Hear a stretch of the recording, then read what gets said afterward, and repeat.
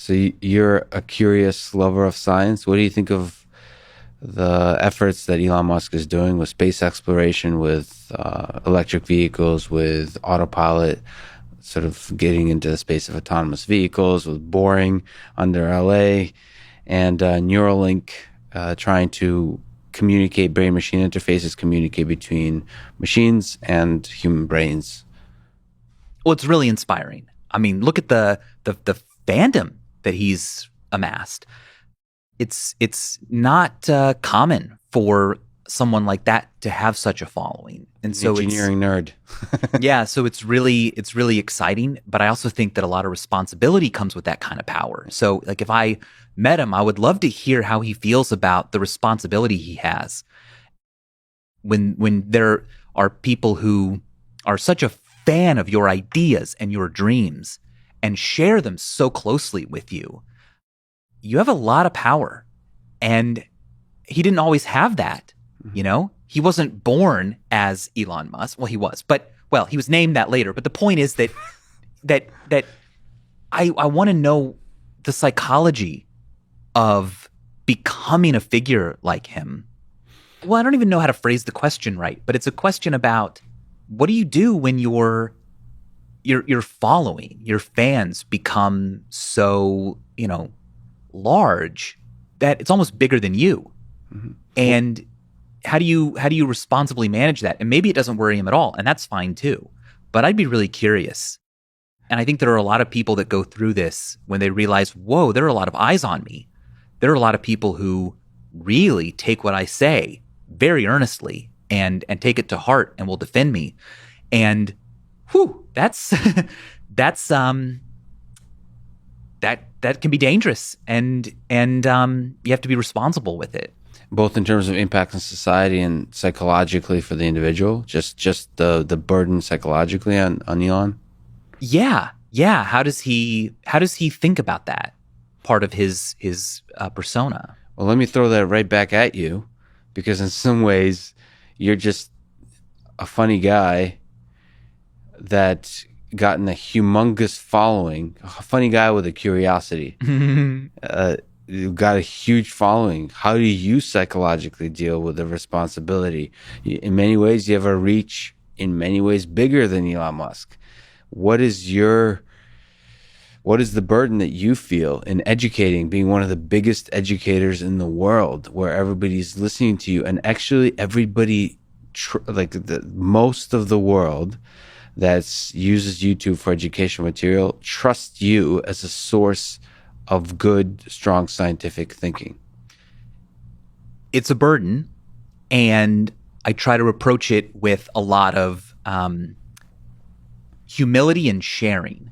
Like, I'm not out there doing a lot of scientific experiments. I am sharing the work of real scientists, and I'm celebrating their work and the way that they think and the power of curiosity. But I want to make it clear at all times that, look, we don't know all the answers, and I don't think we're ever going to reach a point where we're like, wow, and there you go. That's the universe. It's this equation. You plug in some conditions or whatever, and you do the math, and you know what's going to happen tomorrow. I don't think we're ever going to reach that point. But I think that there is a tendency to sometimes believe in science and become elitist and become, hard, when in reality it should humble you and make you feel smaller. I think there's something very beautiful about feeling very, very small and very weak, and to feel that you need other people. So I try to keep that in mind and say, look, thanks for watching. Vsauce I'm not Vsauce, you are.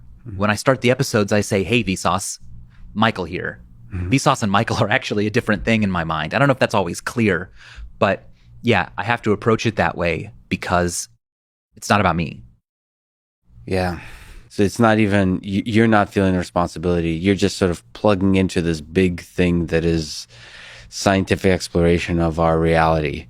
And you're a voice that represents a bunch, but you're just plugging into this big Vsauce ball that millions of others are plugged into. Yeah, and I'm just hoping to encourage curiosity and responsible thinking and an embracement of doubt and being okay with that.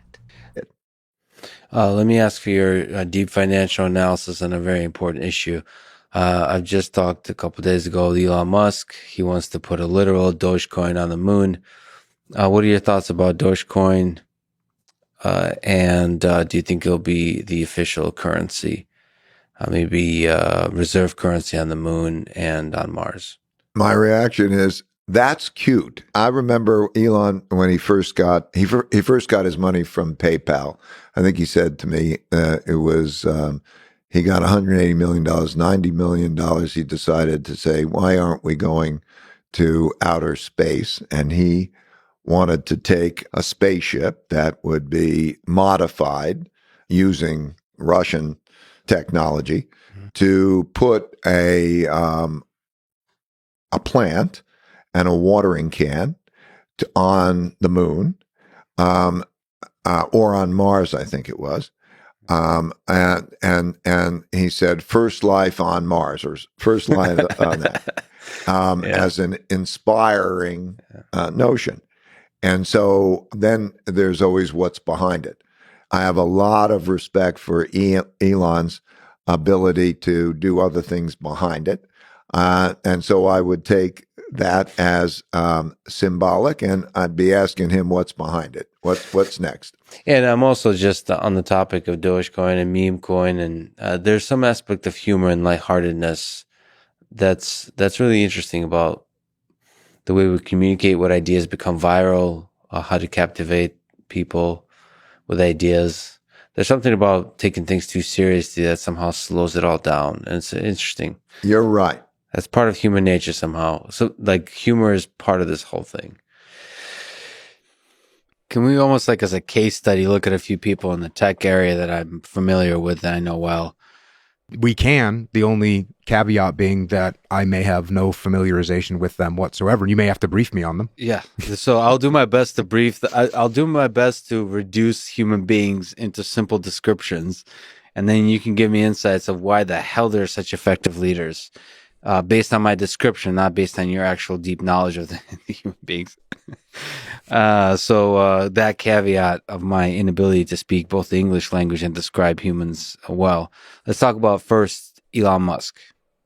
So he's known as being quite harsh in the sense of, first of all, a very high bar of excellence, and also willing to what he calls kind of first principles thinking, of asking the questions that hurt, which is, why the hell are we doing it this way?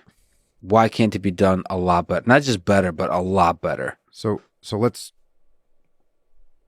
I don't want to hear his whole character. I'll go one section at a time. So we got a guy that's harsh. Yeah. And asking the really hard questions. How can that be good, or why is that good? Well, first of all, it can be horrible. And there's leaders out there that are harsh and they're hated and no one likes them and no one wants to work for them and they never do anything. So what is it that Elon Musk does that gives him the ability to be harsh? So I was hearing a description of me. Yeah. When I would give feedback to young SEALs that had made mistakes during training operations. And the description was that same thing, like this harsh, blunt force trauma and just totally direct sledgehammer of truth that I would hit guys with.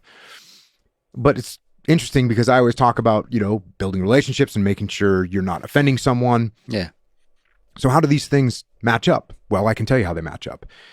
When I was being harsh, the guys that I was being harsh with knew without one shred of doubt that I cared about them more than anything else. And that the reason I was giving them this feedback is because I wanted them to be able to lead their troops. I wanted them to be able to go accomplish their mission. And I wanted them to be able to bring their guys home from war.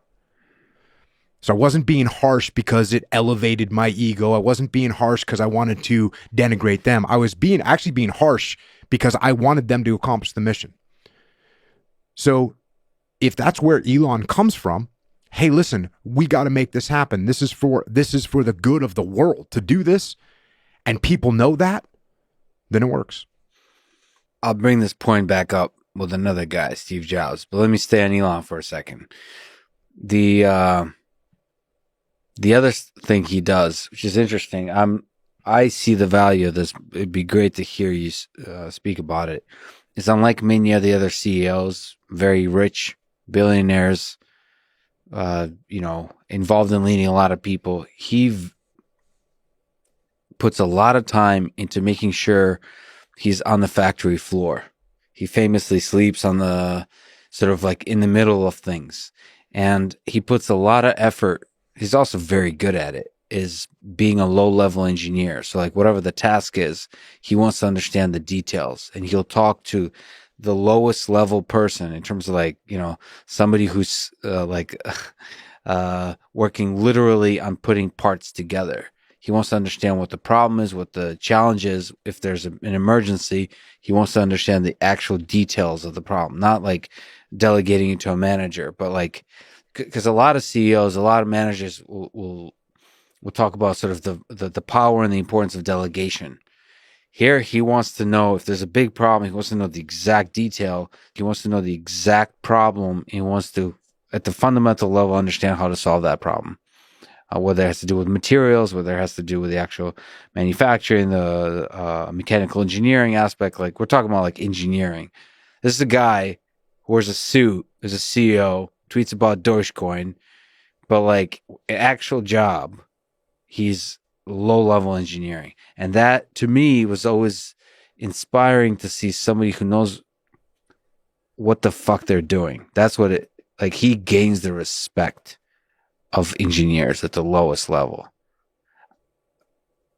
I don't know if that's scalable, but that's always been inspiring to me. And I wonder how many people it's inspiring to. Maybe you could speak to the value of doing that, of no matter how high their level of leader is, to be able to do the low level shit. Yeah, and that's a common trait that good leaders have.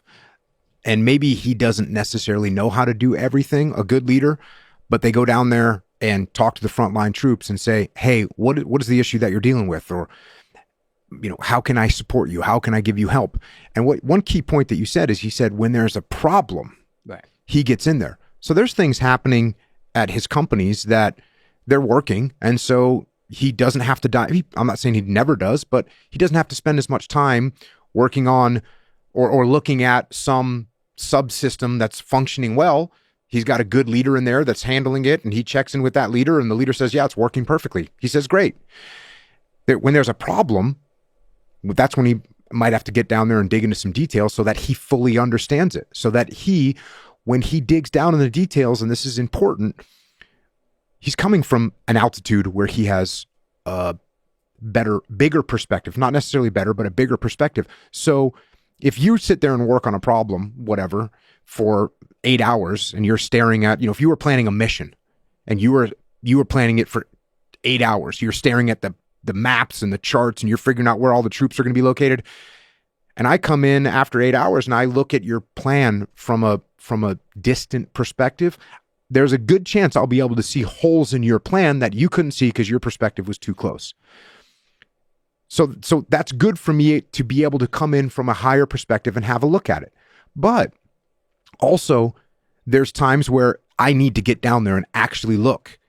If you're looking at a problem and you say, look, I can't figure out how to get to this target. And I'm looking at it from a distance and I don't see, I might need to start digging in and looking and saying, oh, here's a route that we can take that actually makes sense. Let's try that. So I think it's a good example of someone going up and down in altitude to look at problems, understanding what's happening with the frontline troops, and at the same time being able to go back to the strategic level. And it's probably this way. The reason that he's successful is because he doesn't get stuck down there. Yeah. Because if he felt the need to micromanage each and every part on a Tesla, it would be very unlikely that he would have the capacity to do all that. Now, he can hand over some broad chip design and say, hey, this is what the function needs to be. And he gives it to Lex, and Lex goes there with your team and you figure it out and you make it happen. If he had to actually do that all himself, most likely not possible. So that's what leaders should be doing. They should go elevate and then get down in the weeds when they have to, and then go back up.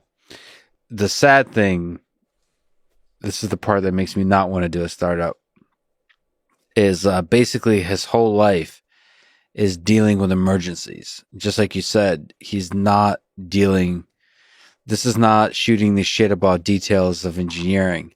It's dealing with, like, in the case of the company, life and death, like something that can just completely damage the production line, right? So he's constantly dealing with emergencies, putting out fires. And I don't know if there's something to be said about the psychology of that, of how like he's spoken himself that he's worried whether his mind can hold up much longer. Mm-hmm. So hopefully in the near future, he will start to form more decentralized command where he has some subordinate leadership that he fully trusts. And most important, that he has properly trained so that they can handle these day-to-day fires, at least 80% of them. So only 20% of the time does he actually need to go in and solve a problem. If he's not doing that right now, then that's going to end up being a problem. Anytime so I work with companies all the time, and that's what's interesting about this is I go and work with a CEO or with the C-suite of a company. It takes a little while to figure out what's going on. I'm kind of going off of the things that you're telling me, almost anecdotally, right? Yes. But let's say that what you, and also I don't know how familiar you actually are with the inner workings of his companies, but if we were to assume that what you're saying is accurate, then my advice would be, hey, listen, you need to start putting a little bit more time and effort into training up some subordinate leadership that has the trust, knowledge, and expertise that you will be able to turn over some of these details to, for two reasons. Number one, so you can let your brain, you can survive a little longer, as he put it, but also all the time that you spend as a leader looking down and into your organization is time that you're not looking up and out. So when you're not looking up and out, you're not seeing what the competitor's doing, you're not seeing where the market's going. There's problems that can come from that. So if right now he's spending too much time looking down and in, and you mentioned, you said, I don't know if I want to do a startup. When you do a startup, you're going to be looking down and in for a while. Yeah. It's going to take a while. You're going to have to do all this work yourself. You're not going to have the finances to put manpower behind these things. So that's probably, maybe he's in that mindset a little bit because he's done so many startups over the years. And so he's habitually in the weeds. So my advice would be, all right, let's start looking at formulating some subordinate leadership that has the, like I said, the expertise, the trust that you can start to turn over some of these more minute details to them so that you can start looking up and out. Yeah, I think he's done that more successfully in some places than others. At SpaceX, a lot of people give the credit to Gwen Shotwell for the CEO, the COO of SpaceX as a very successful person that runs shit, but in Tesla, not as much. So I wonder if you can comment on something a lot of people worry about, and this applies to a lot of tech companies, which is a lot of people worry about that if Elon disappears, the innovative spirit, the company as we know them today, will collapse, will stagnate, and will basically fail to do what they've been doing for so many years successfully. Is there some aspect to what makes a good leader that if you disappear, it's still, the thing still lives on, and not just lives on, but thrives? Yeah, so what we have to do in those situations is we have to establish a strong culture inside that organization. And if there's reasons why this happens, right? If I have a big ego and I form a company and I love the fact that everyone looks at me and says, oh, Jocko made this company and he's the creative force behind this company, and that fuels my ego and it makes me feel good. And, I'm working with you, Lex, and every time you come up with an idea, I say, Lex, you need to stay in your box. Yeah. Right. So I'm not creating a culture that rewards that sort of creativity. And eventually, when I die, I won't have educated my team on how to maintain that creative aspect. So again, hopefully inside that organization, he's encouraging and growing that culture where creativity is rewarded, where it flourishes even when he's gone. That's what we have to hope for. He is, but I also seem to notice that there's not many people like him. People become complacent too easily. I've been disappointed by people a little bit. It's like success makes people soft. With Elon, it seems like success doesn't have any effect. It's like the reverse effect. It doesn't. It's like it's always like what's the next biggest thing, right? He's living that exponential growth, which I think that's the problem, that you have to have somebody who's constantly trying to find the 10x solution, like trying to constantly improve things and restlessly. That probably has to do with finding the right people, not just creating the culture, but creating the culture with the right set of people. Speaking of a collected and kind way about your time at Tesla, but it was ultimately not a good fit. Elon Musk, we've talked on this podcast, several guests of the course. Elon Musk continues to do some of the most bold and innovative engineering work in the world, at times at the cost to some of the members of the Tesla team. What did you learn about this working in this chaotic world with Elon? Yeah, so I guess I would say that when I was at Tesla, I experienced and saw the highest degree of turnover I'd ever seen in a company, right, which was a bit of a shock. But one of the things I learned and I came to respect is that Elon's able to attract amazing talent because he has a very clear vision of the future, and he can get people to buy into it because they want that future to happen, right? And the power of vision is something that I have a tremendous amount of respect for. And I think that Elon is fairly singular in the world in terms of the things he's able to get people to believe in. And there are many people that stand on the street corner and say, we're going to go to Mars, right? Yeah. But then there are a few people that can get others to buy into it and believe it and build the path and make it happen. And so I respect that. I don't respect all of his methods, but I have a huge amount of respect for that. So one of the, I guess, toxicity on my part was a really bad word to use. But if we talk about what makes a good leader, and just look at an example in particular, looking at Elon Musk, he's known to push people to their limits in a way that I think really challenges people in a way they've never been challenged before, to do the impossible. Sure. But it can really break people. And Jobs was hard, and Amazon is hard, and but the thing that's important is none of them lie about it. People ask me about Amazon all the time. Like, Jeff Bezos never lied about it. Even the ones who like Amazon don't last more than a couple of years before they burn out. But when we're honest about the culture, then it gives people the opportunity who like to work in that kind of culture to choose to work in that kind of culture, as opposed to pretending and saying, "Oh no, this is all it's all lovey-lovey here," and then you show up and it's the furthest thing from it. So I mean, I think the reputations of putting a lot of pressure on people to, Jobs was not an easy man to work for. He pushed people, but everyone who worked there was given the space to create and do things that they would not have been able to do anywhere else, and work at a level that they didn't work anywhere else. And Jobs didn't have all the answers. I mean, he pushed his people to come up with answers. He wasn't just looking for people to execute his ideas. And people did. People accomplished more than they thought they were capable of, which is wonderful. How do you're talking about the infinite game and not thinking about too short term, and yet you see some of the most brilliant people in the world being pushed by Elon Musk to accomplish some of the most incredible things. When we're talking about autopilot, when we're talking about some of the hardware engineering, they do some of the best work of their life and then leave.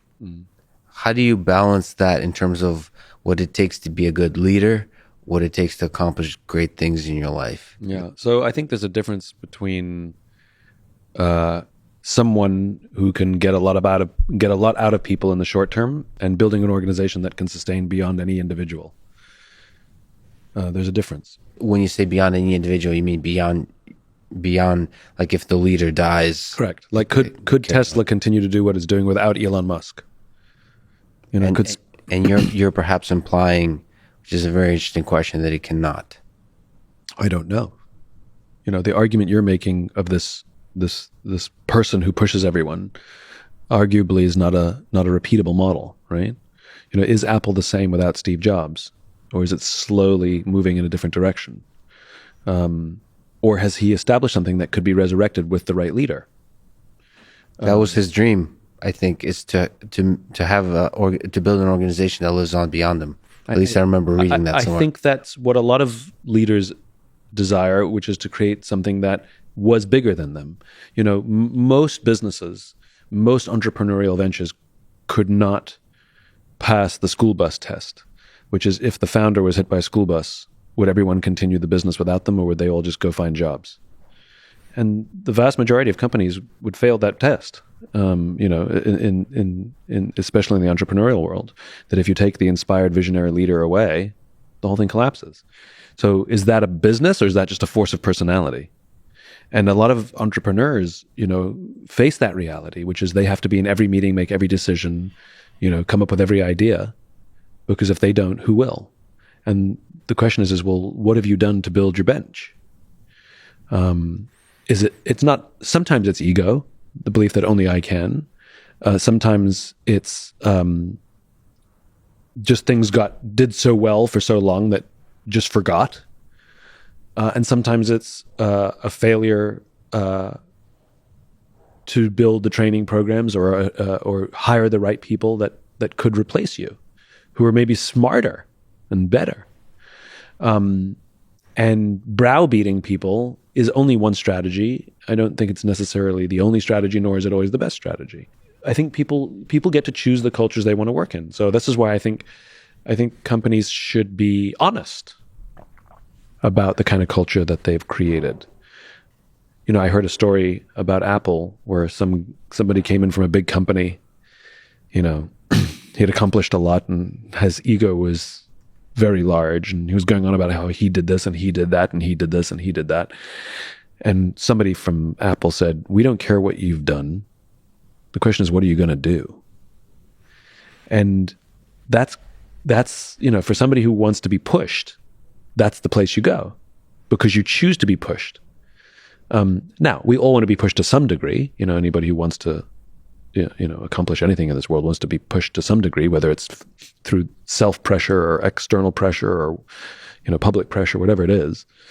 But I think this whole idea of one size fits all is a false narrative of how leadership works. But what all leadership requires is creating an environment in which people can work at their natural best. But you have a sense that it's possible to create a business where it lives on beyond you. So if we look at now, if we just look at this current moment, I just recently talked to Jack Dorsey, CEO of Twitter, and he's under a lot of pressure now. I don't know if you're aware of the news that he's being pushed out as potentially as the CEO of Twitter, because he's the CEO already of an incredibly successful company. Plus, he wants to go to Africa to live a few months in Africa to connect with the world that's outside of the Silicon Valley, and sort of there's this idea: well, can Twitter live without Jack? We'll find out. But you have a general, as a student of great leadership, you have a general sense that it's possible. Yeah, of course it's possible. I mean, what Bill Gates built with Microsoft may not have survived Steve Ballmer if the company weren't so rich. But Satya Nadella is putting it back on track again. It's become a visionary company again. It's attracting great talent again. It went through a period where they couldn't get the best talent, and the best talent was leaving. Now people want to work for Microsoft again. Well, that's not because of pressure. Ballmer put more pressure on people mainly to hit numbers than anything else. That didn't work. Yes. Right? And so the question is what kind of pressure are we putting on people? We're putting on pressure people to hit numbers or hit arbitrary deadlines, or we're putting on pressure on people because we believe that they can do better work. And the work that we're trying to do is to advance a vision that's bigger than all of us. And if you're going to put pressure on people, it better be for the right reason. Like if you're going to put pressure on me, it better be for a worthwhile reason. If it's just to hit a goal, if it's just to hit some arbitrary date or some arbitrary number or make a stock price hit some target, you can keep it. I'm out of here. Yes. But if you want to put pressure on me because we are brothers and sisters in arms, working to advance a cause bigger than ourselves, that we believe whatever we're going to build will significantly contribute to the greater good of society, then go ahead, I'll take the pressure. And if you look at the Apples, and if you look at the Elon Musks, you know, the Jobs and the Elon Musk, they fundamentally believed that what they were doing would improve society and and it was for the good of humankind. And so the pressure, in other words, the what they were doing was more important, more valuable than any individual in the team. And so the pressure they put on people served a greater good. And so we looked to the left and we looked to the right to each other and said, we're in this together. We accept this. We want this. But if it's just pressure to hit a number or, make the widget and move a little faster, that's soul sucking. That's not passion. That's stress. And I think a lot of leaders confuse that making people work hard is not what makes them passionate. Giving them something to believe in and work on is what drives passion. And when you have that, then turning up the pressure only brings people together, drives them further. If done the right way. Done the right way.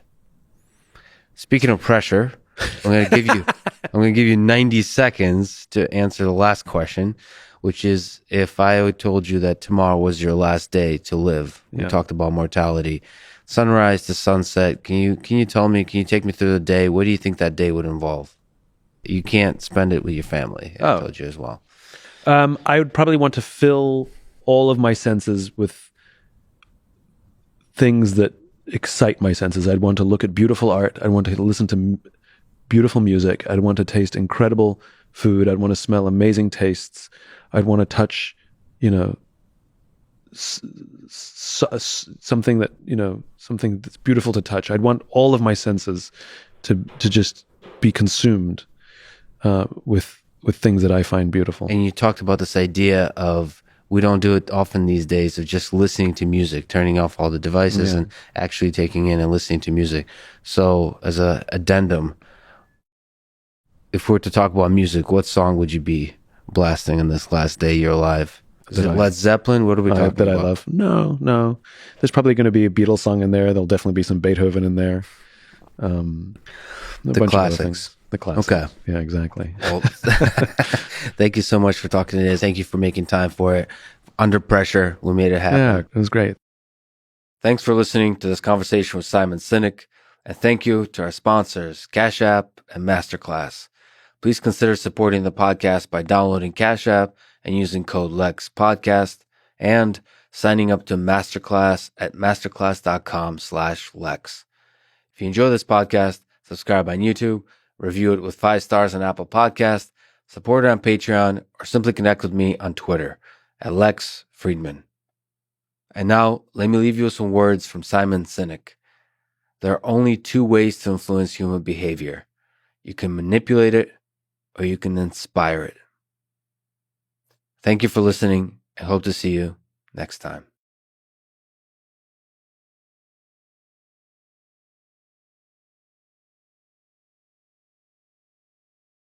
I found the leap of faith really interesting in the technological space. So I've talked to on this thing with Elon Musk, but I think he's also just in general for our culture a really important figure. Oh, absolutely. That takes. He's sometimes a little bit insane on social media, and just in life.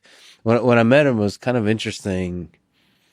That of course he's a legit engineer, so he's fun to talk to about the technical things. Yeah, but he also just the way, the humor and the way he sees life, it just like refuses to be conventional. Yeah, so it's a constant leap into the unknown. And one of the things that he does, and this isn't even like fake. A lot of people say because he's a CEO, there's a business owner, so he's trying to make money. No, I think this is.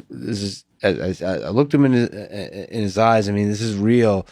Is a lot of the things he believes that are going to be accomplished that a lot of others are saying are impossible, like autonomous vehicles. He truly believes it. To me, that is the leap of faith on what was going. Like, we're like. The entirety of our experience is shrouded in mystery. Yep. We don't know what the hell's going to happen. You don't know what we're actually capable of as human beings. And he just takes the leap. He fully believes that we can go to Mars, we can colonize Mars. Yep. I mean, how crazy is it to just believe and dream and actually be taking steps towards it. Yeah. To colonizing Mars, when most people are like, that's the stupidest idea ever. Yeah. Well, I'm in agreement with you on that. Two things. One is it reminds me of Ben Franklin, who in his autobiography, has a similarly childish, in the best sense of the word, unbridled imagination for what might become. Ben Franklin's like, I got electricity. That's cool, but we'll be levitating soon. We can't even begin to imagine what we are capable of.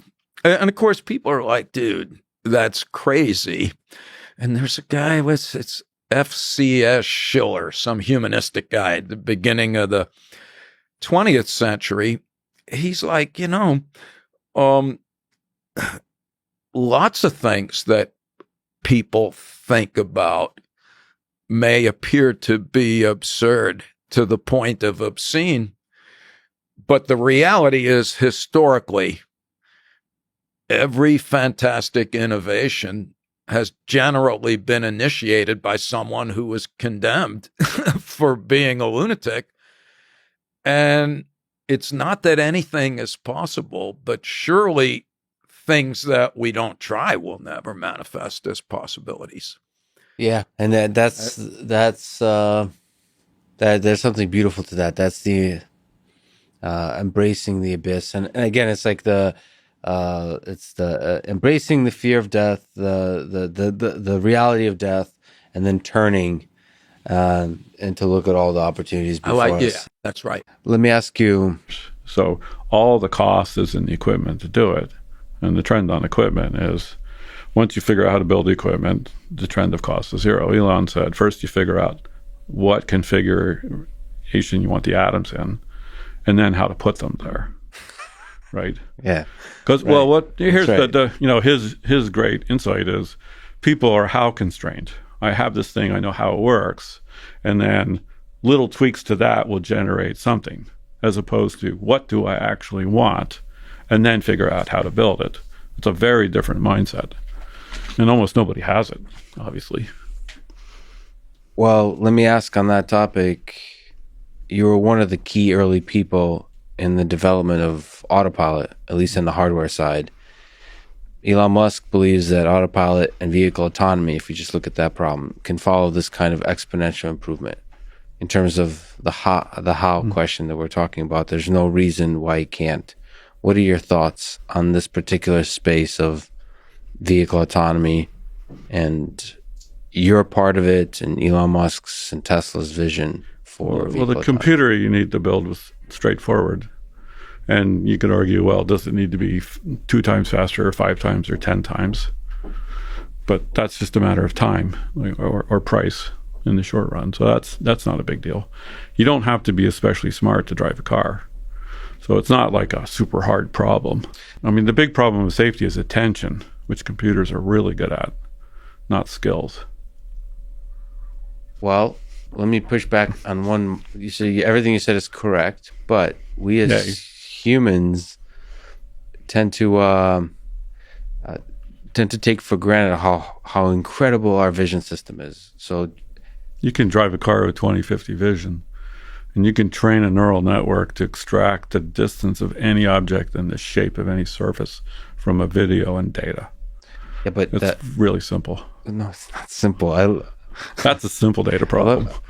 It's not simple. It's because it's not just detecting objects, it's understanding the scene, and it's being able to do it in a way that doesn't make errors. So the beautiful thing about the human vision system and our entire brain around the whole thing is we're able to fill in the gaps. It's not just about perfectly detecting cars. It's inferring the occluded cars. It's it's understanding the I think that's mostly a data problem. So you think with data, with compute, with improvement in computation, with improvement in collection. Well, there's when you're driving a car and somebody cuts you off, your brain has theories about why they did it. Right. They're a bad person, they're distracted, they're dumb. You can listen to yourself, right? So, if you think that narrative is important to be able to successfully drive a car, then current autopilot systems can't do it. But if cars are ballistic things with tracks and probabilistic changes of speed and direction, and roads are fixed and given, by the way, they don't change dynamically, right? You can map the world really thoroughly. You can place every object really thoroughly, right? You can calculate trajectories of things really thoroughly, right? But everything you said about really thoroughly has a different degree of difficulty. So, and you could say at some point, computer autonomous systems will be way better at things that humans are lousy at. Like they'll be better at attention. They'll always remember there was a pothole in the road that humans keep forgetting about. They'll remember that this set of roads has these weirdo lines on it that the computers figured out once, and especially if they get updates, so if somebody changes a given, right? Like the key to robots and stuff, somebody said, is to maximize the givens. Right. Right. So having a robot pick up this bottle cap is way easier if you put a red dot on the top, because then you'll have to figure out, and if you want to do a certain thing with it, maximize the givens is the thing. And autonomous systems are happily maximizing the givens. Like humans, when you drive someplace new, you remember it because you're processing it the whole time. And after the 50th time you drove to work, you get to work, you don't know how you got there, right? You're on autopilot, right?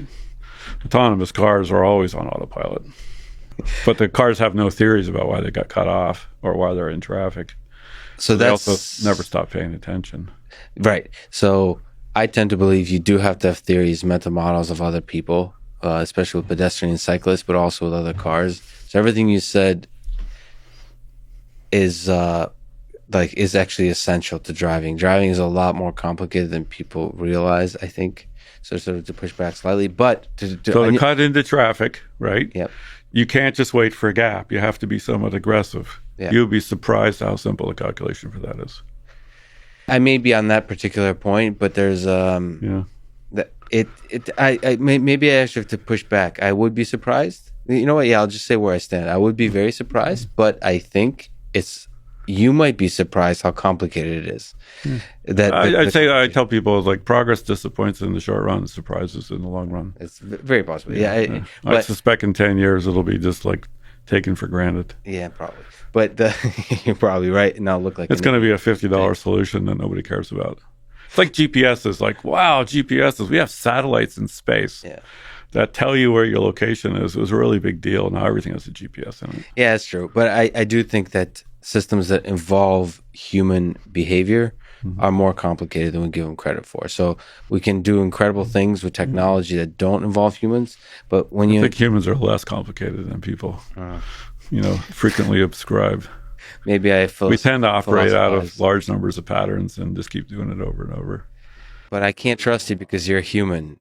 That's something a human would say. But my hope is on the point you've made is, even if no matter who's right, I'm hoping that there's a lot of things that humans aren't good at that machines are definitely good at, like you said, attention and things like that. Well, they'll be so much better that the overall picture of safety and autonomy will be, obviously cars will be safer, even if they're not as good at understanding. I'm a big believer in safety.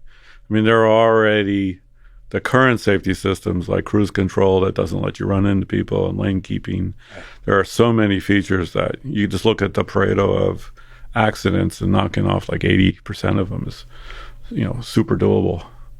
Just to linger on the autopilot team and the efforts there, it seems to be that there's a very intense scrutiny by the media and the public in terms of safety, the pressure, the bar put before autonomous vehicles. What are your, sort of as a person there working on the hardware and trying to build a system that builds a safe vehicle and so on, what was your sense about that pressure? Is it unfair? Is it expected of new technology? Yeah, it seems reasonable. I was interested. I talked to both American and European regulators, and I was worried that the regulations would write into the rules technology solutions. Like modern brake systems imply hydraulic brakes. So if you read the regulations to meet the letter of the law for brakes, it sort of has to be hydraulic, right? And the regulator said they're interested in the use cases, like a head-on crash, an offset crash, don't hit pedestrians, don't run into people, don't leave the road, don't run a red light or a stoplight. They were very much into the scenarios. And, you know, and they had all the data about which scenarios injured or killed the most people. Mm-hmm. And for the most part, those conversations were like, what's the right thing to do to take the next step? Now, Elon's very interested also in the benefits of autonomous driving are freeing people's time and attention as well as safety. And I think that's also an interesting thing. But, you know, building autonomous systems so they're safe and safer than people seemed, since the goal is to be 10x safer than people, mm-hmm. having the bar to be safer than people and scrutinizing accidents seems philosophically, you know, correct. So I think that's a good thing. What it's different than the things you worked at, the Intel, AMD, Apple, with autopilot chip design and hardware design. What are interesting or challenging aspects of building this specialized kind of computing system in the automotive space? I mean, there's two tricks to building like an automotive computer. One is the software team, the machine learning team, is developing algorithms that are changing fast. Yeah. So as you're building the accelerator, you have this, you know, worry or intuition that the algorithms will change enough that the accelerator will be the wrong one, right? And there's the generic thing, which is if you build a really good general purpose computer, say its performance is 1, and then GPU guys will deliver about 5x the performance for the same amount of silicon, because instead of discovering parallelism, you're given parallelism. And then special accelerators get another 2 to 5x on top of a GPU, because you say, I know the math is always 8-bit integers into 32-bit accumulators, and the operations are the subset of mathematical possibilities. So AI accelerators have a claimed performance benefit over GPUs because in the narrow math space, you're nailing the algorithm. Now, you still try to make it programmable, but the AI field is changing really fast.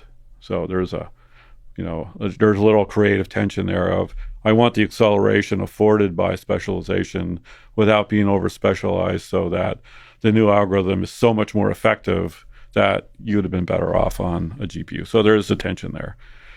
To build a good computer for an application like automotive, there's all kinds of sensor inputs and safety processors and a bunch of stuff. So one of Elon's goals is to make it super affordable. So every car gets an autopilot computer. So some of the recent startups you look at, and they have a server in the trunk, mm-hmm. because they're saying, I'm going to build this autopilot computer that replaces the driver. So their cost budget's $10,000 or $20,000. And Elon's constraint was, I'm going to put one in every car, whether people buy autonomous driving or not. So the cost constraint he had in mind was great, right? And to hit that, you had to think about the system design. That's complicated. It's fun. You know, it's craftsman's work. Like, you know, a violin maker, right? Yeah. You can say Stradivarius is this incredible thing. The musicians are incredible. But the guy making the violin, you know, picked wood and sanded it, and then he cut it, you know, and he glued it, and, you know, and he waited for the right day so that when he put the finish on it, it didn't, you know, do something dumb. That's craftsman's work, right? You may be a genius craftsman because you have the best techniques and you discover a new one, but most engineering is craftsman's work. And humans really like to do that. You know, expression. Smart humans. No, everybody. All humans. I don't know. I dug ditches when I was in college. I got really good at it. Satisfying. Yeah. So digging ditches is also craftsman work. Yeah, of course. So there's an expression called complex mastery behavior.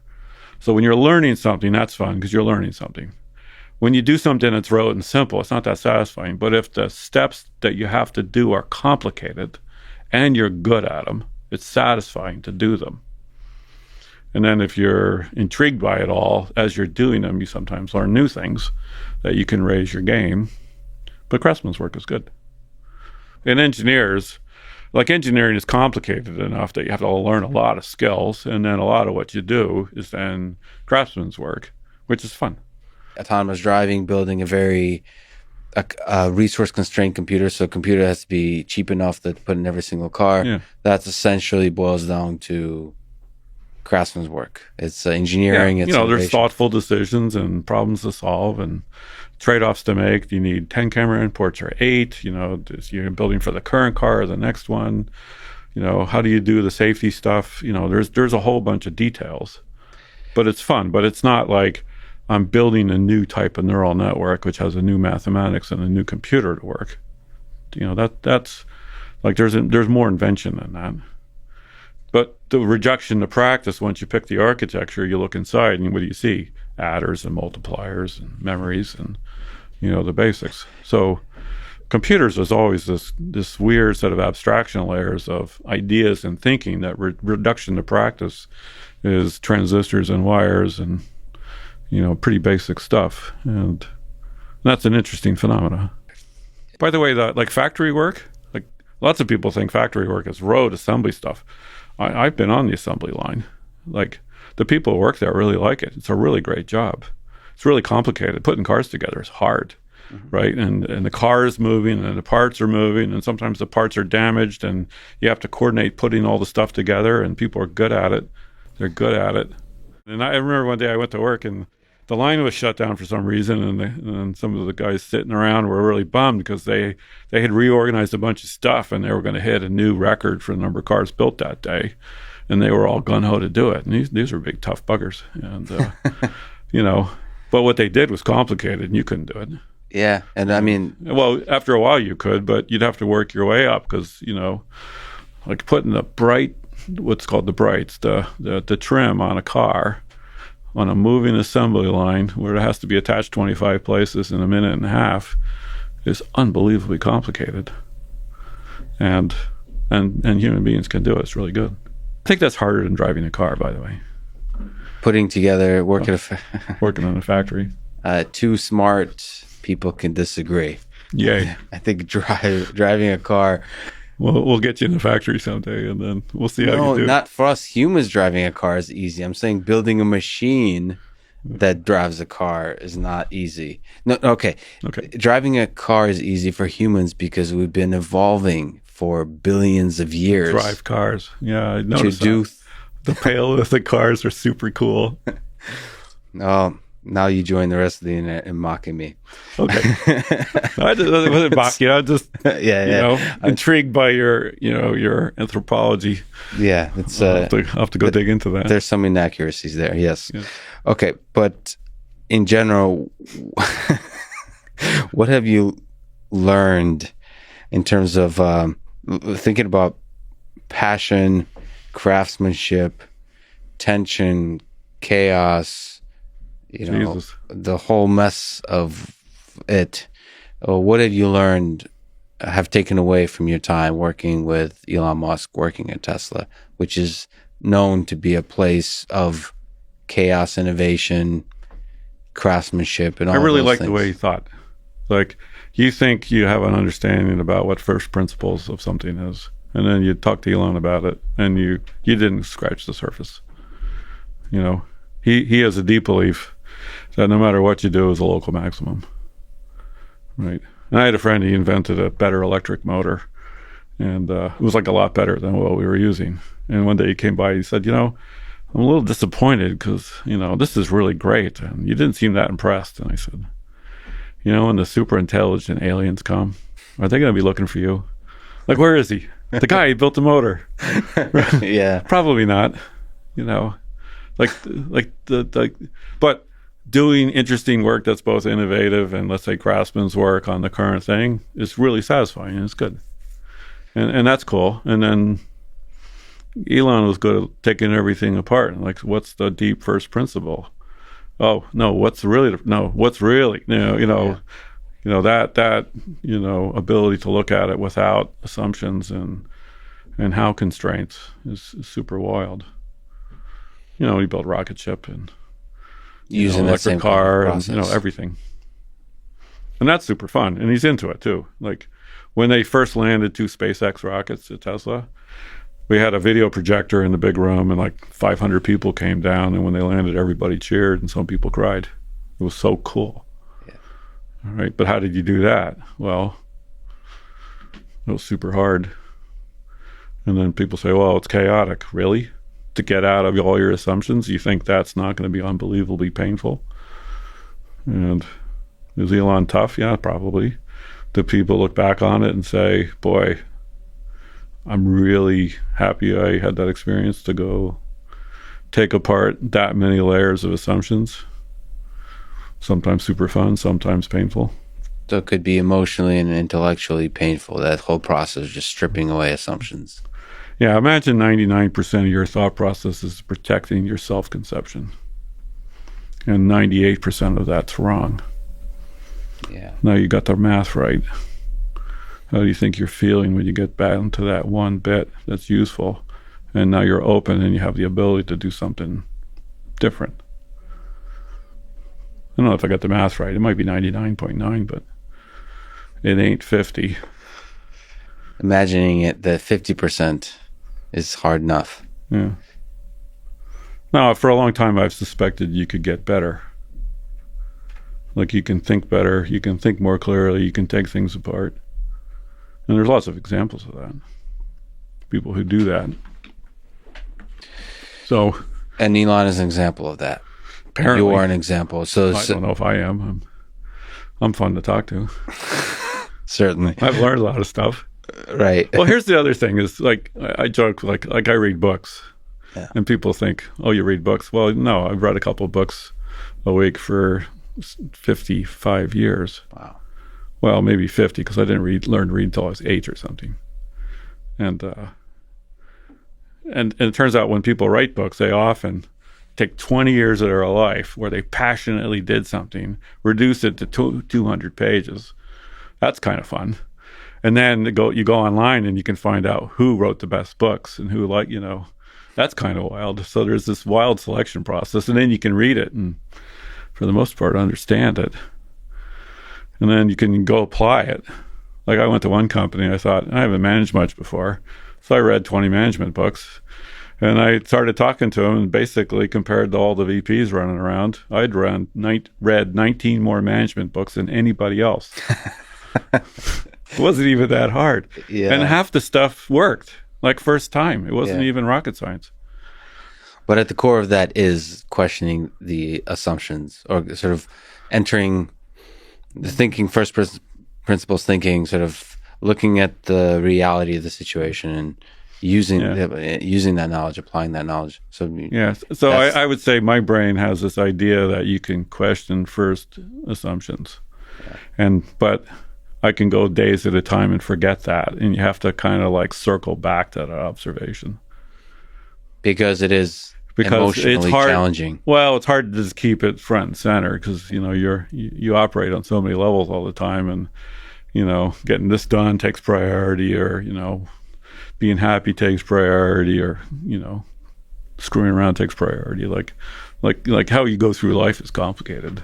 Yeah. And then you remember, oh yeah, I could really think first principles. Oh shit, that's tiring, you know. But you do for a while, and that's kind of cool. So just as a last question, in your sense, from the big picture, from the first principles, do you think, you kind of answered already, but do you think autonomous driving is something we can solve on a timeline of years? So 1, 2, 3, 5, 10 years, as opposed to a century? Yeah, definitely. Just to linger on it a little longer, where's the confidence coming from? Is it the fundamentals of the problem, the fundamentals of building the hardware and the software? As a computational problem, understanding ballistics, roles, topography, it seems pretty solvable.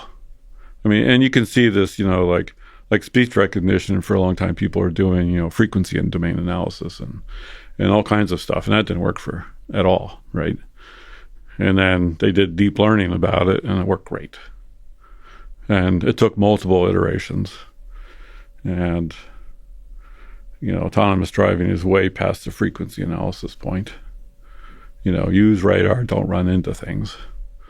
And the data gathering is going up, and the computation is going up, and the algorithm understanding is going up, and there's a whole bunch of problems getting solved like that. The data side is really powerful, but I disagree with both you and Elon. I'll tell Elon once again, as I did before, that when you add human beings into the picture, it's no longer a ballistics problem. It's something more complicated, but I could be very well proven wrong. Yeah, cars are highly damped in terms of rate of change. Like the steering system is really slow compared to a computer. The acceleration and deceleration is really slow. Yeah, on a certain time scale, on a ballistics time scale, but human behavior, I don't know. I shouldn't say human beings are really slow too.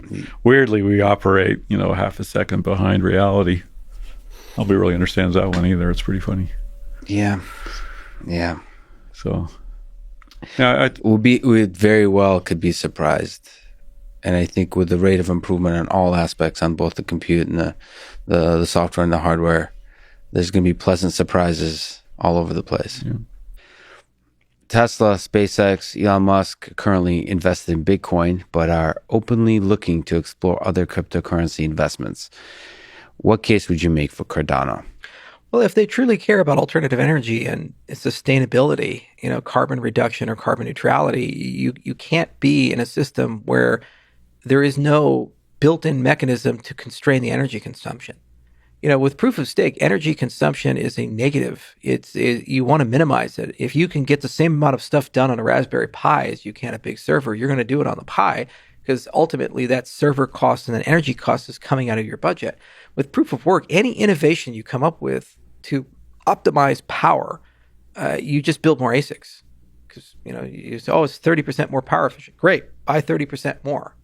You keep adding to the work set because you want more hash power, more share of the pie.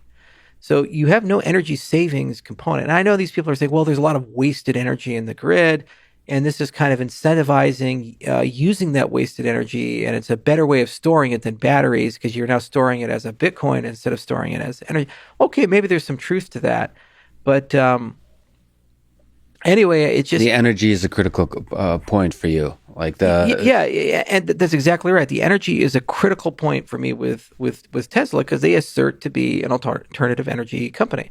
And unless they can make the case that somehow the proliferation of Bitcoin is legitimately going to proliferate batteries, solar, and wind, or other things, then it's probably good for them to just focus on the most energy efficient cryptocurrency possible. Otherwise, you're exacerbating global warming. You're exacerbating the ecological consequences of it. The other thing is Bitcoin is the least programmable of all the cryptocurrencies. And if you want to do interesting, sexy, unique things, let's say Tesla, for example, they want to start doing V2I and V2V for autonomous vehicles and have the vehicles start talking to each other and connect it to 5G. Well, imagine if you want to build a telco coin or some sort of 5G coin, and you want to build an IoT layer and network. There's just no real way to do that on Bitcoin with the way it's designed. So you'd need fundamentally different infrastructure to create such a token and regulate such a system and have these things autonomously negotiate and do business with each other. You need DEXs and stable coins and all kinds of mechanics to make something like that possible.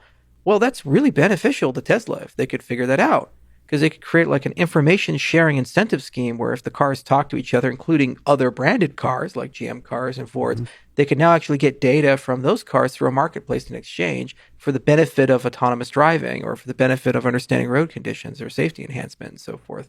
So it's just depending. Are you just here to speculate? Are you here to actually use it as another medium of exchange, or do you actually want to build infrastructure on this thing? The more closely you get to utility, the further down the road you get there, then the more programmability you need. And so it makes a lot more sense to be an Ethereum fan or a Cardano fan than to be a Bitcoin fan. So to be both proof of stake and have the smart contracts capabilities. Yes. And that's why we went over Ethereum, because they're proof of work.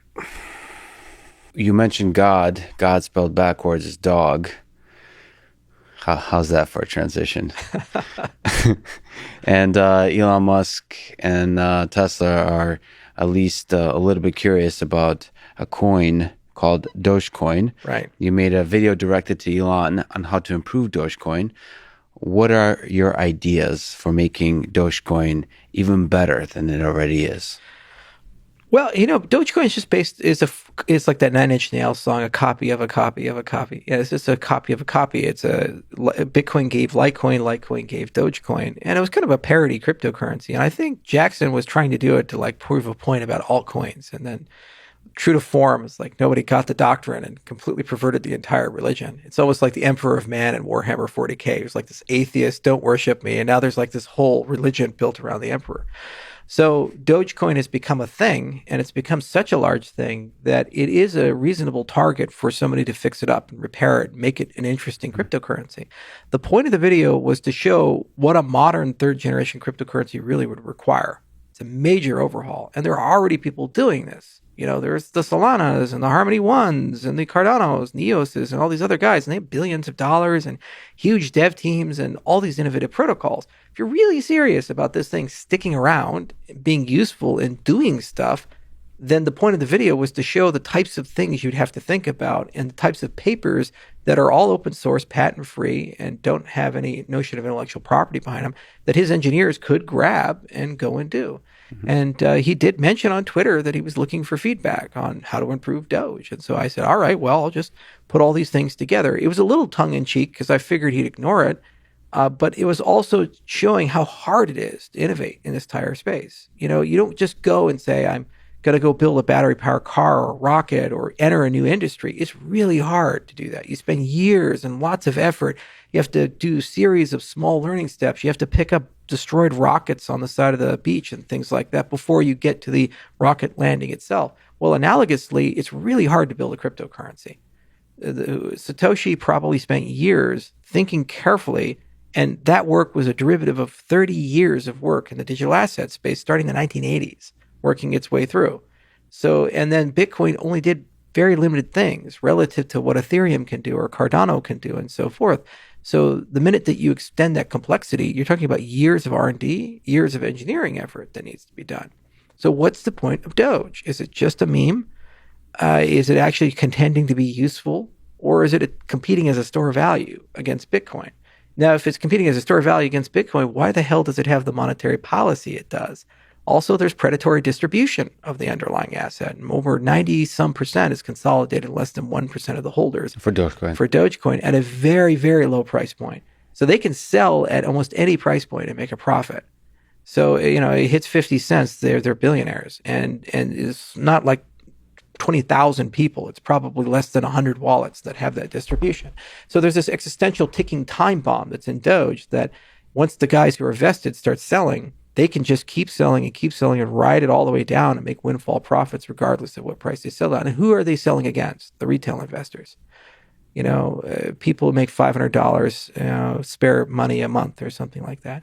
And it bothers me because I see it in my community. So I live in Longmont out in Colorado, and I was at a restaurant and I was talking to the waitress and she asked me what business I was in. I said, I'm in the cryptocurrency space. And she's like, what is that? And I started explaining all of it. And she says, oh, yeah, I own some Dogecoin. I said, you own anything else? No, I just bought some Doge. Why did you buy Doge? Oh, I saw Elon tweeting about it, and I thought it was a good deal. So when you see stuff like that, where people have no clue what they're doing, they don't really understand the supply dynamics, the ownership dynamics, and these types of things. And then when the clock stops, they're the ones who get hurt. And then the regulator comes in, the Elizabeth Warrens of the world, and they say, see, this is an evidence these guys can't regulate themselves, control themselves. We need to control everything. Either let's ban it or let's just announce that the only three are legitimate and every one of them has to be connected to identity and rah, rah, rah. And I'm just very concerned that that's a bad thing to do. And that's why I've been so vocal about this topic. And my hope is that a compromise can be made where real developers come in and they start working on Doge and they find a way to create some sort of use and utility for it. So at least it has a value floor. And, it won't collapse. Is it possible for Cardano and Dogecoin to work together somehow? Yeah, it'd be a lot of fun. I'm not adverse to the idea of cleaning up the code base, but legitimately whoever comes in, be 2 years or 3 years of work, because you have to do real stuff. And that code is like Litecoin circa 2012, 2013. Well, the interesting thing about Elon, and I've got to interact with him quite a bit, that combination of humor and extreme ambition, like in the face of impossible odds, is something he does really well. And so I think that's the spirit of Dogecoin, is fun and almost like bold, ambitious innovation. And so I think you can't discount the power of that. But where's the innovation? What's the agenda? Well, this is step one. What's right. going to Mars for Dogecoin? Well, he came in the same way to rockets. He came in the same way with, to electric cars. Seemed impossible at first, but you step in and you solve the problems, first principles, one at a time. But I'll challenge you a little bit on this, because I think he had some trends that he was very smart to recognize. In the case of battery powered cars, he said, hang on, everybody has tablets and cell phones and these other things, and there's an incentive to make batteries better, faster, cheaper, and charge faster. And that's connected to mobile computing. So regardless if you want battery powered cars or not, every year you have billions of dollars of R&D being pushed to force this capacity to evolve. And he's just getting on the train and piggybacking on that. So that was a brilliant business acumen to recognize that. In the case of SpaceX, it was a just obvious question. If every time you get on a plane, you have to throw the plane away, no one would fly. So reusability is like a fundamental thing that if you solve that, you've now opened space up to a complete new class of commercialization. I don't see the problem in Dogecoin, because if he was looking for it, then why not look at a real platform actually trying to solve a real problem? There's so many of them. He throw a rock, he can hit 15 of these guys, and they'd all die to work with Elon Musk. Yeah, it's very interesting. I mean, so first, I could continue pushing back on your intuition about electric cars and batteries and so on. I don't think it's more obvious in retrospect than it is in at the time, I would say, because I would agree with you on the batteries front. I wouldn't necessarily agree with you with the electric car. Because first of all, nobody started a successful car company for decades. Well, but it was the loyalty. The EV4 guys, or whatever it was with GM, they didn't want to give them back when they had the lease program. So there's some basic intuition that Right. there is some hunger here, but it's not obvious that you can do it successfully. And with relaunching rockets for cheap, that sounds good on paper, but to do it well, NASA is spending way more money for this. And the Russians were assholes, not selling any rocket. So you have to do it all yourself from scratch. How do you build a team? How do you launch rockets when if you fail a few times, you're going to go bankrupt? Right. I mean, it's just business wise, I would rather build an app like Angry Birds. Oh, yeah. And he's got than launch rockets. You got to give him credit. He's got boulders for balls. I'll give him that. It's a good picture. Yeah, thank you for that. But maybe that's what, I mean, I think there's not enough first principle thinking on the cryptocurrency side. I think I agree with you on that. But there's some aspect to which the seriousness of the cryptocurrency world is paralyzing. So in some way, the innovation that you spoke to requires taking risks, requires not taking everything so seriously, like being afraid to take those bold risks in the space of ideas, not in the space of financials.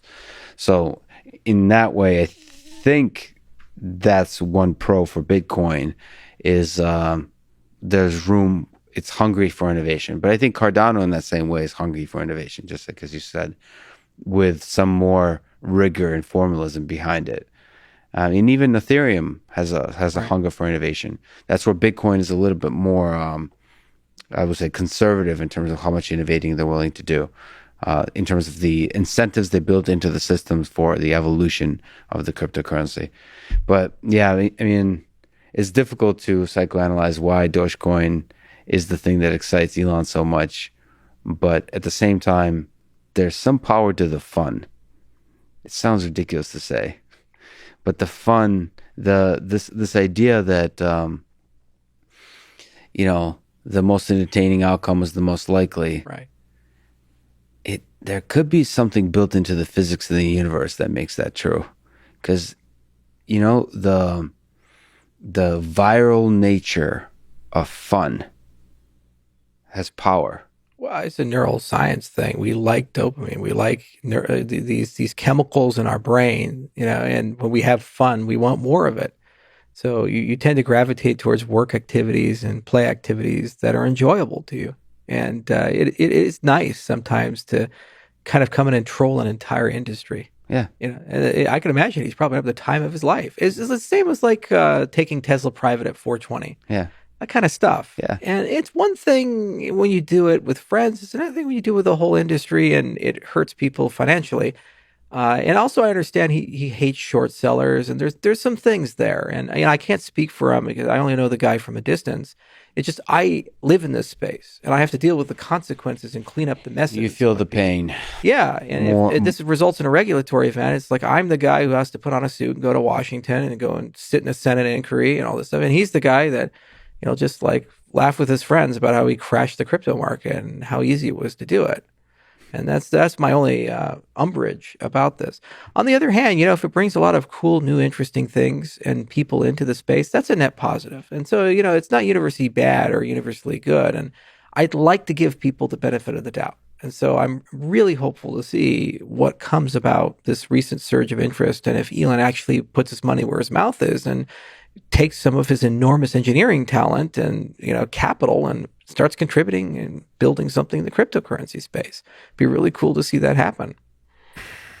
Let me ask a silly question, but we'll say it with a straight face. Impossible. So let me mention Elon Musk. What are your thoughts about? You're more on the physics theory side of things. He's more on the physics engineering side of things in terms of SpaceX efforts. What do you think of his efforts to get off this planet? Well, I think he's the other guy who's semi-serious about getting off this planet. I think there are two of us who are semi-serious about getting off the planet.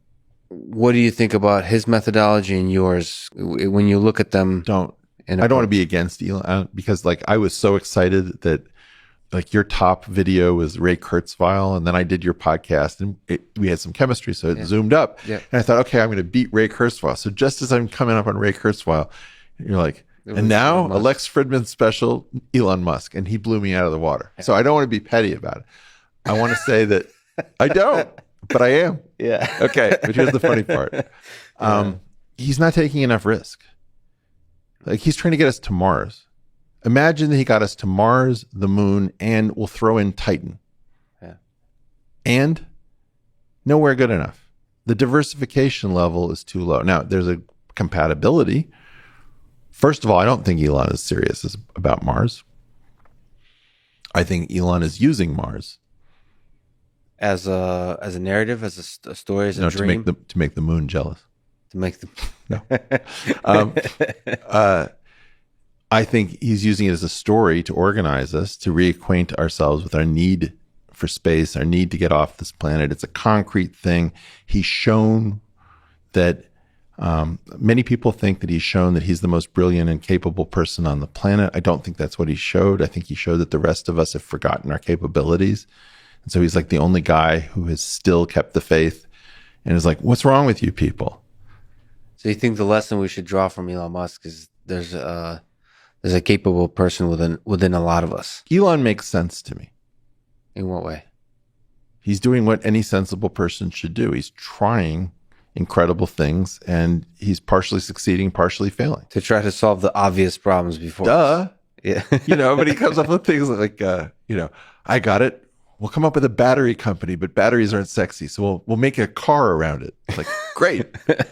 Or any one of a number of things. Elon is behaving like a sane person, and I view everyone else as insane. And my feeling is that we really have to get off this planet. We have to get out of this. We have to get out of the neighborhood. To linger on a little bit, do you think that's a physics problem or an engineering problem? I think it's a cowardice problem. I think that we're afraid that we had 400 hitters of the mind, like Einstein and Dirac, and that era is done, and now we're just sort of copy editors. So is some of it money? Like, if we become brave enough to go outside the solar system, can we afford to financially? Well, I think that's not really the issue. The issue is,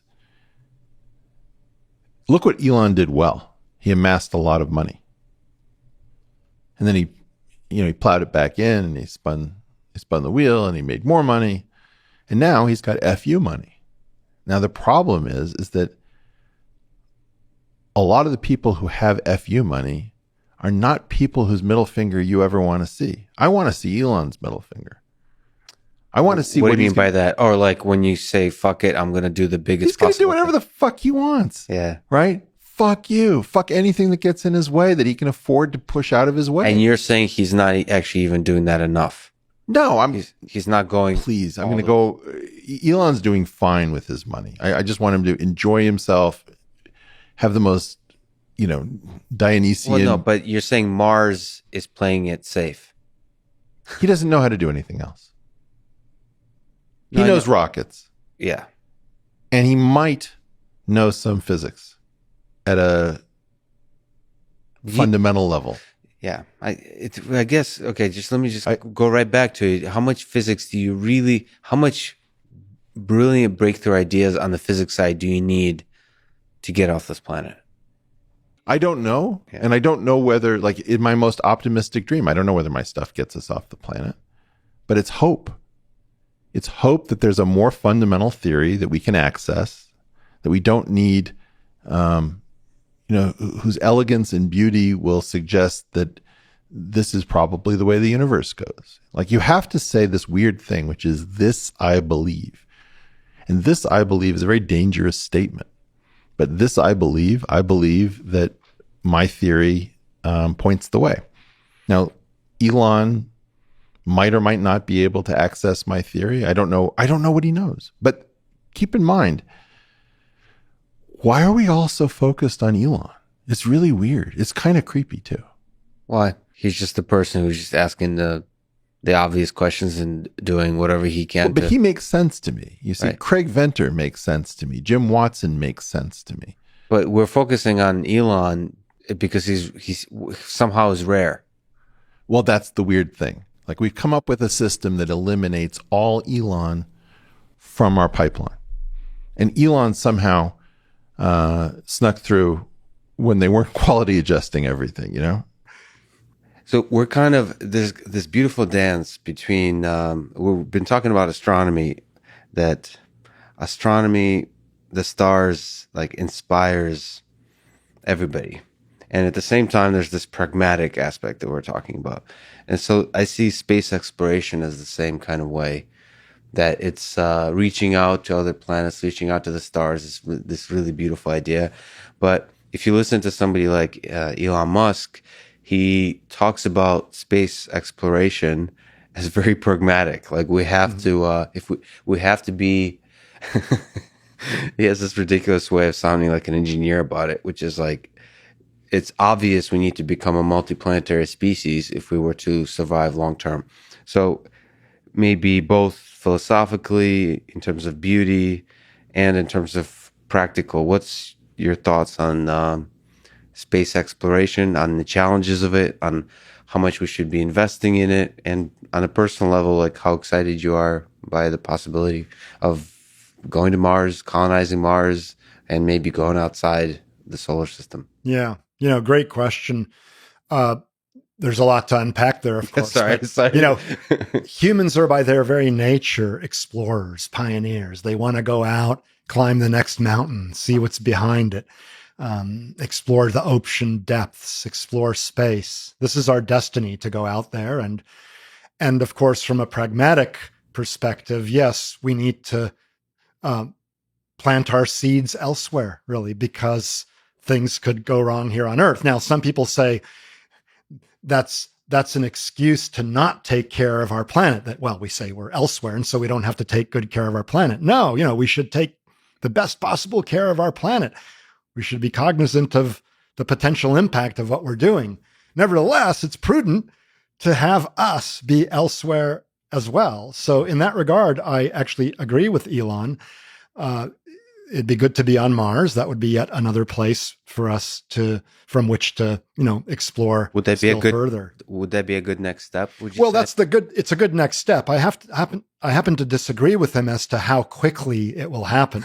Right. I mean, I think he's very optimistic. Now, you need visionary people like Elon to get people going and to inspire them. I mean, look at the success he's had with multiple companies. So maybe he gives this very optimistic timeline in order to be inspirational to those who are going out there. And certainly his success with, the rocket that is reusable because it landed upright and all that. I mean, that's a game changer. It's sort of like every time you flew from San Francisco to Los Angeles, you discard the airplane, right? Yeah. I mean, that's crazy, Yeah. right? So that's a game changer. But nevertheless, the time scale over which he thinks that there could be a real thriving colony on Mars, I think is far too optimistic. What's the biggest challenges to you? One is just getting rockets, not rockets, but people out there, and two is the colonization. Yeah. Like, do you have thoughts about this? The challenges of this kind of prospect? Yeah, I haven't thought about it in great detail, other than recognizing that Mars is a harsh environment. Yeah. You don't have much of an atmosphere there. You've got less than 1% of Earth's atmosphere. So you'd need to build some sort of a dome right away, right? And that would take time. You need to melt the water that's in the permafrost, or have canals dug from which you transport it from the polar ice caps. I was reading recently in terms of like what's the most efficient source of nutrition for humans that were to live on Mars, and people should look into this, but it turns out to be insects. Insects. Yeah. So you want to build giant colonies of insects, right? And just be eating them. Insects have a lot of protein, right? Yeah, a lot of protein, and they're easy to grow. Like you can think of them as farming, right? But it's not going to be as easy as growing a whole plot of potatoes, like in the movie The Martian, or something, right? It's not going to be that easy. But so there's this thin atmosphere. It's got the wrong composition. It's mostly carbon dioxide. There are these violent dust storms. The temperatures are generally cold. You'd need to do a lot of things. You need to terraform it basically in order to make it nicely livable without some dome surrounding you. And if you insist on a dome, well, that's not going to house that many people, right? Well, so let's look. How would you compare? So it seems like Elon Musk is more engineering centric, but is also, I think he considers himself a designer too. He has a design mind. Steve Jobs feels like he is much more idea space, design space versus engineering. Yeah. Just make it happen. Like the world should be this way. Just figure it out. But he used computers. He had computer people talk to him all the time. Like Mike was a really good computer guy. He knew what computers could do. Computer meaning computer hardware, like low-level hardware, stuff? software, all the pieces. The whole thing. And then he would, have an idea about what could we do with this next. That was grounded in reality. It wasn't like he was, just finger painting on the wall and wishing somebody would interpret it. So he had this interesting connection because, he wasn't a computer architect or a designer, but he had an intuition from the computers we had to what could happen. And it's interesting you say intuition because it seems like he was pissing off a lot of engineers in his intuition about what can and can't be done. What is all these stories about like floppy disks and all that kind of stuff? So in Steve, the first round, like he'd go into a lab and look at what's going on and hate it and fire people or ask somebody in the elevator what they're doing for Apple and, not be happy. When he came back, my impression is he surrounded himself with a relatively small group of people. Yes. And didn't really interact outside of that as much.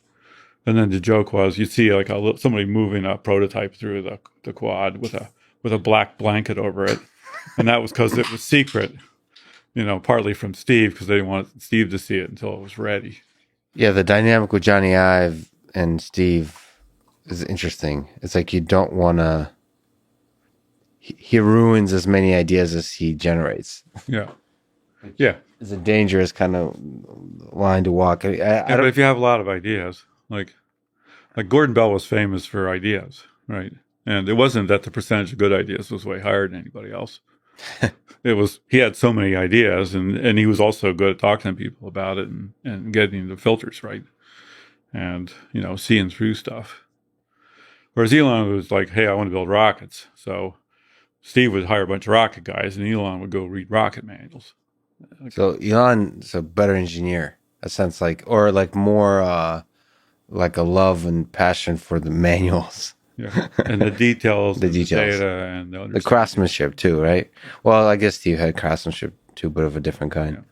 What do you make of just to stand in for just a little longer. What do you make of like the anger and the passion and all of that, the firing and the mood swings and the madness, being emotional and all of that? That's Steve, and I guess Elon too. So what is that a bug or a feature? It's a feature. So there's a graph, which is y-axis productivity. Yeah. X-axis at 0 is chaos. Yeah. And infinity is complete order. Yeah. Right.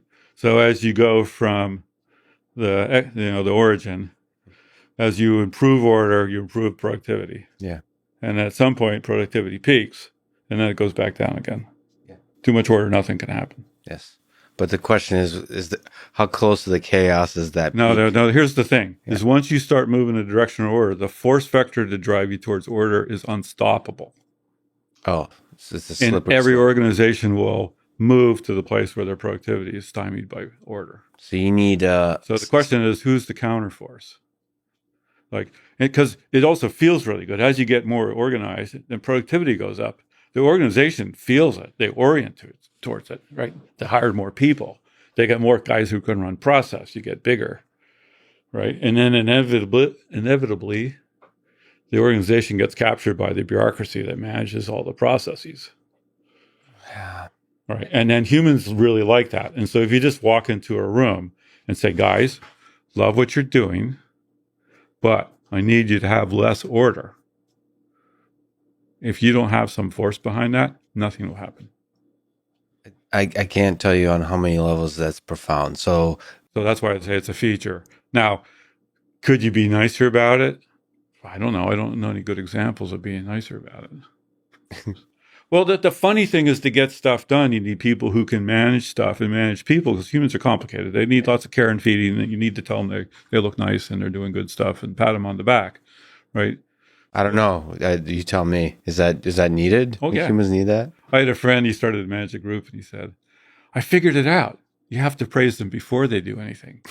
I was waiting until they were done, and they were always mad at me. Now I tell them what a great job they're doing while they're doing it. But then you get stuck in that trap, because then when they're not doing something, how do you confront these people? I think a lot of people that have had trauma in their childhood would disagree with you. Successful people, that you need to first do the rough stuff and then be nice later. I don't know. Okay, but Being nice engineering is- companies are full of adults who had all kinds of range of childhoods. I don't Most know. people had okay childhoods. Well, I don't know if And lots of people only work for praise, which is weird. you mean like everybody. I'm not that interested in it, but But that's where visionary leadership comes in, right? Yeah, somebody needs to Well- roll in and say, then take the leap. Well, it's partly take the leap, but it's also partly take the hit. Take the hit in the short Right. term. So you can draw all the graphs you want that show that, if we leap from here, on our present trajectory, we're doing this and there's a cliff. If we force ourselves into a transition and we proactively do that, we can be on the next wave. But there will be a period when we're in a trough. And pretty much always there ends up being a trough as you leap the chasm. But the way that public companies work on this planet, they're reporting every quarter. And the one thing that a CEO must never do is take a big hit. Take a big hit. Over some quarter. And many of these transitions involve a big hit for a period of time, 1, 2, 3 quarters. And so you get some companies, and, like Tesla and Amazon are really good examples of companies that take huge hits, but they have the luxury of being able to ignore the stock market for a little while. And that's not so true today, really. But, in the early days of both of those companies, they both did this thing of, I don't care about the quarterly reports. I care about how many happy customers we have. Yeah. right? And having as many happy customers as possible can often be an enemy of the bottom line. Yeah, so how do they make that work? I mean, Amazon operated in the negative for a long time. It's like investing into the future. Right. But, so Amazon and Google and Tesla and Facebook, a lot of those had what amounted to patient money. Often because there's like a charismatic central figure who has a really large block of stock, and they can just make it so. So what on that topic, just maybe it's a small tangent, but you've gotten the chance to work with some pretty big leaders. What are your thoughts about on the Tesla side, Elon Musk leadership, on the Amazon side, Jeff Bezos, all of these folks with large amounts of stock and vision in their company? I mean, they're founders. Yeah. Either complete founders or like early on folks.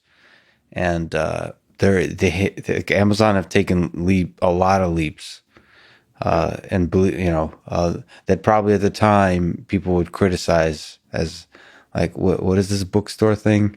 Why? Yeah, and Bezos had a vision, and he had the ability to just follow it. Lots of people have visions, and the average vision is completely idiotic and you crash and burn. The Silicon Valley crash and burn rate is pretty high. Yeah.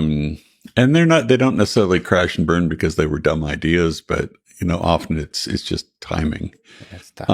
Timing and luck. And you take companies like Tesla, and really, the original Tesla, sort of pre Elon, was kind of doing sort of okay, but he just drove them, and because he had a really strong vision, he would make calls that were always,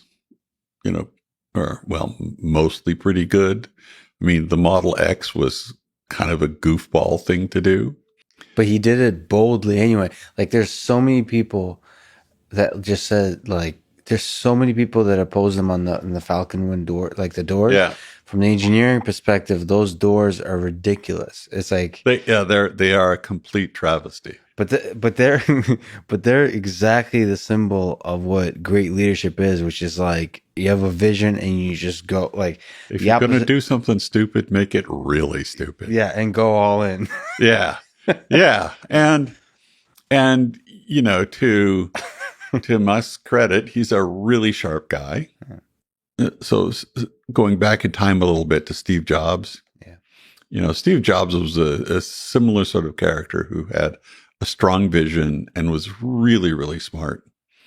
And he wasn't smart about the technology parts of things, but sort of he was really sharp about the sort of human relationship between, the relationship between humans and objects. But he was a jerk. Right. Can we just linger on that a little bit? Like, people say he's a jerk. Is that a feature or a bug? Well, that's the question, right? So you take people like Steve, who was really hard on people. And so the question is, was he needlessly hard on people, or was he just making people reach to meet his vision? And you could kind of spin it either way. Well, the results tell a story. He's he, through whatever jerk ways he had, he made people often do the best work of their life. Yeah. Yeah. And that was absolutely true. And, I interviewed with him several times. I did various negotiations with him. And even though kind of personally I liked him, I could never work for him. Why do you think can you put into words the kind of tension that you feel would be destructive as opposed to constructive? He'd yell at people. He'd call them names. And you don't like that? No, I don't think you need to do that. Yeah. And I think, there's pushing people to excel. And then there's too far. And I think he was on the wrong side of the line. And I've never worked for Musk. I know a number of people who have, many of them that have said, and it's, shows up in the press a lot, that Musk is kind of that way. And one of the things that I sort of loathe about Silicon Valley these days is that a lot of the high-flying successes are run by people who are complete jerks. But it seems like there's come this sort of mythology out of Steve Jobs that the reason that he succeeded was because he was super hard on people. And in a number of corners, people start going, oh, if I want to succeed, I need to be a real jerk. Yeah. Right. And that for me just does not compute. I mean, I know a lot of successful people who are not jerks, who are perfectly fine people. They tend to not be in the public eye. The general public somehow lifts the jerks up into the hero status. Right. Well, because they do things that get them in the press. Yeah. And the people who don't do the kind of things that spill into the press. Yeah, I just talked to Chris Lattner for the second time. He's a super nice guy. Just an example of this kind of individual that's in the background. I feel like he's behind like a million technologies, but he also talked about the jerkiness of some of the folks. Yeah. Yeah. And the fact that being a jerk has become a required style. Can I ask you about love? Oh, sure. I'm feeling it, like we're an hour or two here, Lex. Yeah, you feel you're like getting we could become besties. we're good. I feel like we got a bromance going here, Lex. I feel it too. I don't know if it's Erik Weinstein level, but I feel like it's close. Yeah, I'm feeling the love. But we talked about there's music to my ears. Your whole rant on the Olympic nature of a startup. Yeah. Is there a role? Like, what role does love, family, friendship play in that brutal pursuit of excellence that is building a startup, building a company, or creating anything new in this world? Such a great question, and totally unprepared for it, because nobody would ever ask me about that. So I think it's why you've got quite a following on your podcast, is that you're able to ask these questions. And I could tell one story because I don't talk about. I try not to talk about relationship with Elon that often because he's so famous now. Yeah, I mean, when we met, I used to go out to parties with him, and people were like, "Oh my God, you're Jason Calacanis." I was like, "Yeah," and like, "Who's your friend?" I'm like, "That's my friend Elon." And they'd be like, "What? He's doing rocket ships?" But he's told this story publicly, so I can tell it. I would never talk about anything that he hasn't already talked about publicly, especially since he's so high profile. But it was a pretty funny moment. There was a moment in time when Tesla almost went out of business, and you've probably heard the story many times. But it was during the financial crisis, and they were running out of money. And they said, let's go get a steak. and we're in LA, and we drove to Boa, and I had my orange Tesla Roadster, and he had his P1 or P2, like the red one that I think is in space now. And we drove to the valet, and we had a steak together, and we're sitting there.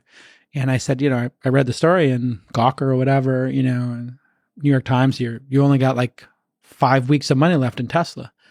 He goes, it's not true. I was like, oh, thank God. And he goes, we have 2 weeks. I was like, oh God. I was like, well, what's going on with the rocket ship company? Yeah. I know you did the one last month, and don't you have one coming up? He's like, yeah, we got the third one coming up. I was like, well, how's that going? He said, well, we blow that one up. There's no more SpaceX. I was like, so 2 weeks of money left in Tesla, and SpaceX, you blew up the first 2 rockets, you blew up the third, SpaceX is over. He's like, yeah. I was like, I can loan you a couple $1 million. I don't have like a ton. He's like, it's okay. Our friend, beep, has loaned me some money. And Elon's been super public about this. I would never tell the story unless he hadn't been, but he was talking. He never said who it was, but somebody had loaned him money to keep him afloat. He was functionally bankrupt. I mean, he had the equity in the companies, but the equity was quickly becoming worth zero, and the financial crisis. And he's figuring out if he's going to go on vacation for Christmas or not. And he's on the phone trying to, save both companies. And I said, certainly there must be some good news. And he takes out his BlackBerry to date this conversation. There are no iPhones. Takes out his BlackBerry and he starts swiping, and he says, don't tell anybody. This is what I'm building. And he shows me the Model S. And nobody knew that he was working on the Model S. We knew he was doing the Roadster and was trying to save the company. And I looked at it and I was like, that's gorgeous. It was the clay models. So it was a full-size clay model. So there's human beings standing around a clay version of this tiny little BlackBerry picture. I'm scrolling through on remember that little pad or the ball on the BlackBerry? I'm scrolling through it. I'm like, this is fucking great. And I just said to him, it's like, what's the range going to be? He says, well, I think we get 250 miles. I was like, 250 miles? He's like, yeah, I think it'll be the safest car ever. I said, what is it going to cost? He says, I think this could cost eventually $60,000. I said, Elon, if you make that car, you'll change the goddamn world. You have to. This company must survive, because the Roadster's for like 2,000 people in the United States. This car is for every person in the United States. Every single person in the United States will want this car if it's $50,000. And maybe some of the people who have $20,000 or $30,000 cars won't be able to afford it, but they'll all want it. Mm-hmm. It's gorgeous. And he said, you really think so? I said, yeah. So I got home and I talked to my wife, Jade, and I said, do you have the checkbook? She does all the finances and stuff like that, pays every the bills and whatever. And I said, yeah, don't tell anybody Elon's making this great car. And I wrote 2 checks for $50,000. And I just took out a piece of paper and I wrote E, comma, love the new car. I'll take 2. And I signed it. I kissed the 2 $50,000 checks, put them in the envelope, and I FedExed it to him for Monday delivery. And I said to Jade, that $100,000 is going to be gone in 48 hours because it will pay for 1 or 2 days of payroll on Tesla. So we just added, like, instead of 2 weeks in a row, he's got 12 days. Yeah. And the checks don't cash. But then I read a story that he's closed the money, he saved the company in like the next week or 2. And a couple of months later, the checks get cashed. Mm-hmm. And I'm like, okay. 3 years later, I get an email. Your reservation number, it's from Tesla. Yeah. Your reservation number is 000000001. And then 5 seconds later, your reservation number is 0000073. And I forwarded the number 1 to Elon. And I said, I can't take number 1, a signature number 1. I can't take that. That's yours. Yeah. And he's like, oh, I got 5 of them. And besides, you're the first person who ordered it. And I was the first person who had seen You're it. gonna get me to be teary-eyed. And then I know it was a beautiful moment. It was an incredible moment for both of us, and we talk about it sometimes. Those moments in time, and when you, to your point about love, that's and Elon, like the darkest moment, one of the darkest moments in his life, probably. I think it was. I can tell you, it was the darkest period of his life for sure. And he's been very public about how dark that was. And I think this is why I have great sympathy for the entrepreneurs of the world, like the suffering and the pain. And when he talks about the suffering and the pain that all of these founders have felt, and then we're throwing rocks at them and we're criticizing them as they try to change the world and save humanity.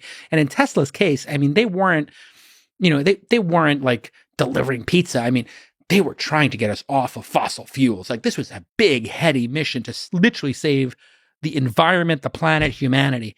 And the way they shorted that stock and they attacked him, it was always perplexing to me why any human being who is standing on God's green earth would want to throw rocks at the guy who is trying to stem the dam of global warming that is about to engulf all of us. How dare they throw rocks at that guy? Yeah. There's so many people you could throw rocks at. There's somebody who's making the Juul vaporizer. Throw rocks at that scumbag. No offense. But like whoever's making the Juul things and is, selling pina colada flavor to 12-year-olds, like throw rocks at them. Somebody's doing something, abhorrent, but not E. I mean, and anyway, that car is, up the road here, sitting under a cover with 20,000 miles on it in my garage. And then the Roadster number 16 is in the garage next to it. And every day I walk by the two of them and I get a warm feeling in my heart because I know E did it. Yeah. Against all odds, he pulled it off. And it was that moment, that month in that 2000, I think it was probably December of 2008, I think. It's just 12 years ago when you think about it, 13 years ago. It was dark. I mean, it was dark. And they almost had the same thing happen, in the Model 3 production in June of 3 years ago. And I remember him just trying to get the Model 3 out the door, and the company almost crashed. Elon Musk mentioned in his usual humorous way on Twitter that he wants to launch the Texas Institute of Technology and Science. TITS. Some people thought this was sexist because of the acronym TITS. So first of all, I understand their viewpoint, but I also think there needs to be a place for humor on the internet, even from CEOs. So on this podcast, I've gotten a chance to talk to quite a few CEOs. And what I love to see is authenticity. And humor is often a sign of authenticity. The quirkiness that you mentioned is such a beautiful characteristic of professors and faculty in great universities.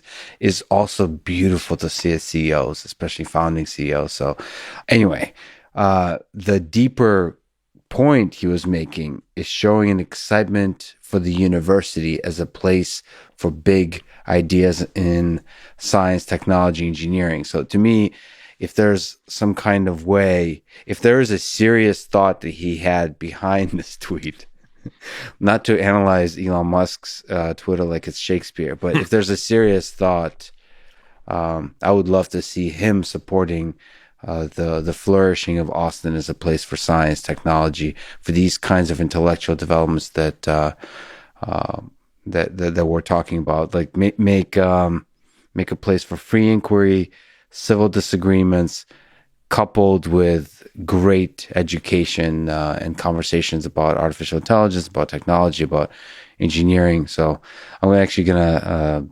I hope there's a serious idea behind that tweet, and I'm gonna chat with him about it. I do too. Most of the biggest storms in teacups of my academic career have been caused by bad jokes that I've made.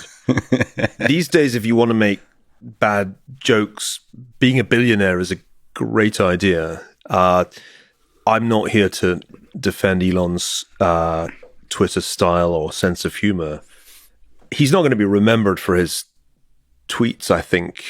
He's going to be remembered for the astonishing companies that he's built and his contributions in a whole range of fields, from SpaceX to Tesla and solar energy. And I very much hope that we can interest Elon in this project. We need not only Elon, but a whole range of his peers, because this takes resources. Universities are not cheap things to run, especially if, as I hope, we can make as much of the tuition covered by scholarships and bursaries. We want to attract the best intellectual talent to this institution.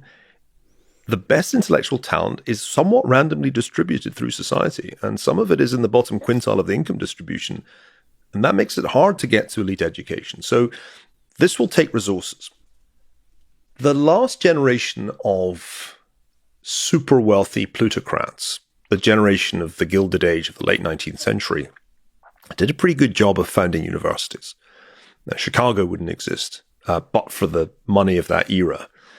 And so my message to not only to Elon, but to all of the peers, all of those people who made their billions out of technology over the last couple of decades is, this is your time. I mean, and this is your opportunity to create something new. I can't really understand why the wealthy of our time are content to hand their money.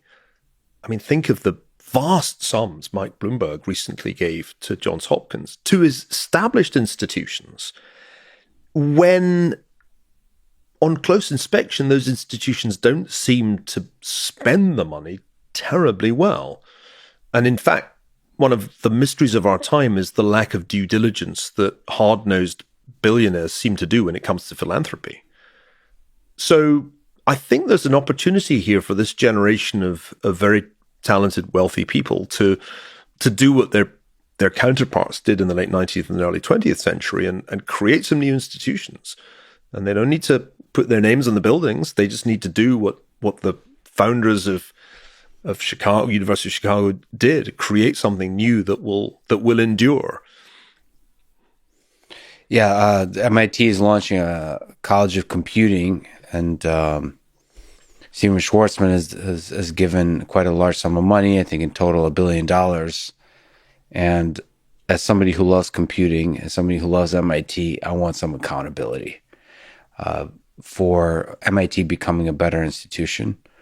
And this is, once again, why I'm excited about University of Austin, because it serves as a beacon. Look, you can create something new, and this is what the great institutions of the future should look like. And Steve Schwartzman is also an innovator. The idea of creating a college on the Tsinghua campus and creating a kind of Rhodes program for students from the Western world to come study in China was Steve's idea.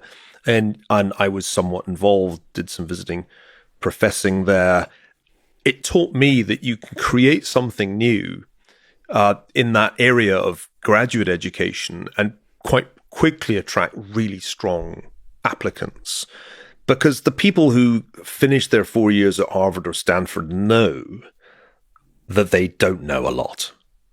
And I, having taught a lot of people in that group, know how intellectually dissatisfied they often are at the end of 4 years. Mm-hmm. I mean, they may have beautifully gamed the system to graduate summa or magna cum laude, but they kind of know they'll confess it after a drink or two. They know that they gamed the system and that intellectually it wasn't the fulfilling experience they wanted. And they also know that an MBA from a comparable institution would not be a massive intellectual step forward. So I think what we want to say is, here's something really novel, exciting, that will be intellectually very challenging. I do think the University of Austin has to be difficult. Yeah. I'd like it to feel a little bit like surviving Navy SEAL training to come through this program, because it will be intellectually demanding. And that, I think, should be a magnet. So, yes. Yeah, Steve, if you're listening, please join Elon in supporting this. And Peter Thiel, if you're listening, I know how skeptical you are about the idea of creating a new university, because heaven knows, Peter and I have been discussing this idea for years, and he's always said, well, no, we thought about this and it just isn't going to work. But I really think we've got a responsibility to do this. Well, Steve's been on this podcast before. We've spoken a few times, so I'll send this to him. I hope he does actually get behind it as well. So I'm super excited by the ideas that we've been talking about, that this effort represents, and what ripple effect it has on the rest of society. So thank you. That was time beautifully spent. And I'm really grateful for the fortune of getting a chance to talk to you at this moment in history, because I've been a big fan of your work. And the reason I wanted to talk to you today is about all the excellent books you've written about various aspects of history, through money, war, power, pandemics, all of that. But I'm glad that we got a chance to talk about this, which is not looking at history, it's looking at the future. It's a beautiful little fortuitous moment. I appreciate you talking about it. On the AI front, if we could just link on that for a second. So you're friends with, you often talk with Elon Musk throughout history. You've did a lot of interesting things together. He has a set of fears about the future of artificial intelligence, AGI. Do you have a sense? We've already talked about the things we should be worried about with AI. Do you have a sense of the shape of his fears in particular about AI? Of which subset of what we've talked about, whether it's creating, it's that direction of creating sort of these giant computational systems that are not explainable, they're not intelligible intelligence, or is it and then like as a branch of that, is it the manipulation by big corporations of that or individual evil people to use that for destruction, or the unintentional consequences? Do you have a sense of where his thinking is on this? From my many conversations with Elon, I certainly have a model of how he thinks. It's actually very much like the way I think also. I'll elaborate on it a bit. I just want to push back on when you said evil people. I don't think it's a very helpful concept, evil people. Yes. Sometimes people do very, very bad things, but they usually do it because they think it's a good thing. Yes. Because somehow other people had told them that was a good thing, or given them incorrect information or whatever, right? Yes. I believe in the fundamental goodness of humanity, that if we educate people well and they find out how things really are, people generally want to do good and be good. Hence the value alignment. As opposed to, it's about information, about knowledge, and then once we have that, we'll likely be able to do good in the way that's aligned with everybody else who thinks. Yeah, and it's not just the individual people we have to align. So we don't just want people to be educated to know the way things actually are and to treat each other well, but we also need to align other non-human entities. We talked about corporations. There has to be institutions so that what they do is actually good for the country they're in, and we should make sure that what countries do is actually good for the species as a whole, etc. Coming back to Elon, my understanding of how Elon sees this is really quite similar to my own, which is one of the reasons I like him so much and enjoy talking with him so much. I think he's quite different from most people in that he thinks much more than most people about the really big picture, not just what's going to happen in the next election cycle, but in millennia, millions and billions of years from now, right? And when you look in this more cosmic perspective, it's so obvious that we're gazing out into this universe that, as far as we can tell, is mostly dead, with life being a almost imperceptibly tiny perturbation, right? And he sees this enormous opportunity for our universe to come alive, for us to become an interplanetary species. Mars is obviously just first stop on this cosmic journey. And precisely because he thinks more long term, it's much more clear to him than to most people that what we do, this Russian roulette thing we keep playing with our nukes, is a really poor strategy, a really reckless strategy. And also that we're just building these ever more powerful AI systems that we don't understand is also just a really reckless strategy. I feel Elon is very much a humanist in the sense that he wants an awesome future for humanity. He wants it to be us that control the machines rather than the machines that control us. Yes.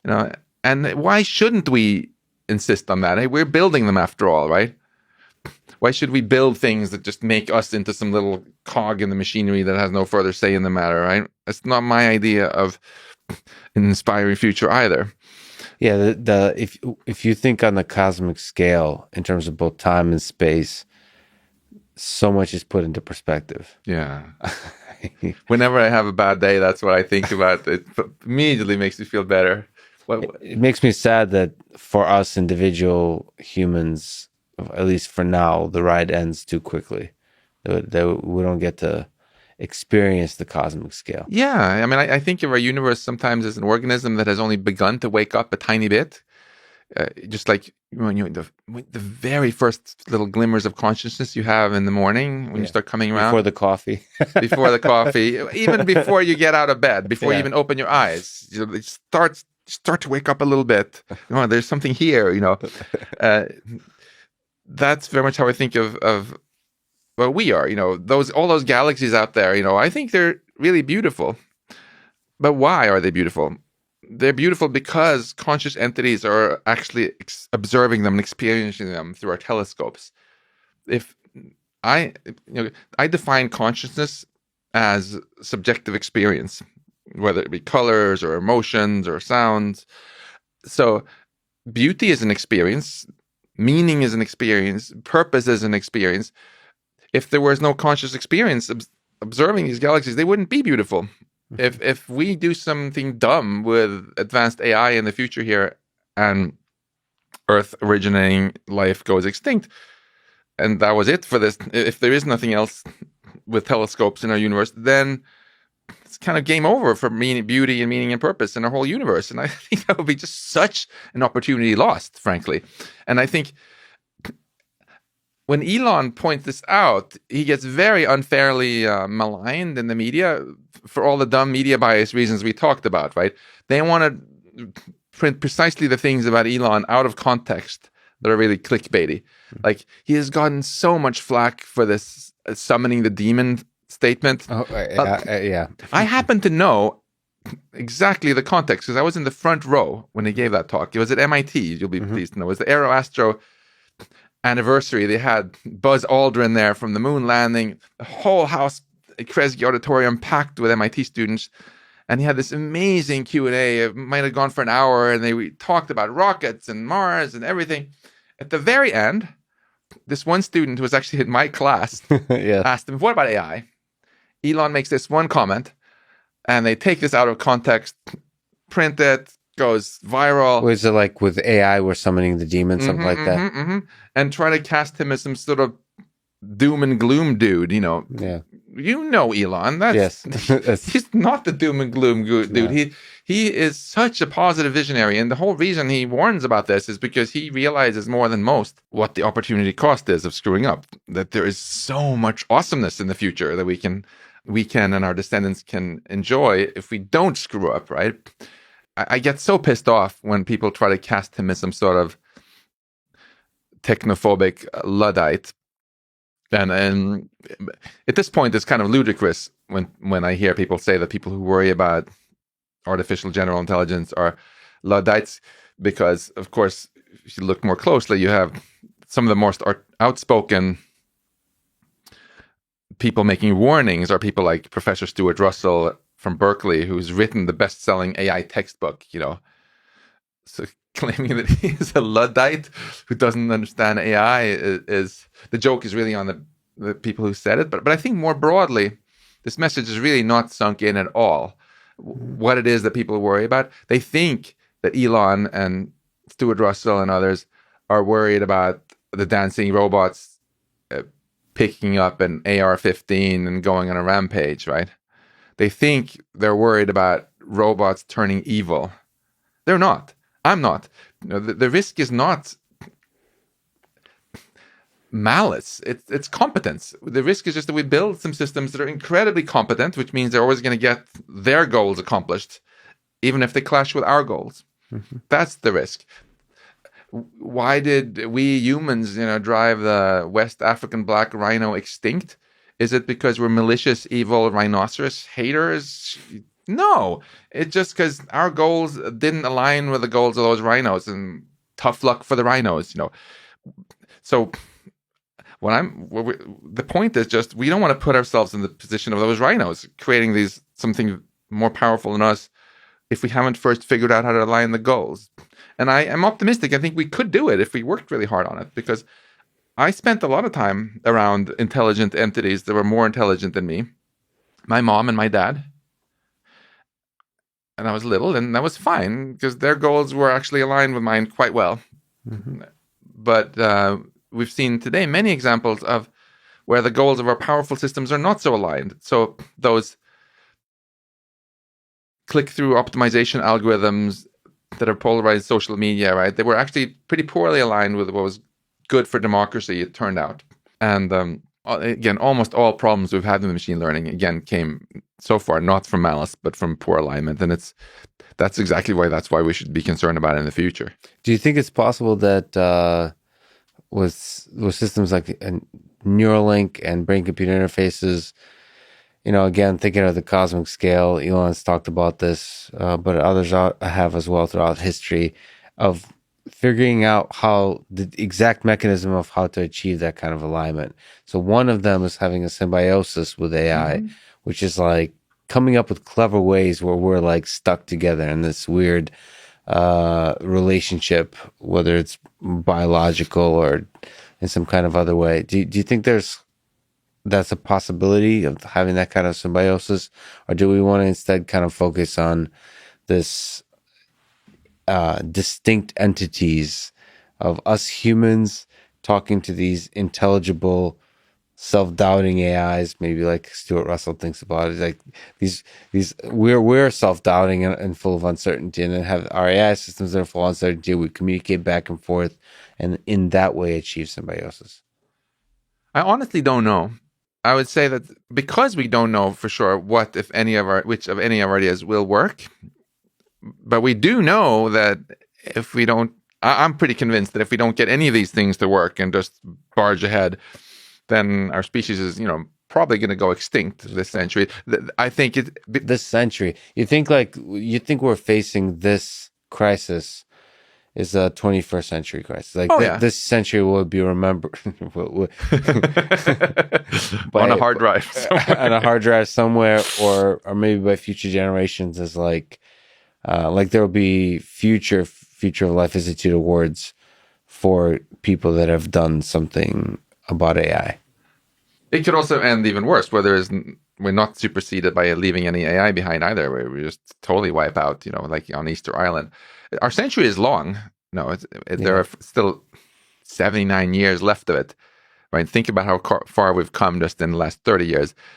So we can talk more about what might go wrong, but you asked me this really good question about what's the best strategy. Is it Neuralink or Russell's approach or whatever?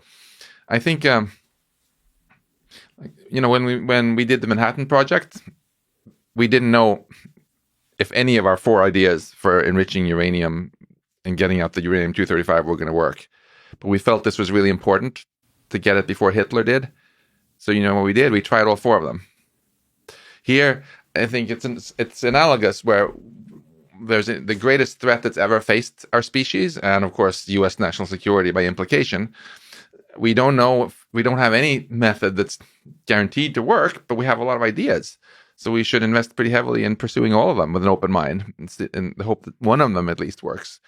The good news is the century is long, and it might take decades until we have artificial general intelligence. So we have some time, hopefully, but it takes a long time also to solve these very, very difficult problems. It's going to actually it's the most difficult problem we were ever trying to solve as a species. So we have to start now, so we don't have, rather than, begin thinking about it the night before. Some people who've had too much Red Bull switch it on. And we have to, coming back to your question, we have to pursue all of these different avenues and see. Do you think there's something totally new to be invented in jiu-jitsu still? Not totally new, but like flying isn't new, right. But airplanes nevertheless made that much more efficient. Is there like new ideas to be discovered in jiu-jitsu still? I'd say the reason I'd say yes is the same reason I would say I believe in alchemy, even though I don't. No, I'm serious. I've got some backing for this. Okay. I guess I talk about this with a buddy of mine a lot, and facilitative versus not facilitative beliefs. And if I don't believe something is possible and I do no investigation towards it, I'll never find something, even if it's there. It's almost like it's no different than me walking up on a group of people and going like, oh man, look at these jerks. This is going to suck, versus me going, oh, I wonder what these guys are up to.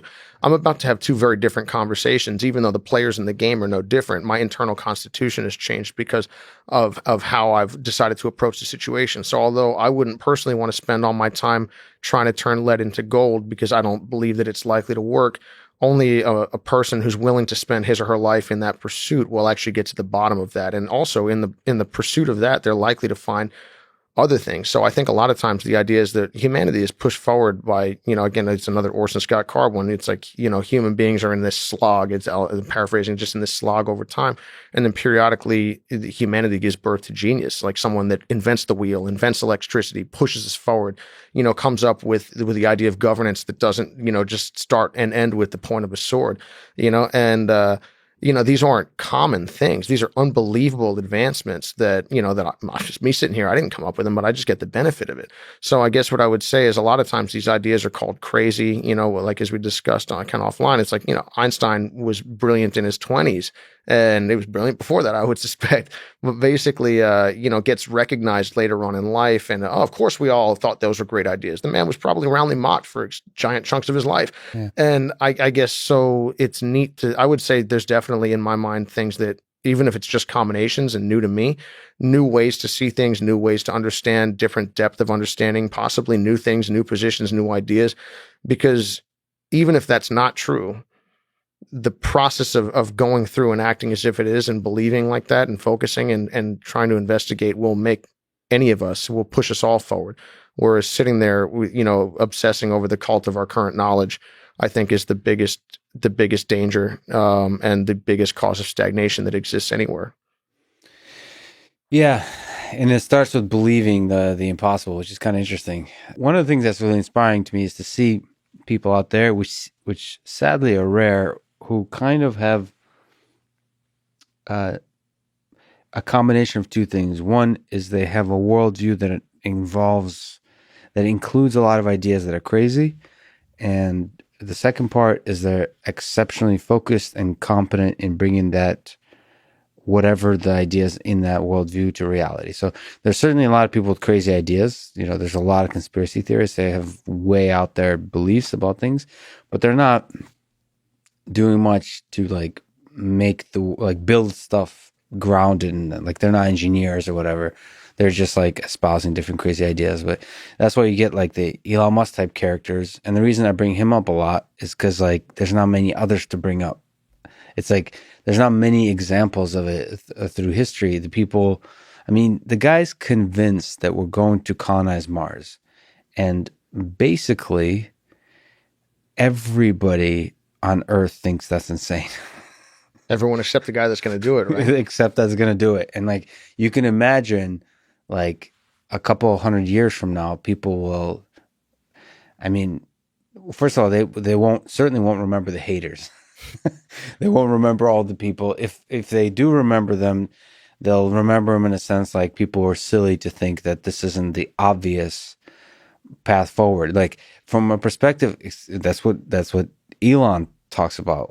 It's obvious that we're going to expand throughout the universe.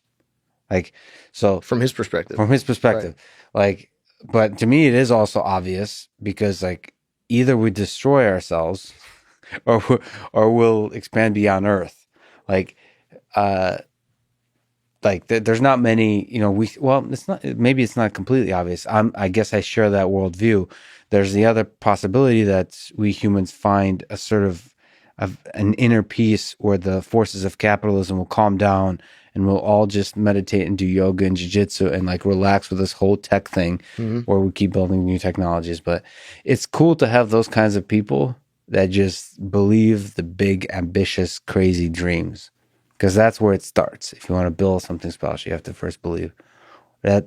You also have to believe strongly enough that you're not vulnerable. And I'm speculating, but it's I can only imagine how many people have told Elon that what he's doing is crazy. So not only did he dream it up, he dreamed it up, went with it, and also went with it in the face of being told that it's not going to work. And then also stepped away from the bitterness, because he's done a series of really crazy, impressive things.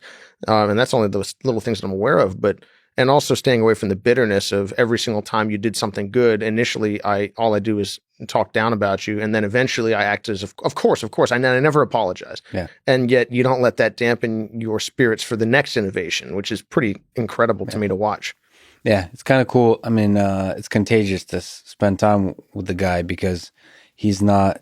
Rogan has the same look to him, which is interesting about these people. Is there's a hater shield that he doesn't even sense them. It feels like Like it doesn't. He thinks to Elon, it's like it's obvious. I mean, he keeps calling it like first principles thinking.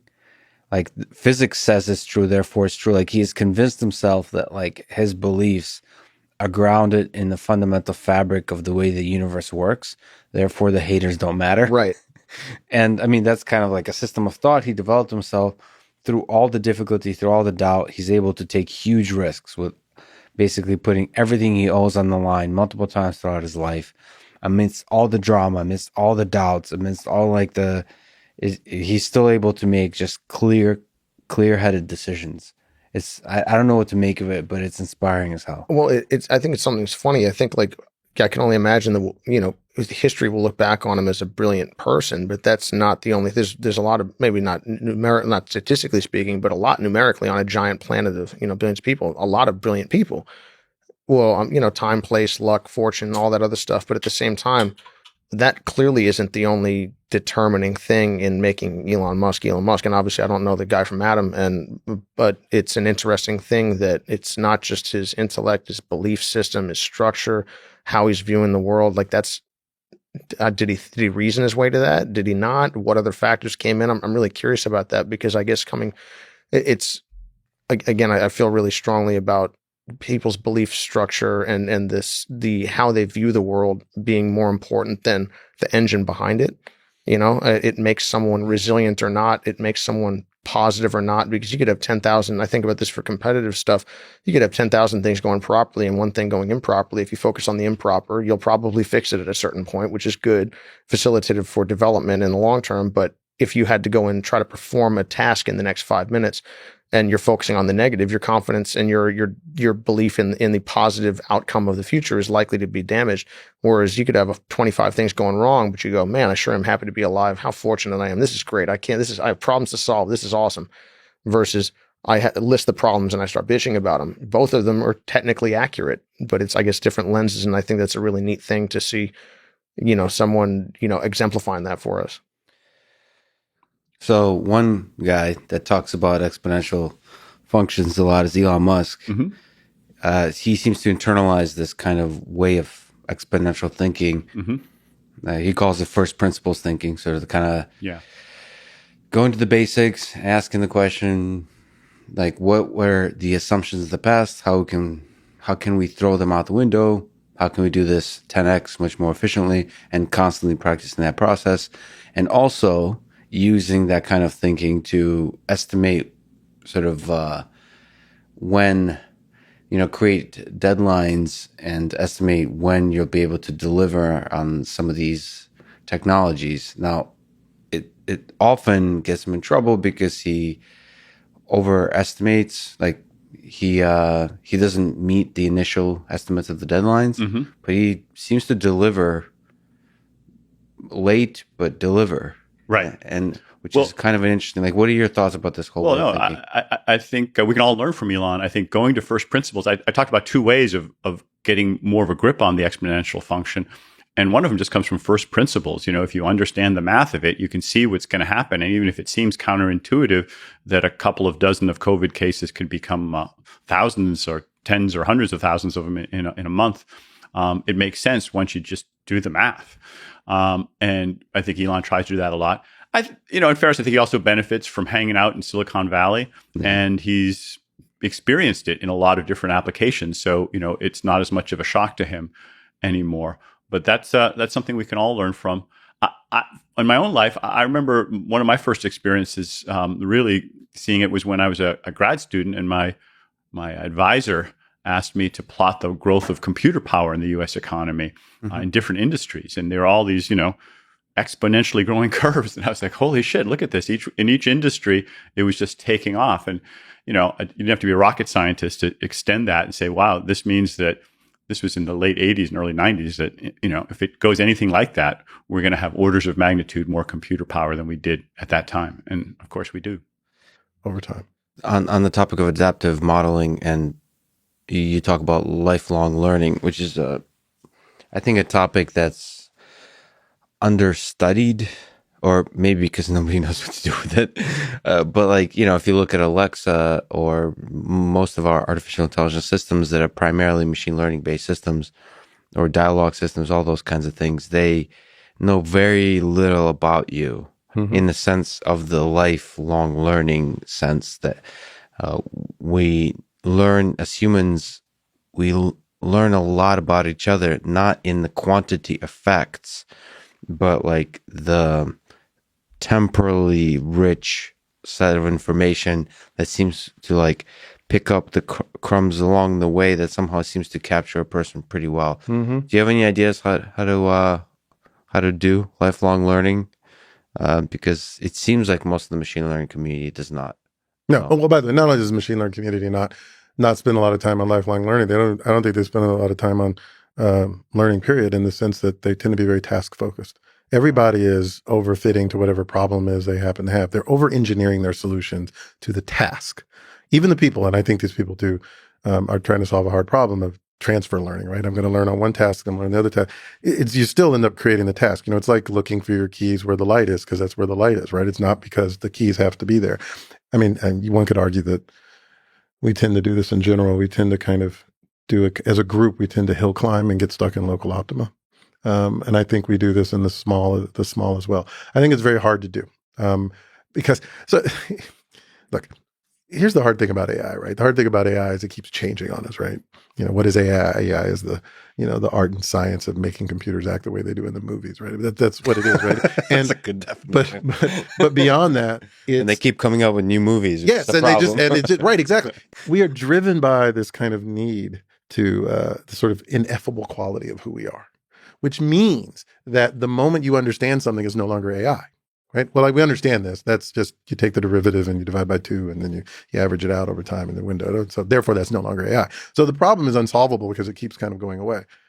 This creates a kind of illusion, which I don't think is an entire illusion, of either there's very simple task-based things you can do very well and over-engineer, there's all of AI, and there's like nothing in the middle. Like it's very hard to get from here to here, and it's very hard to see how to get from here to here. And I don't think that we've done a very good job of it because we get stuck trying to solve the small problem that's in front of it, myself included. I'm not going to pretend that I'm better at this than anyone else. And of course, all the incentives in academia and in industry are set to make that very hard because you have to get the next paper out, you have to get the next product out, you have to solve this problem, and it's very sort of naturally incremental. And none of the incentives are set up to allow you to take a huge risk unless you're already so well established you can take that big risk. And if you're that well established that you can take that big risk, then you've probably spent much of your career taking these little risks, relatively speaking. And so you have got a lifetime of experience telling you not to take that particular big risk, right? So the whole system's set up to make progress very slow. That's fine. It's just the way it is. But it does make this gap seem really big, which is my long way of saying I don't have a great answer to it, except that stop doing n equals 1. At least try to get n equal 2 and maybe n equals 7 so that you can say, or maybe t is a better variable here. I'm going to not just solve this problem, I'm going to solve this problem and another problem. I'm not going to learn just on you. I'm going to keep living out there in the world and just seeing what happens, and that we'll learn something as designers, and our machine learning algorithms and our AI algorithms can learn as well. But unless you're willing to build a system which you're going to have live for months at a time in an environment that is messy and chaotic, you cannot control, then you're never going to make progress in that direction. So I guess my answer to you is yes. My idea is that it's yes, you should be deploying these things and making them live for months at a time and be okay with the fact that it's going to take you 5 years to do this. Not rerunning the same experiment over and over again and refining the machine so it's slightly better at whatever, but actually having it out there and living in the chaos of the world and seeing what its learning algorithm, can learn, what data structure it can build and how it can go from there. Without that, you're going to be stuck ultimately. What do you think about the possibility of n equals 1 growing? Is a probably crude approximation, but growing, like if we look at language models like GPT-3, if you just make it big enough, it'll swallow the world. Meaning like it'll solve all your t to infinity by just growing in size. Of this, taking the small over-engineered solution and just pumping it full of steroids in terms of compute, in terms of size of training data, and the Yann LeCun style self-supervised or the OpenAI self-supervised, just throw all of YouTube at it, and it will learn how to reason, how to paint, how to create music, how to love, all of that by watching YouTube videos. I mean, I can't think of a more terrifying world to live in than a world that is based on YouTube videos. But yeah, I think the answer to that, I just kind of don't think that'll quite, well, it won't work that easily, right? You will get somewhere and you will learn something, which means it's probably worth it, but you won't get there. You won't solve here's the thing. We build these things and we say we want them to learn, but what actually happens, and let's say they do learn. I mean, certainly every paper I've gotten published, the things learn. I don't know about anyone else. But they actually change us, right? We react to it differently, right? So we keep redefining what it means to be successful, both in the negative in the AI case, but also in the positive in that, oh, well, this is an accomplishment. I'll give you an example, which is like the one you just described with GTP. Let's get completely out of machine learning. Well, not completely, but mostly out of machine learning. Think about Google. People were trying to solve information retrieval, the ad hoc information retrieval problem forever. I mean, first major book I ever read about it was 71, I think was when it came out. Anyway, it's, we'll treat everything as a vector and we'll do these vector space models and whatever. And that was all great. And we made very little progress. I mean, we made some progress. And then Google comes and makes the ad hoc problem seem pretty easy. I mean, it's not. There's lots of computers and databases involved, but, and there's some brilliant algorithmic stuff behind it too, and some systems building. But the problem changed, right? If you've got a world that's that connected so that you have, there are 10 million answers, quite literally, to the question that you're asking, then the problem wasn't give me the things that are relevant. The problem is don't give me anything that's irrelevant, at least in the first page, because nothing else matters. So Google is not solving the information retrieval problem, at least not on this webpage. Google is minimizing false positives, which is not the same thing as getting an answer. It turns out it's good enough for what it is we want to use Google for, but it also changes what the problem was we thought we were trying to solve in the first place. You thought you were trying to find an answer, but you're not, or you're trying to find the answer, but it turns out you're just trying to find an answer.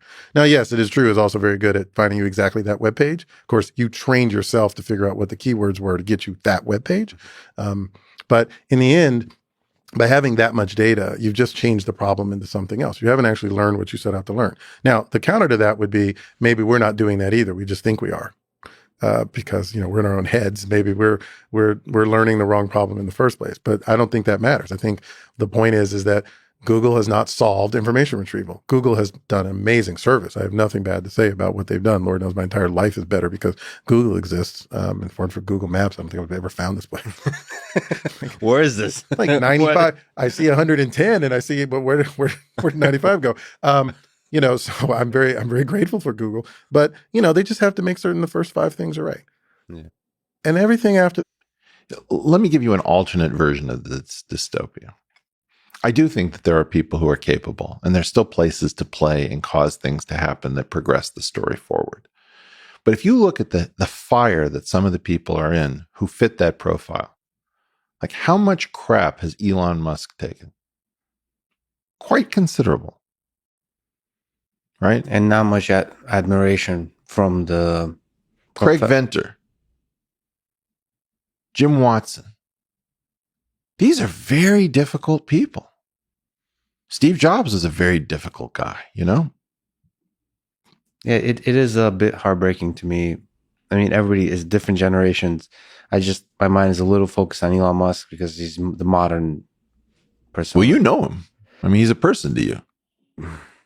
It hurts my heart to see how few faculty and people with Nobel Prizes and so on admire Elon. Like how little he gets a lot of fans from like people who buy his products and young minds that are just excited. But like, why don't we as institute? Why doesn't MIT say that we somebody amongst us will be the next Elon Musk and we want to encourage them? It's like say that in meetings, say that, like that's success. No kidding. For us as MIT. And instead there's this jealousy. It's like, well, here's the did you hear what Elon Musk tweeted? Did you see like how irresponsible is what he's doing? How like just saying all these things that are just dripping with jealousy and basically I want what he's got. That's the thing, right? And if you, here's the weird thing: rivalry has a different signature. You see, when you know that you're never going to make it, that's the position you take. What is it in Kung Fu Panda, which you've watched now? Yes. What does Tai Lung say when he's looking for the Dragon Warrior and the Furious Five come to defeat him on the bridge? One of them gives up Poe's name accidentally, and Tai Lung hears it. Poe, so that is his name. Finally, a worthy opponent. Our battle will be legendary, right? Yeah. He's excited. Why is that? Well, you learn about this in boxing. Sometimes you'll see a division or an MMA, which is lousy with talent. Just, you can't swing a cat without hitting an amazing athlete. Sometimes you'll have a division which at that particular moment has one star and no real competition in that weight class or something. That person is in bad shape because you can't build a legend without the other. When you think of Muhammad Ali, what are the names that you immediately think of? Yeah, you have to Frazier. You have to think of the other heavyweights. Liston. Right? Yeah. So those opponents are in part what made Muhammad Ali. And that's why the Mayweather McGregor revelation that, okay, this guy's got his opponent's picture in his house. How weird is that? Well, because without the opponent, you may not be able to get there. Now, I am not a huge fan of the wrong kinds of rivalries. Do you have examples in mind? Well, there are rivalries where people take each other's credit and screw each other over. And then there are other rivalries like the RNA Tie Club, where these guys were so in love with what they were doing that they couldn't wait to share everything. And like Nobel Prizes were so abundant that, most people got Nobel Prizes just for being a member of the RNA Tie Club and doing cool stuff. And yeah, that's the golden kind of sweet spot. Most of these people can't do what Elon's doing because they can't break rules. They can't take the pressure. I really am curious to be a fly in the wall. I'm sure it'll happen at some point, watching you and Elon talk to each other, because he's even more of a robot than you. He was on the Babylon Bee podcast, and I was honored to be able to be in the room while this was happening. And what the guys at the Bee do at the end of every podcast, they have like 10 questions. I don't think this. Remember, this is one of those. No. This, and they go to Elon. Would you rather be Batman or Iron Man? Because they're both like multi-million industrialists. And Elon, being Elon, is like, well, let's think this through. There's different kinds of bats. You've got fruit bats and you got insect bats. Why is it called Batman? Batman can still fly, right? Bats can fly. Iron Man. And I'm just sitting there with, holy dude, just answer the question. It was so literal. I was like, damn. I guess by this point, I've released a podcast with him. That's several hours, and it's exactly as you would imagine. It's exactly as you would imagine. There was this. It's did you watch super the movie, technical. The movie Her? Yes, of course. So there's that one scene. It's when what is it? Joaquin? Who's the lead character? Joaquin Phoenix. Yeah, so he's the lead, and he falls in love with Siri, basically, who's played by Scarlett Johansson. And there's another artificial AI that she's talking to. And she's like, "Oh, can I permission to go into nonverbal communication with this professor?" And the guy's like, "Sure." And they just start talking to each other in their robot. And I'm just imagining the two of you having this mind meld. Well, so there's both the humor of that, but also the practical nature of the kind of conversations to have. It's so great because it's problem solving mode. Okay, so yeah. Okay, it's that, so that cool. is fun. That is exciting because you stop completing sentences. I actually feel at home because you don't need to say the full sentences anymore. You could just say random words and you start to understand what you're talking about, and then you can have multiple conversations at the same time and go on these tangents. One of the biggest problems I have with podcasting, for me, talking, I have to finish my sentences. I have to actually finish making a point. Yeah, which is a big problem because there's a listener that needs to hear the point being finished, as opposed to completing your sentences inside your own mind. And like the thing I find is useful to Elon does the exact same thing, is when the line of thinking is no longer useful, you just switch to the next thing. You just leave that whole thing behind. You don't need a nice transition. You don't need any of that. And also just it's the first principles thing. It's like zooming in on the elephant in the room.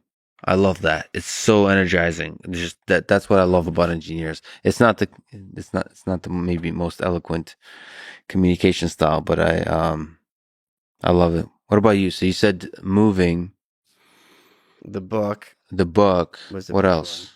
And you've been really excited about, because the problem with being a billionaire is you lose touch with reality if you're not careful. I think Elon is good at least so far, maintaining touch with reality. No, I but mean, if you look at the name of his child, you can clearly see. Listen, I do like him, and I do think what he's done with Tesla. You know, my producer has a Tesla, and he never shuts up about it. And most people that have Teslas never shut up about them, and they think they're part of the development team at SpaceX. And I like that he's created a world where people can get excited about a $37,000 car and never shut the fuck up about it to the point where I have to threaten people with physical violence to get them to stop telling me about that their car drives itself. Oh, you should maybe get a Tesla. Have a few less drinks and a few fewer Vicodin, and you can drive yourself. Have you thought about getting a Tesla? I've never thought about it. I don't like them. They're minimalist. I don't like I want more. I want more. Get the Cybertruck. I want to. I'm just being trolling my you guy, by being a dude, my producer wants a Cybertruck. I want a Stagecoach, old school Stagecoach horse thief shit. It's going back to that. I live in an area with a lot of horses. It's going back to like whipping a horse. I want an animal to shriek while I go by. You want more suffering in the world, not less. Oh, I think we need it. Okay, but I just don't like that billionaire is a bad word. And it's not necessarily, every billionaire is a pedophile. I know, but the problem is a lot of it's just, Epstein was very smart at just getting people at that house and taking photos of them. Yeah. Nobody knew what they were doing, but it was one of those things where it's like, Epstein was the most social guy ever. Like every photo, he's like, hey, and it's like everyone that's ever done anything in the world has been at that fucking island. Yeah. Every human being is in a photo. It's just weird. It's funny. Me and my friends get together. We don't ever take photos, right? Yeah. Last night, a few people, it was my birthday yesterday. I'm 17. And my friends came over and we're just eating dinner, right? Mm-hmm. And we had a fun night. Just 4 people that are over. Nobody, right? Nobody ever thought let's hey, I want to remember it. Let's take photos. I'm 36. Woo! Yeah. But everything Epstein did, there's just photos of everybody. It's interesting. Yeah, make yourself comfortable. Boo. No, wow. Okay. No. You don't do the headphone thing? No. Okay. Right. I mean, how close do I need to get this thing? The closer you are, the sexier you sound. Hey, babe. Yep. What's up? Can't get enough of your love, baby. I'm going to clip that out. Anytime somebody messages me about it, if you want my body and you think I'm sexy, come right out and tell me so. do. So good. Okay, serious mode activate. All right. Serious mode. Come on, you're Russian. You can be serious. Yeah, I know. Everyone's serious all the time in Russia. Yeah. Yeah. We'll get there. We'll get there. Yeah. It's gotten soft. Institutions. These institutions have been so compromised for so long. You've probably never seen an adult. Sometimes I think Elon looks like an adult. I know that he has a wild lifestyle, but I also see him looking like an adult. What does an adult look like exactly? Oh, somebody who weighs things, speaks carefully, thinks about the future beyond their own lifespan. Somebody who has a pretty good idea of how to get things done, isn't wildly caught up in punitive actions, is more focused on breaking new ground than playing rent-seeking games. Mm-hmm. I mean, I really had a positive... I was so completely jazzed when Elon Musk ended up as the world's richest person. He was like, well, that's interesting. Back to work. It's just like that's what a grown-up would do. That's what a grown-up would do. And it just made, weirdly, I said something about, isn't it amazing that the world's richest person knows what a Lagrangian is? And he made a terrible Lagrange joke about potentials. But yeah, I mean, I do think that ultimately Elon may be one of the closest things we have to an adult. And I can tell you that the internet hyenas will immediately descend as to what a fraudster he is for pumping his stock price, talking his book and all this stuff. Shut up. What are the strongest qualities of Steve Jobs, Elon Musk, and the great and powerful Jeff Dean, since you've gotten a chance to work with each? You're starting with an easy question there. These are three very different people. I guess you could do maybe a pairwise comparison between them instead of a group comparison. So if you look at Steve Jobs and Elon, I worked a lot more with Elon than I did with Steve. They have a lot of commonality. They're both visionary in their own way. They're both very demanding in their own way. My sense is Steve is much more human factor focused, where Elon is more technology focused. What does human factor mean? Steve's trying to build things that feel good, that people love, that affect people's lives, how they live. He's looking into the future a little bit in terms of what people want, where I think that Elon focuses more on learning how exponentials work and predicting the development of those. Steve worked with a lot of engineers. Yeah. That was one of the things that reading the biography. And how can a designer essentially talk to engineers and like get their respect? I think so. I did not work very closely with Steve. I'm not an expert at all. My sense is that he pushed people really hard, but then when he got an explanation that made sense to him, then he would let go. And he did actually have a lot of respect for engineering, but he also knew when to push. And you know, when you can read people well, you can know when they're holding back and when you can get a little bit more out of them. And I think he was very good at that.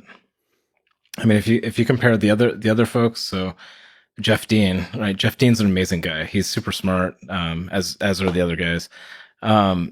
Jeff is a really, really, really nice guy, well-meaning. He's a classic Googler. He wants people to be happy. He combines it with brilliance, so he can pull people together in a really great way. He's definitely not a CEO type. I don't think he would even want to be that. Do you know if he still programs? Oh yeah, he definitely programs. Jeff is an amazing engineer today, right? And that has never changed. So it's really hard to compare Jeff to either of those two.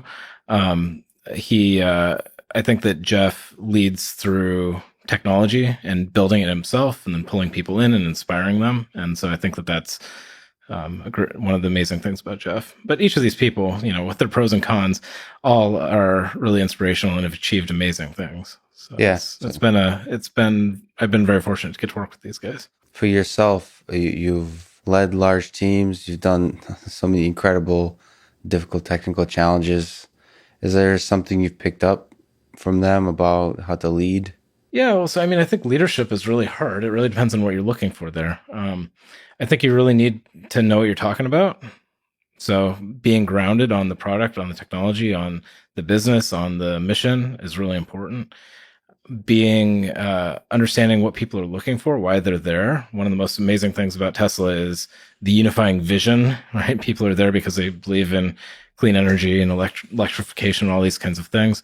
The other is to understand what really motivates people, how to get the best people, how to build a plan that actually can be executed, right? There's so many different aspects of leadership, and it really depends on the time, the place, the problems, you know, there's a lot of issues that don't need to be solved. And so if you focus on the right things and prioritize well, that can really help move things. Two interesting things you mentioned. One is you really have to know what you're talking about. How you've worked on a lot of very challenging technical things. Sure. So I kind of assume you were born technically savvy, but assuming that's not the case, how did you develop technical expertise? Like even at Google, you worked on, I don't know how many projects, but really challenging, very varied. Compilers, TPUs, hardware, cloud stuff, bunch of different things. The thing that I've become more comfortable with as I've gained experience is being okay with not knowing. And so a major part of leadership is actually, it's not about having the right answer, it's about getting the right answer. And so if you're working in a team of amazing people, right, and many of these places, many of these companies all have amazing people. It's the question of how do you get people together? How do you build trust? How do you get people to open up? How do you get people to, be vulnerable sometimes with an idea that maybe isn't good enough, but it's the start of something beautiful? How do you provide an environment where you're not just like top down, thou shalt do the thing that I tell you to do, right? But you're encouraging people to be part of the solution and providing a safe space where if you're not doing the right thing, they're willing to tell you about it. Right. So you're asking dumb questions? Oh, yeah, dumb questions are my specialty. Yeah. Well, I've been in the hardware realm recently, and I don't know much at all about how chips are designed. I know a lot about using them. I know some of the principles and the ars technica level of this, but it turns out that if you ask a lot of dumb questions, you get smarter really, really quick. And when you're surrounded by people that want to teach and learn themselves, it can be a beautiful thing. So you had a little bit of an exchange with Elon Musk. Basically, I mean, it's a trivial version of that, but I think there's a more fundamental question of, is it possible to tell the difference between a bot and a human? And do you think if we look into the future, 10, 20 years out, do you think it will be possible, or is it even necessary to tell the difference in the digital space between a human and a robot? Can we have fulfilling relationships with each, or do we need to tell the difference between them? I think it's certainly useful in certain problem domains to be able to tell the difference. I think in others it might not be as useful. I think it's possible for us today to tell that difference. It's the meta of the Turing test. Well, what's interesting is I think the technology to create is moving much faster than the technology to detect. You think so? So if you look at like adversarial machine learning, there's a lot of systems that try to fool machine learning systems. And at least for me, the hope is that the technology to defend will always be right there, at least. Your sense is that... I don't know if they'll be right there. I mean, it's a race, right? So the detection technologies have to be 2 or 10 steps ahead of the creation technologies. This is a problem that I think the financial industry will face more and more, because a lot of our risk models, for instance, are built around identity. Payments ultimately comes down to identity. And you can imagine a world where all this conversation around deep fakes goes towards a direction of driver's license or passports or state identities. And people construct identities in order to get through a system such as ours to start accepting credit cards or into the Cash App. And those technologies seem to be moving very, very quickly. Our ability to detect them, I think, is probably lagging at this point. But certainly with more focus, we can get ahead of it. But this is going to touch everything. So I think it's like security. We're never going to be able to build a perfect detection system. We're only going to be able to, what we should be focused on is the speed of evolving it and being able to take signals that show correctness or errors as quickly as possible and move and to be able to build that into our newer models or the self-learning model. So one example that's modern day inspiring figure on the latter part, on the engineering part, on the sustenance, is Elon Musk. Is that somebody you draw inspiration from? Or what are your thoughts in general about the kind of unique speck of human that's creating so much inspiring innovation in this world so boldly? I know that we will not survive without people like that. Elon is a ridiculous and sensational example of one of these figures. I don't know if he's the best example or the worst example, but he is of his own kind. He is radically individualistic, and those are the people who will allow us to continue as humans. I'm very happy that we have people like that in this world. You said this thing about if we are to say that life has meaning, or life is meaningful, then you could argue that it is a worthy pursuit to transcend life.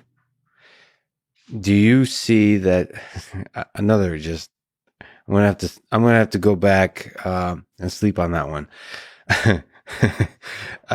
Do you draw some, speaking of Elon, some inspiration of us transcending Earth, of us moving outside of this particular planet that we've called home for a long time and colonizing other planets, and perhaps one day expanding outside the solar system and expanding, colonizing our galaxy and beyond?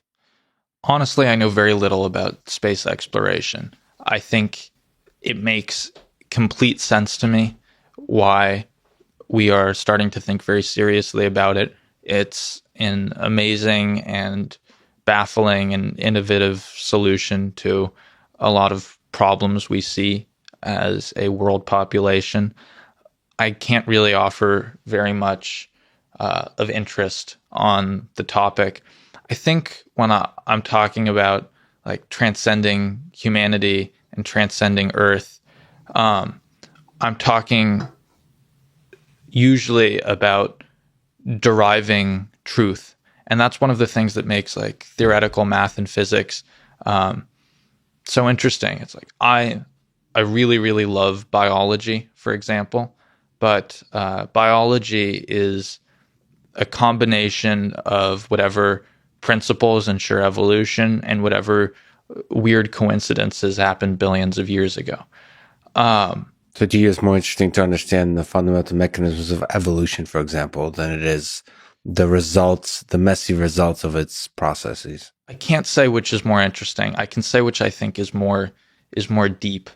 I think theory and abstraction, which can be achieved completely deductively, is deeper because it has nothing to do with circumstance and everything to do with logic and thought.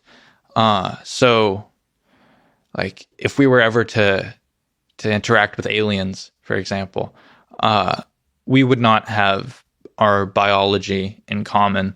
If these were some sort of really intelligent life form, we would have math and physics in common because the laws of physics will be the same everywhere in the universe. Our particular anatomy and biology pertains only to life on this planet, and the principles may apply more ubiquitously. So in some sense that you bring some prize to the table, but psychedelics allow you to acknowledge them and then throw them away. So like one popular terminology around this in the engineering space is first principles thinking that Elon Musk, for example, espouses a lot. Let me ask a fun question before we return to a more serious discussion. With Elon Musk as an example, but it could be just engineers in general, do you think there's a use for psychedelics to take a journey of rigorous first principles thinking? So like throwing away, we're not talking about throwing away assumptions about the nature of reality in terms of like our philosophy of the way we live day-to-day life, but we're talking about like how to build a better rocket, or how to build a better car, or how to build a better social network, or all those kinds of things, engineering questions. I absolutely think there's huge potential there.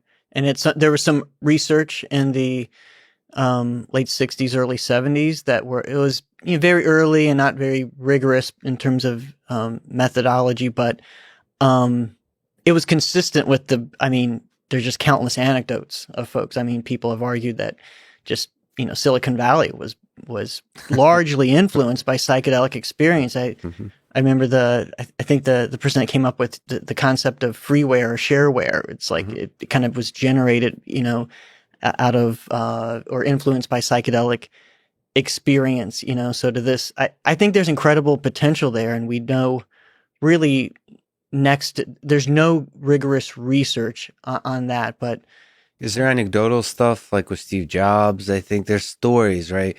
In your exploration of it, is there something a little bit more than just stories? Is there like a little bit more of a solid data points, even if they're just experiential, like anecdotes?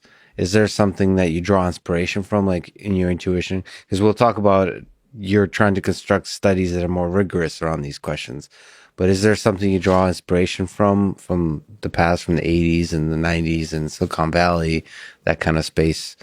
Or is it just like you have a sense based on everything you've learned and these kind of loose stories that there's something worth digging at? I am influenced by the just incredible number of anecdotes surrounding these. I mean, Kerry Mullis, he invented PCR. I mean, absolutely revolutionized biological sciences. He says he wouldn't have won the Nobel Prize from it, said he wouldn't have come up with that had he not had psychedelic experiences. Now he's an interesting character. People should read his autobiography because you could point to other things he was into. But I think that speaks to the casting your nets wide and this mental flex, more of these general mechanisms where sometimes if you cast your nets really wide, and it's going to depend on the person and their influences, but sometimes you come up with false positives. You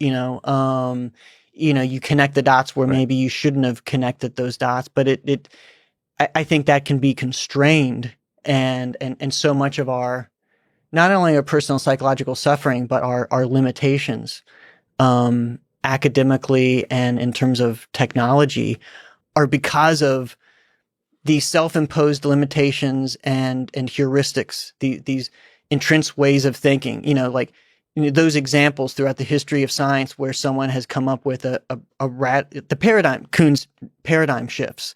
It's like, here's something completely different. Yeah. This doesn't make sense by any of the previous models. And like, we need more of those. And then you need the right balance between that, because so many of the, novel, crazy ideas are just bunk.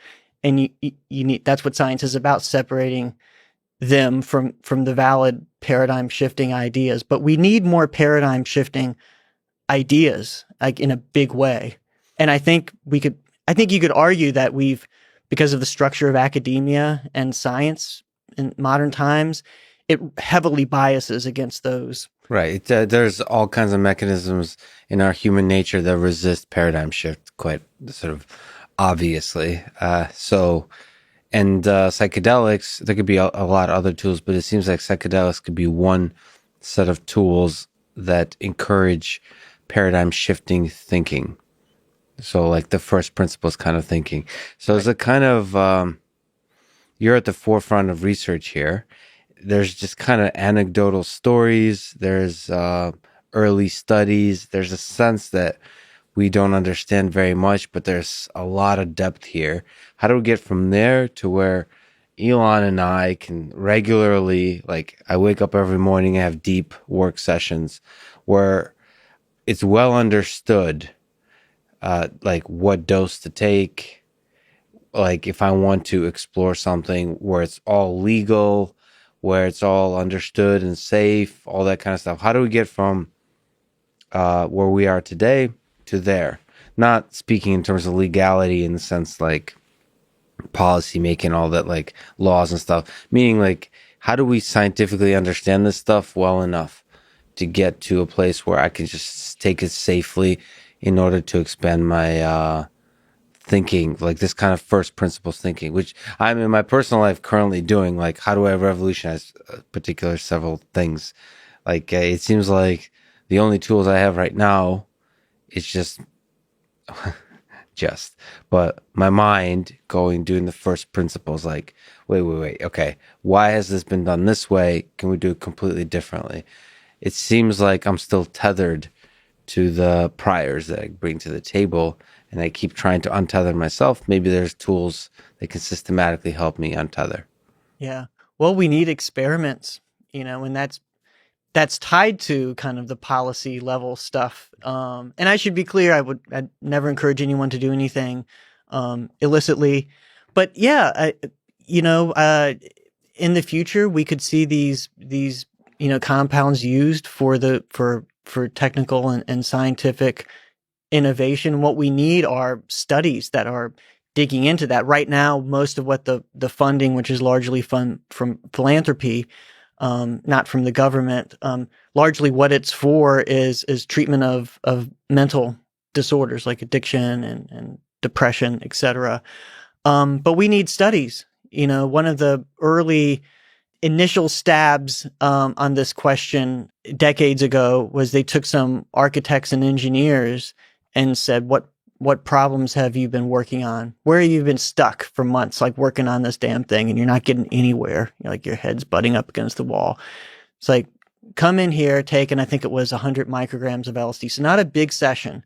And a little bit different model where they were actually working. It was a moderate enough dose where they could work on the problem during the session. I think probably, I'm an empiricist, so I'd like to see all the studies done. But the first thing I would do is like a really high dose session where you're not necessarily in front of your computer, which you can't really do on a really high dose. And then the work has been talked about, like you take a really high dose, you take a journey, and then the breakthroughs come from when you return from the journey and like integrate, quote unquote, that experience. I think that's where we're babies at this point, but my gut tells me, that it's the so-called integration, the aftermath. We know that there's some different forms of neuroplasticity that are unfolding in the days following a psychedelic, at least in animals.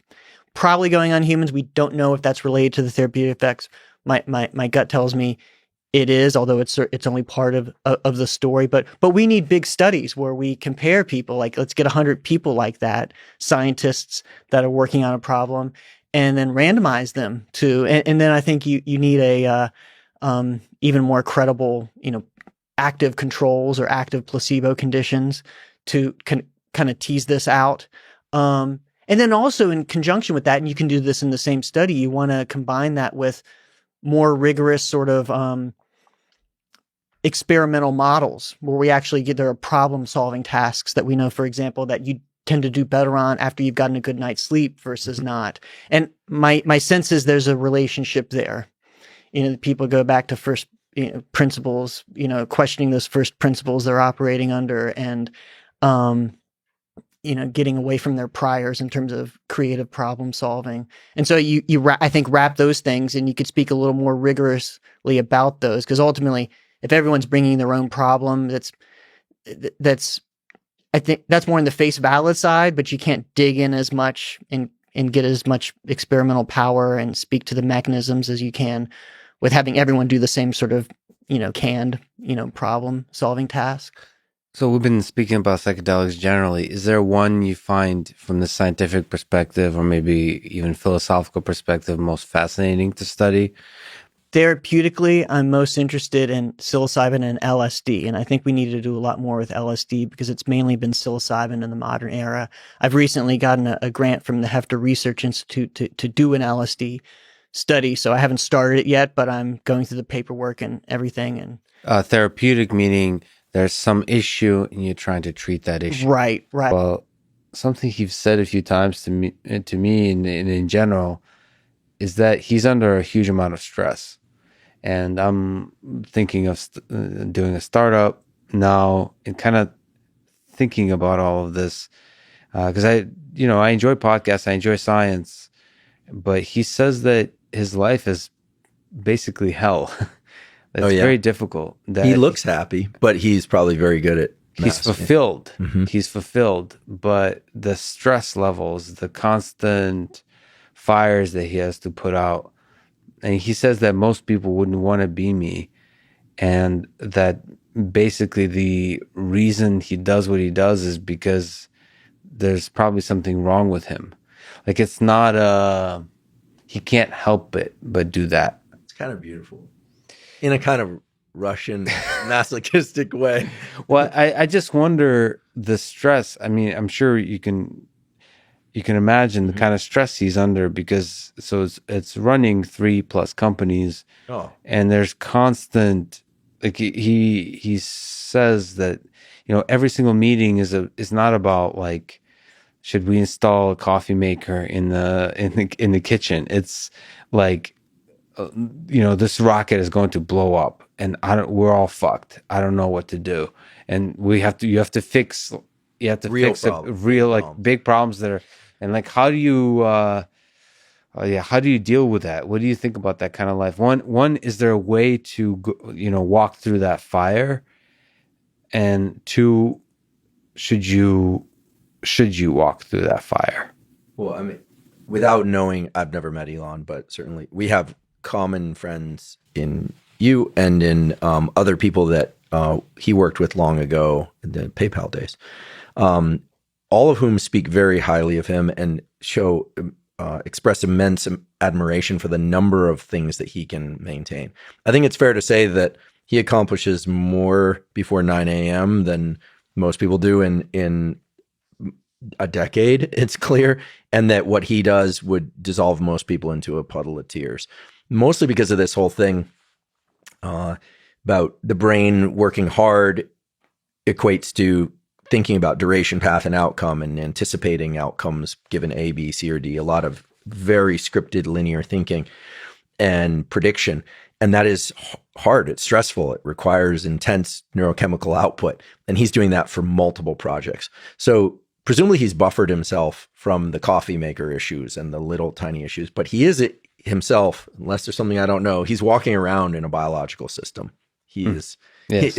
That's allegedly, yes. Yeah, allegedly. So, and I don't want to reveal too much here, but I have a common a coworker and colleague through some contract work I do that what I can tell you is that he's accessing the best resources in terms of how to optimize his biology. And he's thinking about that not just for himself, but for all of Neuralink.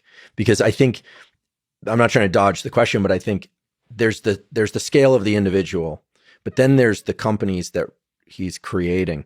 And you've got people there that you could imagine if they're working at 10% better capacity or can focus 5% better for 20% of the day, you're looking at an enormous increase in productivity and a reduction in the time to reach goals, which will reduce the amount of stress presumably on Elon, unless he goes and starts another endeavor.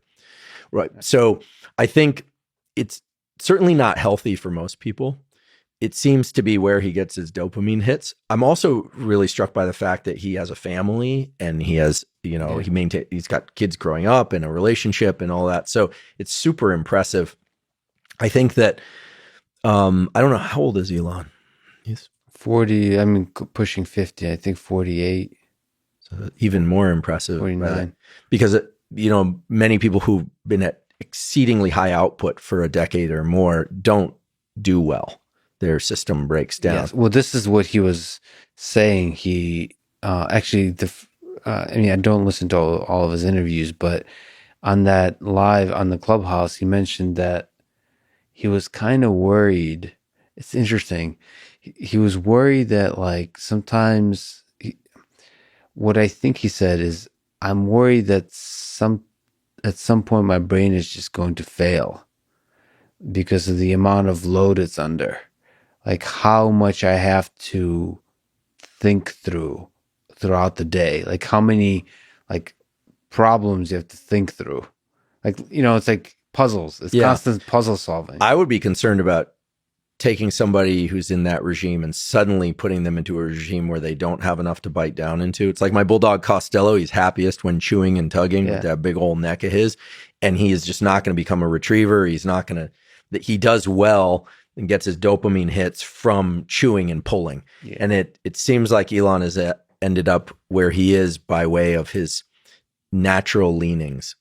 Unless there's a backstory that's trauma-based or something, and I don't even begin to think that there is, it seems that he's one of those rare individuals in history that has an immense drive to create in all these different domains. I'm just saying the obvious here. Yeah. But it seems like that's what makes him tick.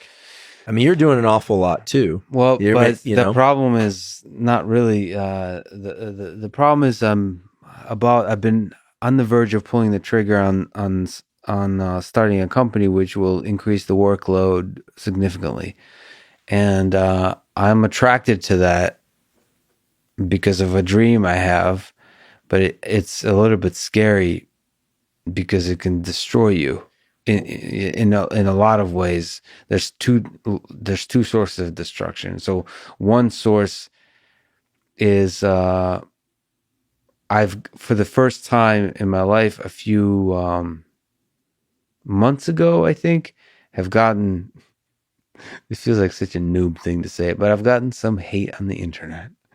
No. I know, right? No.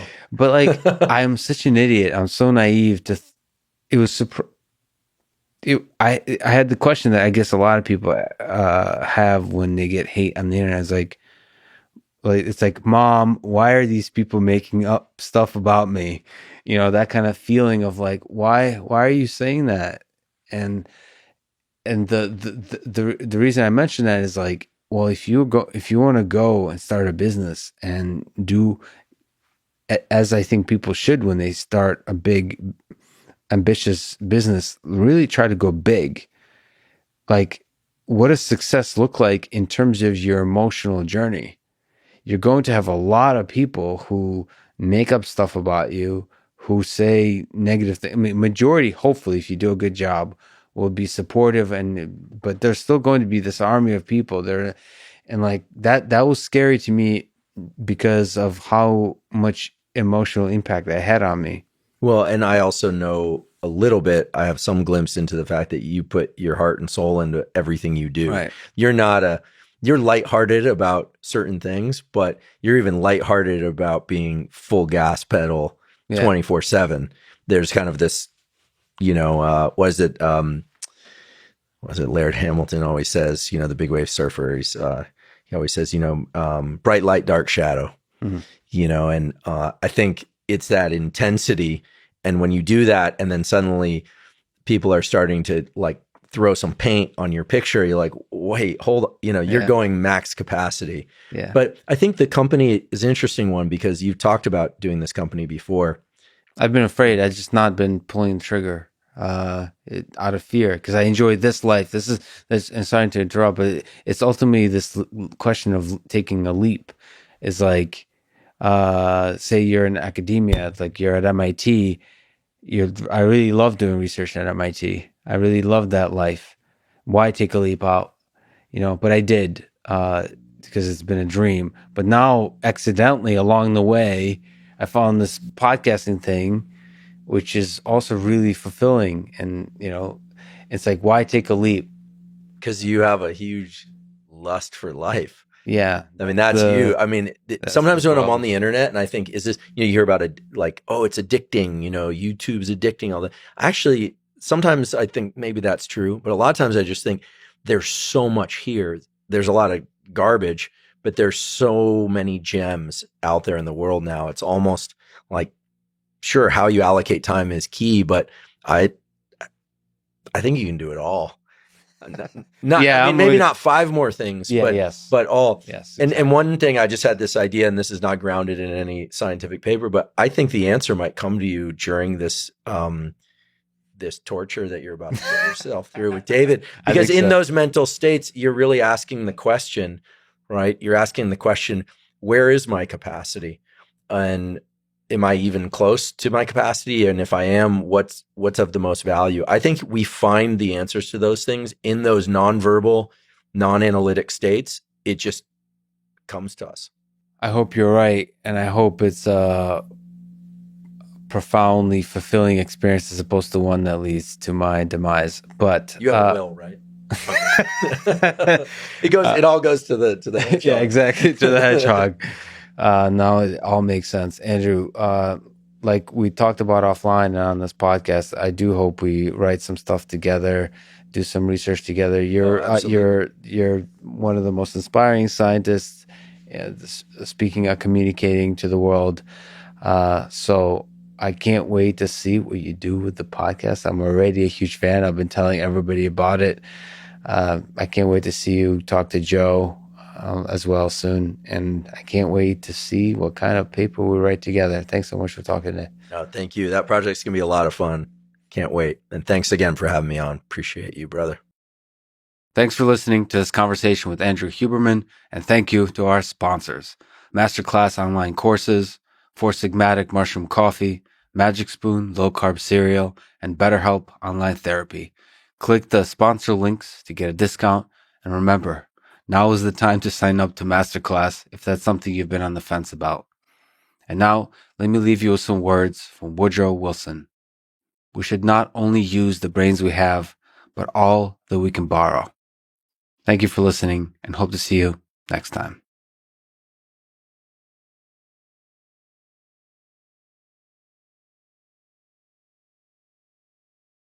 Drawing inspiration from real life. So for devs, for Ex Machina, look at characters like Elon Musk. What do you think about the various big technological efforts of Elon Musk and others like him that he's involved with, such as Tesla, SpaceX, Neuralink? Do you see any of that technology potentially defining the future worlds you create in your work? So Tesla is automation, SpaceX is space exploration, Neuralink is brain-machine interface, somehow merger of biological and electric systems. In a way, I'm influenced by that almost by definition, because that's the world I live in, and this is the thing that's happening in that world. And I also feel supportive of it. So I think amongst various things, Elon Musk has done, I'm almost sure he's done a very, very good thing with Tesla for all of us. It's really kicked all the other car manufacturers in the face. It's kicked the fossil fuel industry in the face, and they needed kicking in the face, and he's done it. So, and so that's the world he's part of creating, and I live in that world. Just bought a Tesla, in fact. And so, does that play into whatever I then make? In some ways it does, partly because I try to be a writer who, quite often filmmakers are in some ways fixated on the films they grew up with, and they sort of remake those films in some ways. I've always tried to avoid that. And so I look to the real world to get inspiration, and as much as possible sort of by living, I think. And so yeah, I'm sure. Elon Musk is confident. I talked to him recently. He's confident that large-scale data and deep learning can solve the autonomous driving problem. What are your thoughts on the limitless possibilities of deep learning in this space? Well, it's obviously part of the solution. I mean, I don't think we'll ever have a self-driving system, or at least not in the foreseeable future, that does not use deep learning. Let me put it this way. Now, how much of it? So in the history of sort of engineering, particularly sort of AI-like systems, there's generally a first phase where everything is built by hand. Then there is a second phase, and that was the case for autonomous driving, 20, 30 years ago. There's a phase where there's a little bit of learning is used, but there's a lot of engineering that's involved in kind of, taking care of corner cases and putting limits, etc., because the learning system is not perfect. And then as technology progresses, we end up relying more and more on learning. That's the history of character recognition. It's the history of speech recognition, now computer vision, natural language processing. And I think the same is going to happen with autonomous driving, that currently the methods that are closest to providing some level of autonomy, some decent level of autonomy, where you don't expect a driver to kind of do anything, is where you constrain the world. So you only run within 100 square kilometers or square miles in Phoenix, where the weather is nice and the roads are wide, which is what Waymo is doing. You completely over-engineer the car with tons of LiDARs and sophisticated sensors that are too expensive for consumer cars, but they're fine if you just run a fleet. And you engineer the hell out of everything else. You map the entire world, so you have a complete 3D model of everything. So the only thing that the perception system has to take care of is moving objects and construction and sort of things that weren't in your map. And you can engineer a good SLAM system and all that stuff, right? Mm-hmm. So that's kind of the current approach that's closest to some level of autonomy. But I think eventually the long-term solution is going to rely more and more on learning, and possibly using a combination of self-supervised learning and model-based reinforcement or something like that. But ultimately, learning will be not just at the core, but really the fundamental part of the system. Yeah, it already is, but it'll become more and more. Reality. Let me ask, one of the popularizers, you said there's many through this. When you look at sort of the last few years of the simulation hypothesis, just like you said, it comes up every once in a while. Some new community discovers it and so on. But I would say one of the biggest popularizers of this idea is Elon Musk. Do you have any kind of intuition about what Elon thinks about when he thinks about simulation? Why is this of such interest? Is it all the things we've talked about, or is there some special kind of intuition about simulation that he has? I mean, you might have a better. I think. I mean, why it's of interest. I think it's like seems pretty obvious why, if it to the extent that one thinks the argument is credible, why it would be of interest. It would, if it's correct, tell us something very important about the world, one way or the other, whichever of the three alternatives for a simulation. That seems like arguably one of the most fundamental discoveries, right?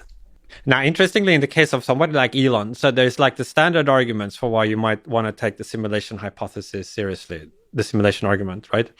In the case of, if you're actually Elon Musk, let us say, there's a kind of an additional reason in that what are the chances you would be Elon Musk? Like, it seems like maybe there would be more interest in simulating the lives of very unusual and remarkable people. So if you consider not just simulations where all of human history or the whole of human civilization are simulated, but also other kinds of simulations which only include some subset of people.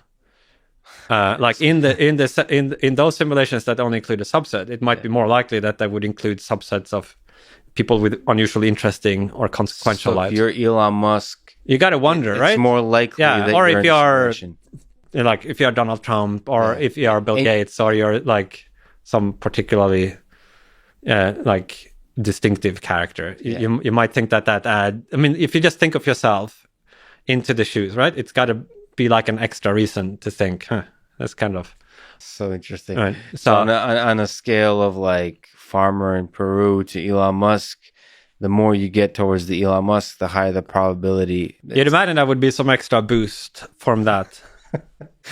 There's an extra boost. You're wearing a SpaceX shirt, so let me ask you. Sure.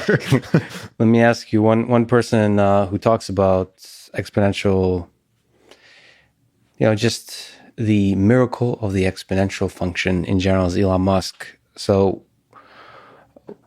he kind of advocates the idea of exponential thinking.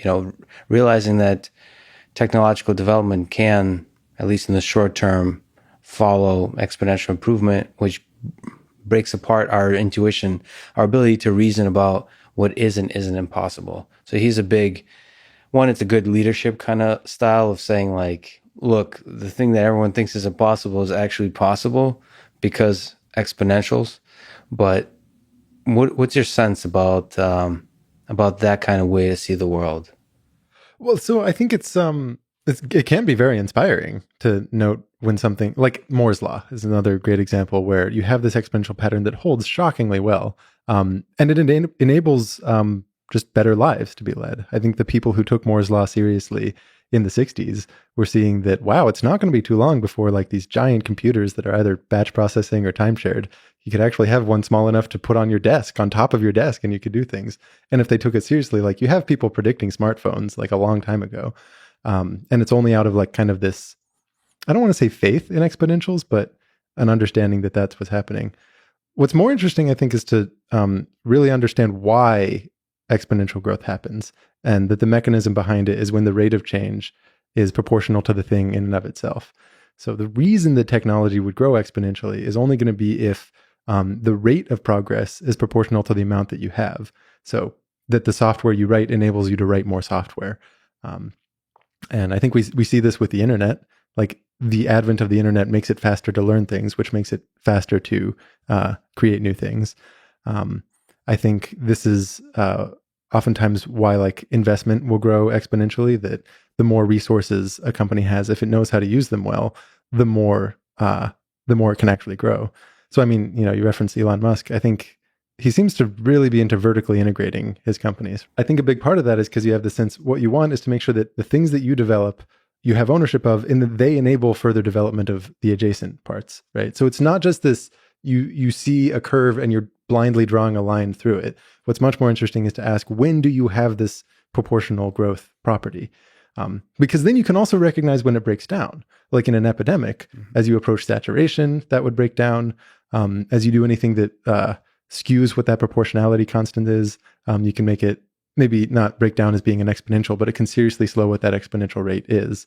So the opposite of a pandemic is you want, in terms of ideas, you want to minimize barriers that prevent the spread. You want to maximize the spread of impact. So like you want it to grow when you're doing technological development, is so that you do hold up, that rate holds up.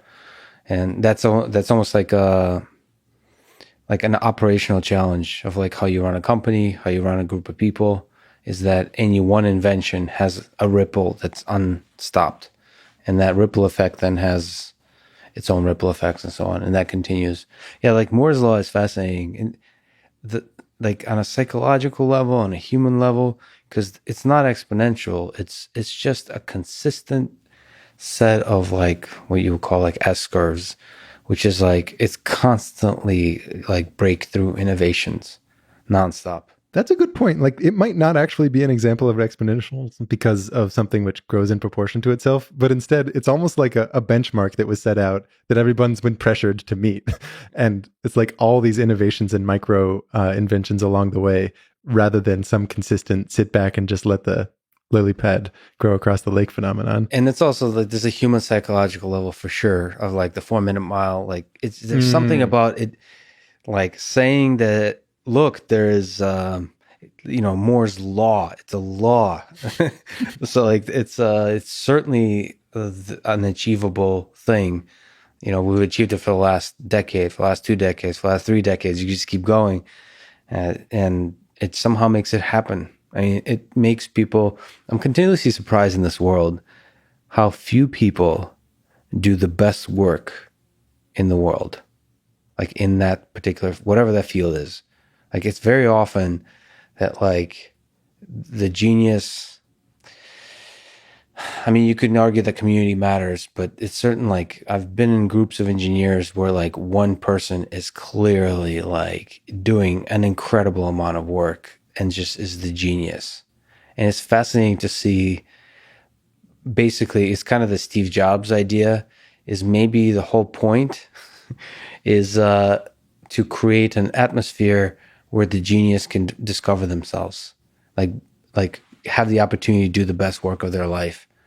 And yeah, and that the exponential is just milking that. It's like rippling the idea that it's possible, and that idea that it's possible finds the right people for the 4-minute mile. The idea that it's possible finds the right runners to run it, and then explodes the number of people who can run faster than 4 minutes. It's kind of interesting to, I don't know. Basically, the positive way to see that is most of us are way more intelligent, have way more potential than we ever realize. I guess that's kind of depressing. But I mean, like the ceiling for most of us is much higher than we ever realize. That is true. A good book to read if you want that sense is Peak, which essentially talks about peak performance in a lot of different ways, like, chess, London cab drivers, how many push-ups people can do, short-term memory tasks. And if there's one, it's meant to be like a concrete manifesto about deliberate practice and such. But the one sensation you come out with is, wow, no matter how good people are at something, they can get better, and like way better than we think they could. I don't know if that's actually related to exponential growth, but I do think it's a true phenomenon that's interesting. Yeah, I mean, there's certainly no law of exponential growth in human innovation. Well, I don't know. Well, kind of. There is like I think it's really interesting to see when innovations in one field allow for innovations in another. Like the advent of computing seems like a prerequisite for the advent of chaos theory. You have this truth about physics and the world that in theory could be known. You could find Lorenz's equations without computers. But in practice, it was just never going to be analyzed that way unless you were doing like a bunch of simulations and that you could computationally see these models. So it's like physics allowed for computers allowed for better physics, and wash, rinse, and repeat. That self-proportionality, that's exponential. So I think I wouldn't think it's too far to say that that's a law of some kind. Yeah. A fundamental law of the universe is that these descendants of apes will exponentially improve their technology and one day be taken over by the AGI. That's built in the simulation. That'll make the video game fun, whoever created this thing. You mentioned Square and Visa sort of investing in Bitcoin. What do you make of probably one of the higher profile big investments in Bitcoin, which is Tesla and Elon Musk? But there's also a few billionaires like Chamath and all of them investing. What do you make of this whole movement? Why do you think they're doing it? I mean, Tesla's an interesting case. Why do you think Tesla's buying so much Bitcoin? I honestly don't know, and I would love to truly know Elon's genuine thoughts on Bitcoin. Because he's kind of sending us mixed messages, honestly, with his embrace of Dogecoin, which is sort of playful. Not exactly sure what point he's trying to make there. So you were involved with Dogecoin. You mentioned offline a little bit in the early days, or at least played around with it. What do you make of Dogecoin? What do you make of Elon and Doge? What do you make of this particular meme coin? Is it one like a legitimate cryptocurrency? Or is it too like a funny internet way of saying F you to the man? Yeah, it's a good question. I mean, so I wasn't like a figurehead in Dogecoin or anything, but that was totally my introduction to crypto, was mining Dogecoin in my dorm room and then tipping people online in Dogecoin, which I just thought was the funniest thing. So I guess that was really easy to entertain back in 2013. But it was very playful at the time. There was a culture around Dogecoin, and the people liked it because it was in opposition to the Bitcoin culture, which was really serious and involved lots of Austrian economics and Rothbard and Hayek and stuff like that. So that was my introduction to cryptocurrency, was because I thought the Bitcoin people were pretty lame. Yeah. And they were like way too serious about all this stuff. And I was like, okay, I'll just be a part of the Dogecoin community. And they did all these funny publicity stunts. Like they paid to send the Jamaican bobsled team to the Olympics, like great stuff. Like they put the Dogecoin logo on top of a NASCAR car. Yeah. And that tickled me so much because it's like this made up internet coin. This was back when crypto was pretty novel and still like kind of funny and stuff. And that was really entertaining.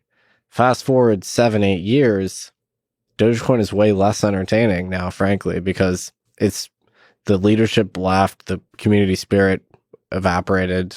The meme didn't persist. I mean, Doge itself is not really a contemporary meme, right? I mean, it's an old meme. Although that new refresh of the meme, like Doge, I haven't heard that name in a long time. Like where Doge is like in a hat smoking a cigarette. I mean, there's some sense where Elon is reinvigorating the meme. And it's funny because like one influential figure could do just that, which just speaks to the tension that you're talking about.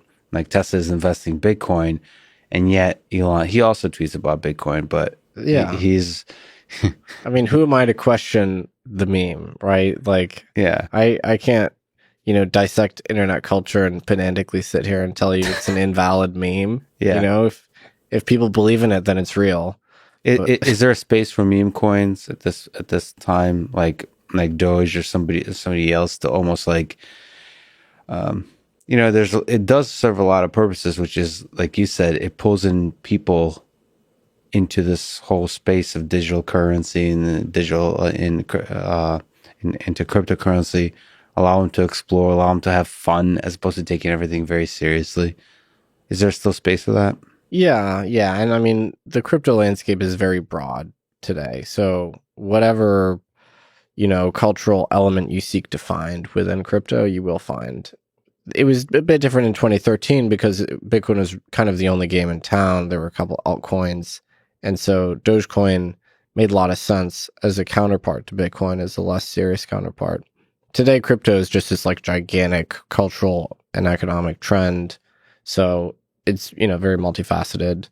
Dogecoin is one of the many, ways that people have to engage with it.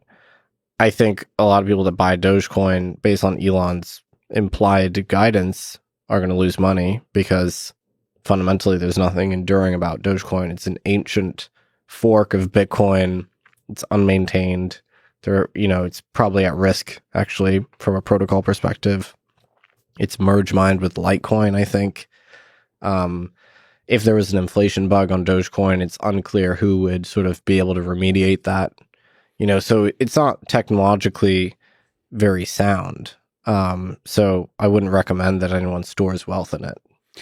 Yes, it's funny because cryptocurrency, like my interest in cryptocurrency is in the exploration of technical ideas.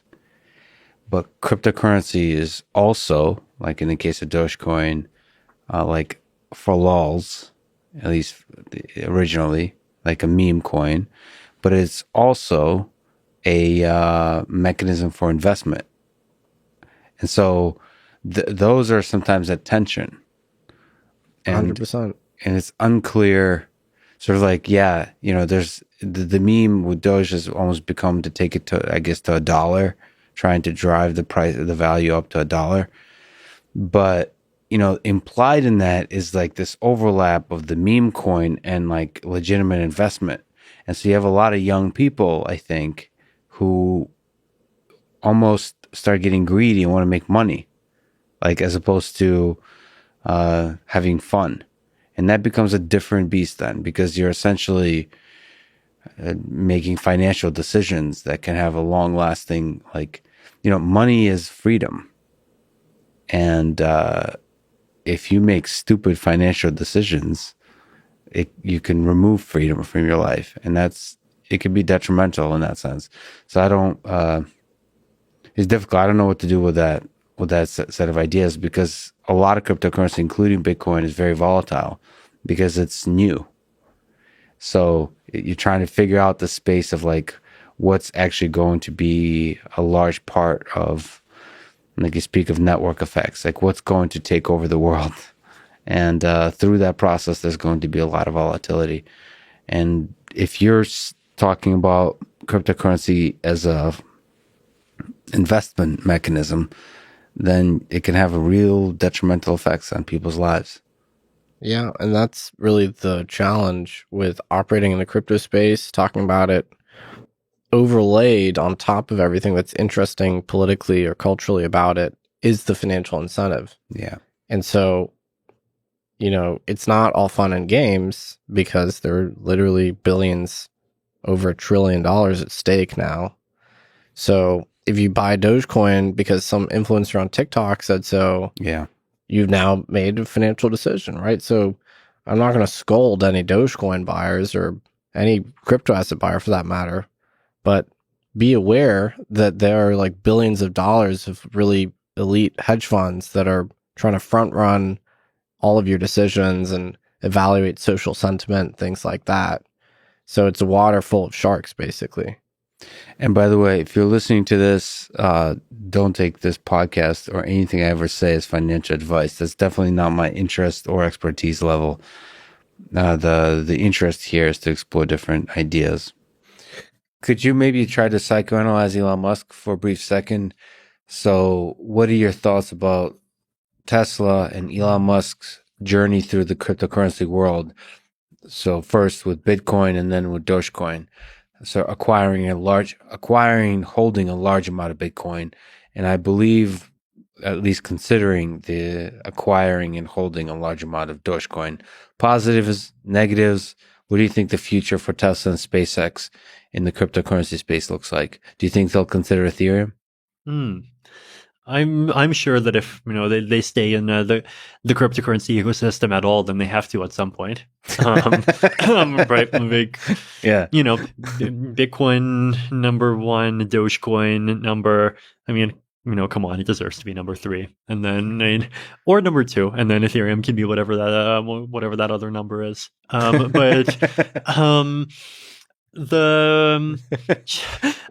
Ethereum only becomes a dog coin somehow, maybe change the logo to incorporate a dog of some sort, almost like Dorsey, sneaking behind. Oh, that would be fascinating. When the merge happens. And I think like Elon, you definitely, I think you would make a mistake if you were to kind of ascribe too much like sophisticated malevolent or any deep intentionality to the whole process. I think like he's just a human being and he likes dogs just like I like dogs. Yeah, right? I think that is literally the reasoning behind the whole Dogecoin thing. There's some aspect to which, I mean, the guy helped launch a car into space, right? Like you could ask, like, what is the purpose of that? I think the purpose of that is fun.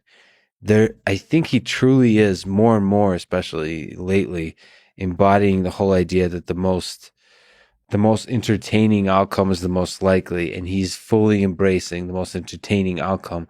And in many ways, Dogecoin is the most entertaining cryptocurrency.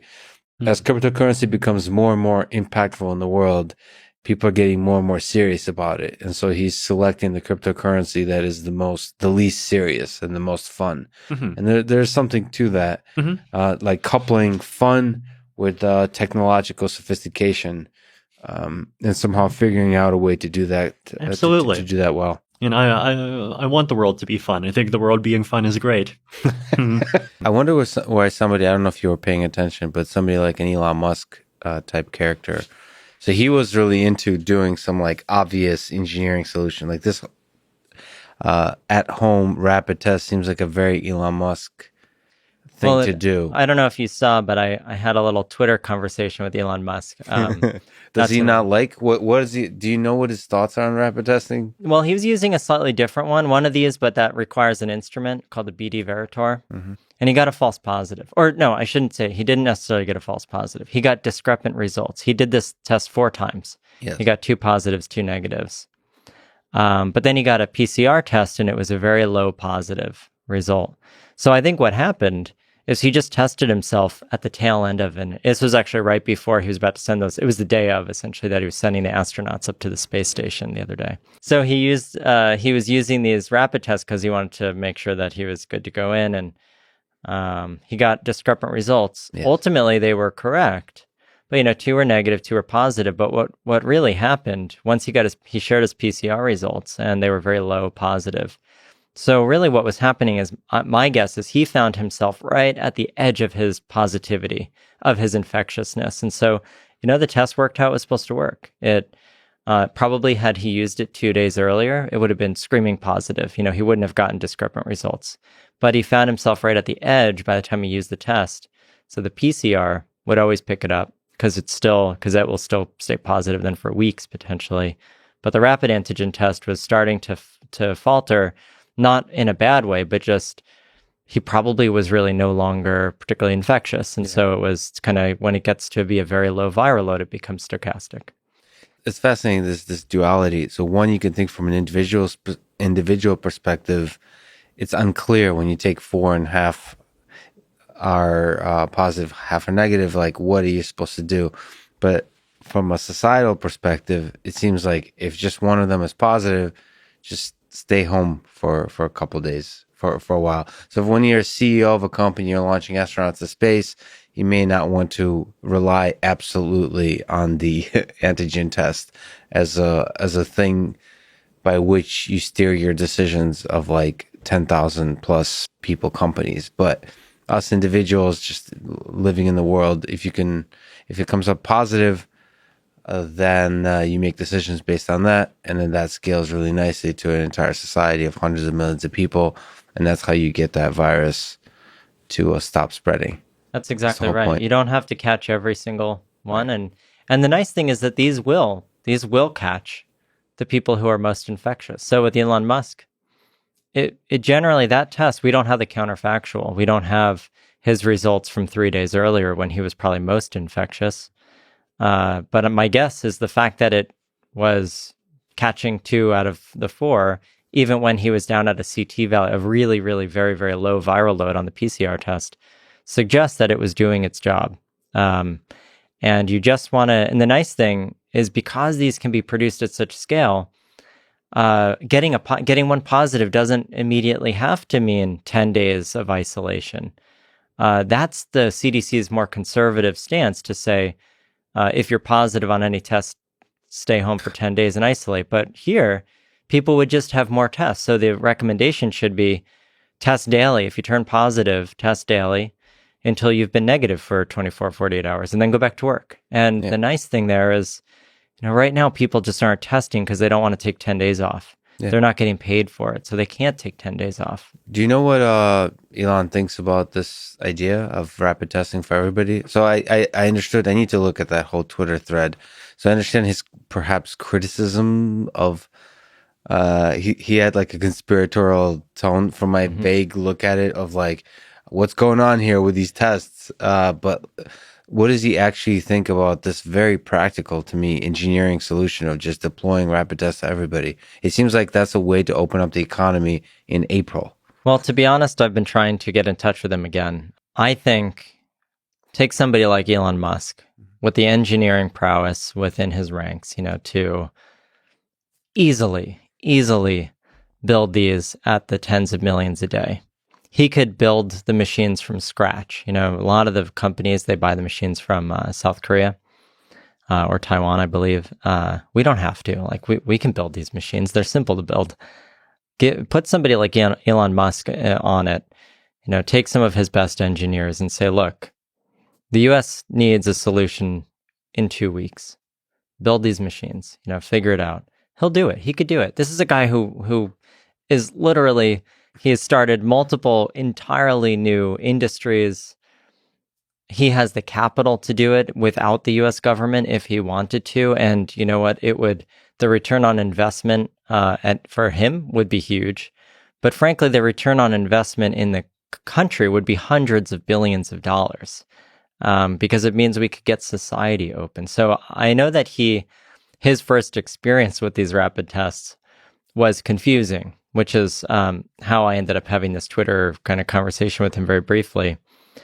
But I think that if he understood sort of a little bit more, and I think he does, I really love to talk to him about it, because I think he could totally change the course of this pandemic in the United States, single-handedly. He loves grand things. Yeah, I think out of all the solutions I've seen, this is the obvious, like, engineering solution to at least a pandemic of this scale.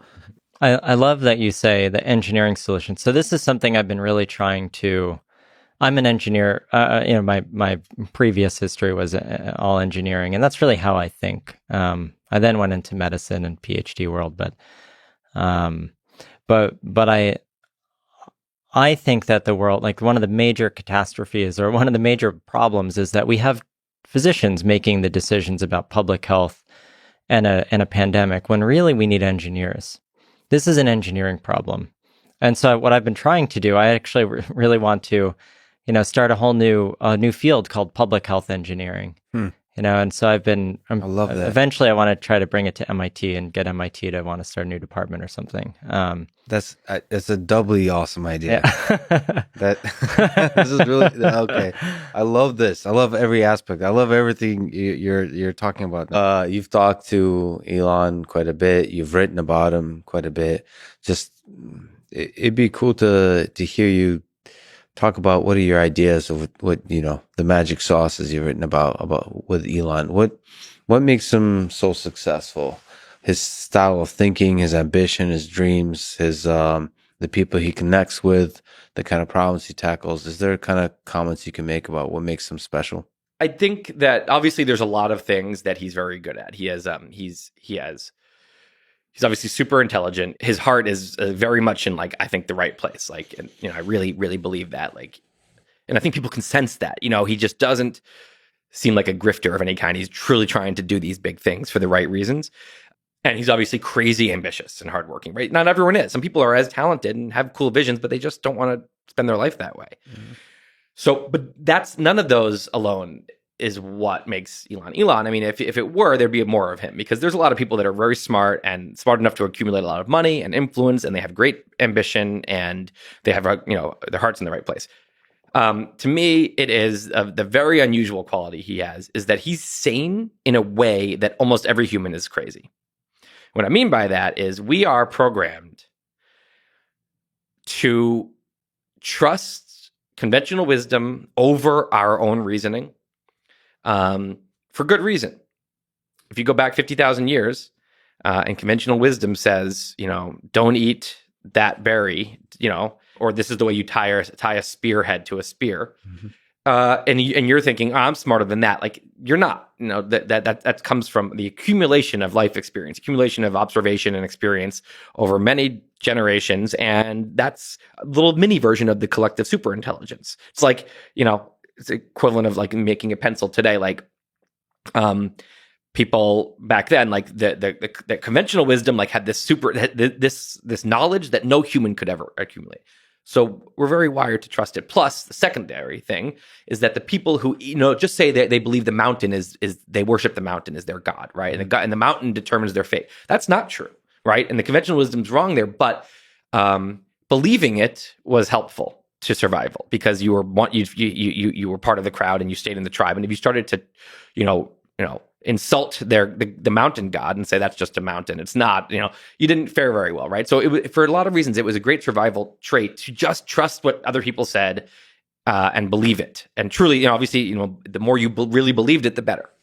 Today, conventional wisdom in a rapidly changing world and a huge giant society, our brains are not built to understand that. They have a few settings, you know, and none of them is 300 million person society. So your brain is basically is treating a lot of things like a small tribe, even though they're not.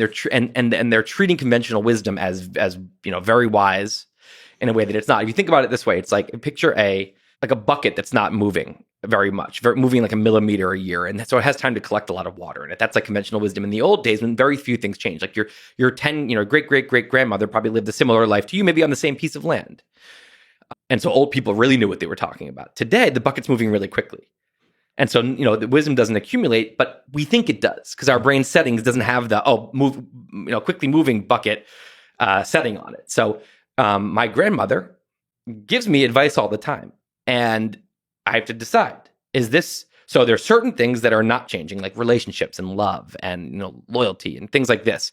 Her advice on those things, I'll listen to it all day. She's one of the people who said, you got to live near your people you love, live near your family, right? I think that is like tremendous wisdom, right? That is wisdom because that happens to be something that doesn't change from generation to generation. For now. Right. For now. She's also telling, right, so I'll be the idiot telling my grandkids that, and they'll actually be in some metaverse, like being like, exactly, it doesn't matter. And I'm like, you have to, it's not the same when you're not in person. They're going to say, it's exactly the same, Grandpa. And they'll also be thinking to me with their Neuralink, and I'm going to be like, slow down. I don't understand what you're saying. You just talk like a normal person. Anyway, so my grandmother but then she says, you know, you're, I don't know about this writing you're doing. You should go to law school, and, you want to be secure. And that's not good advice for me, you know, given the world I'm in and what I like to do and what I'm good at. That's not the right advice. But because the world is she's in a different world. So she became wise for a world that's no longer here, right? Now, if you think about that, so then when we think about conventional wisdom, it's a little like my grandmother. And there's a lot of, it's not maybe, 60 years outdated like her software. It's maybe 10 years outdated conventional wisdom, sometimes 20. So anyway, I think that we all continually don't have the confidence in our own reasoning when it conflicts with what everyone else thinks, with what seems right. We don't have the guts to act on that reasoning for that reason, right? You know, and so there's so many Elon examples. I mean, just from the beginning, building Zip2 was his first company, and it was internet advertising at the time when people said, you know, this internet was brand new, kind of thinking of like the metaverse, VR metaverse today. And people be like, oh, we facilitate internet advertising. People were saying, yeah, people are going to advertise on the internet. Yeah, right. But actually, it wasn't that he's magical and saw the future. It's that he looked at the present, looked at what the internet was, thought about, you know, the obvious like advertising opportunity this was going to be. It wasn't rocket science. It wasn't genius, I don't believe. I think it was just seeing the truth. And when everyone else is laughing, saying, well, you're wrong. I mean, I did the math and here it is, right? Next company, you know, X.com, which became eventually PayPal. People say, oh yeah, people are going to put their financial information on the internet. No way. To us, it seems so obvious. If you went back then, you would probably feel the same way. You'd think that is a fake company, it's just obviously not a good idea. He looked around and said, you know, I see where this is. And so again, he could see where it was going because he could see what it was that day and not what it, not people, conventional wisdom was still a bunch of years earlier. SpaceX is the ultimate example. A friend of his apparently actually compiled a video montage of rockets blowing up. to show him this is not a good idea. And but just even the bigger picture, the amount of billionaires who have like thought this was, I'm going to start launching rockets, and the amount that failed. I mean, it's not. Conventional wisdom said this isn't a bad endeavor. He was putting all of his money into it. Yeah. Landing rockets was another thing. Well, if here's the classic kind of way we reason, which is, if this could be done, NASA would have done it a long time ago because of the money it would save. If this could be done, the Soviet Union would have done it back in the 60s. It's obviously something that can't be done. And the math on his envelope said, well, I think it can be done. And so he just did it. So in each of these cases, I think actually in some ways Elon gets too much credit, as people think it's that he's, it's that his Einstein intelligence, or he can see the future, or he has incredible guts. He's so, courageous. I think if you actually are looking at reality, and you're just assessing probabilities, and you're ignoring all the noise, which is wrong, so wrong, right? And then you just have to be, pretty smart and, pretty courageous. And you have to have this magical ability to be sane and trust your reasoning over conventional wisdom, because your individual reasoning, part of it is that we see that we can't build a pencil. We can't build, this civilization on our own, right? We kind of tout to the collective, because for good reasons, but this is different when it comes to kind of what's possible. The Beatles were doing their kind of Motown-y chord patterns in the early 60s, and they were doing what was normal. They were doing what was clearly, this kind of sound is a hit. Mm-hmm. Then they started getting weird because they were so popular, they had this confidence to say, we're going to start just experimenting. And it turns out that if all these people are in this one groove together doing music, and it's just there's a lot of land over there. And it seems like, I'm sure the managers would say, and that all the record execs would say, no, you have to be here. This is what sells. And it's just not true. So I think that Elon is the term for this that actually Elon likes to use is reasoning from first principles, the physics term. First principles are your axioms. And physicists, they don't say, well, what do people think? No, they say, what are the axioms? Those are the puzzle pieces. Let's use those to build a conclusion. That's our hypothesis. Now let's test it, right? And they come up with all kinds of new things constantly by doing that. If Einstein was assuming conventional wisdom was right, he never would have even tried to create something that really disproved Newton's laws. And the other way to reason is reasoning by analogy, which is a great shortcut. It's when we look at other people's reasoning and we kind of photocopy it into our head, we steal it. So reasoning by analogy we do all the time, and it's usually a good thing. I mean, it takes a lot of mental energy and time to reason from first principles. It's actually, you don't want to reinvent the wheel every time, right? You want to often copy other people's reasoning most of the time. And most of us do it most of the time, and that's good. But there's certain moments when forget just for a second, succeeding in the world of Elon, just who you're going to marry, where you're going to settle down, how you're going to raise your kids, how you're going to educate your kids. How you should educate yourself, what kind of career paths and turns. These moments, this is what on your deathbed, you look back on, and these are the few number of choices that really define your life. Those should not be reasoned by analogy. You should absolutely try to reason from first principles. And Elon, not just, by the way, in his work, but in his personal life. I mean, if you just look at the way he's on Twitter, it's not how you're supposed to be when you're a super famous, industry titan. You're not supposed to just be silly on Twitter and do memes and get in little quibbles with you. He just does things his own way, regardless of what you're supposed to do, which sometimes serves him and sometimes doesn't. But I think it has taken him where it has taken. Yeah, I mean, I probably wouldn't describe his approach to Twitter as first principles, but I guess it has the same element. I don't think it is. Well, first of all, I will say that a lot of tweets people think, he's going to be done after that. He's fine. He's on. He's just one man. Time Man of the Year. It's not sinking him. And I think it's not that I think this is super reasoned out. I think that Twitter is his silly side. But I think that his reasoning did not feel like there was a giant risk in just being his silly self on Twitter. When a lot of billionaires would say, "Well, no one else is doing that, yes, so it must be a good reason, right?" Well, I gotta say that he inspires me too. That it's okay to be silly. Totally. On Twitter. And, but yeah, you're right. The big inspiration is the willingness to do that when nobody else is doing it. Yeah. And I think about all the great artists, all the great inventors and entrepreneurs, almost all of them, they had a moment when they trusted their reasoning. I mean, Airbnb was over 60 with VCs. A lot of people would say, obviously, they know something we don't. right? But they didn't. They said, I think they're all wrong. I mean, that takes some kind of different wiring in your brain. And then that's both for big picture and detailed, like engineering problems. It's fun to talk to him. It's fun to talk to Jim Keller, who's a good example of this kind of thinking about like manufacturing, how to get costs down. They always talk about they talk about SpaceX rockets this way. They talk about manufacturing this way, like cost per pound or per ton to get to orbit or something like that. This is how they reason. We need to get the cost down. It's a very kind of raw materials. Yeah.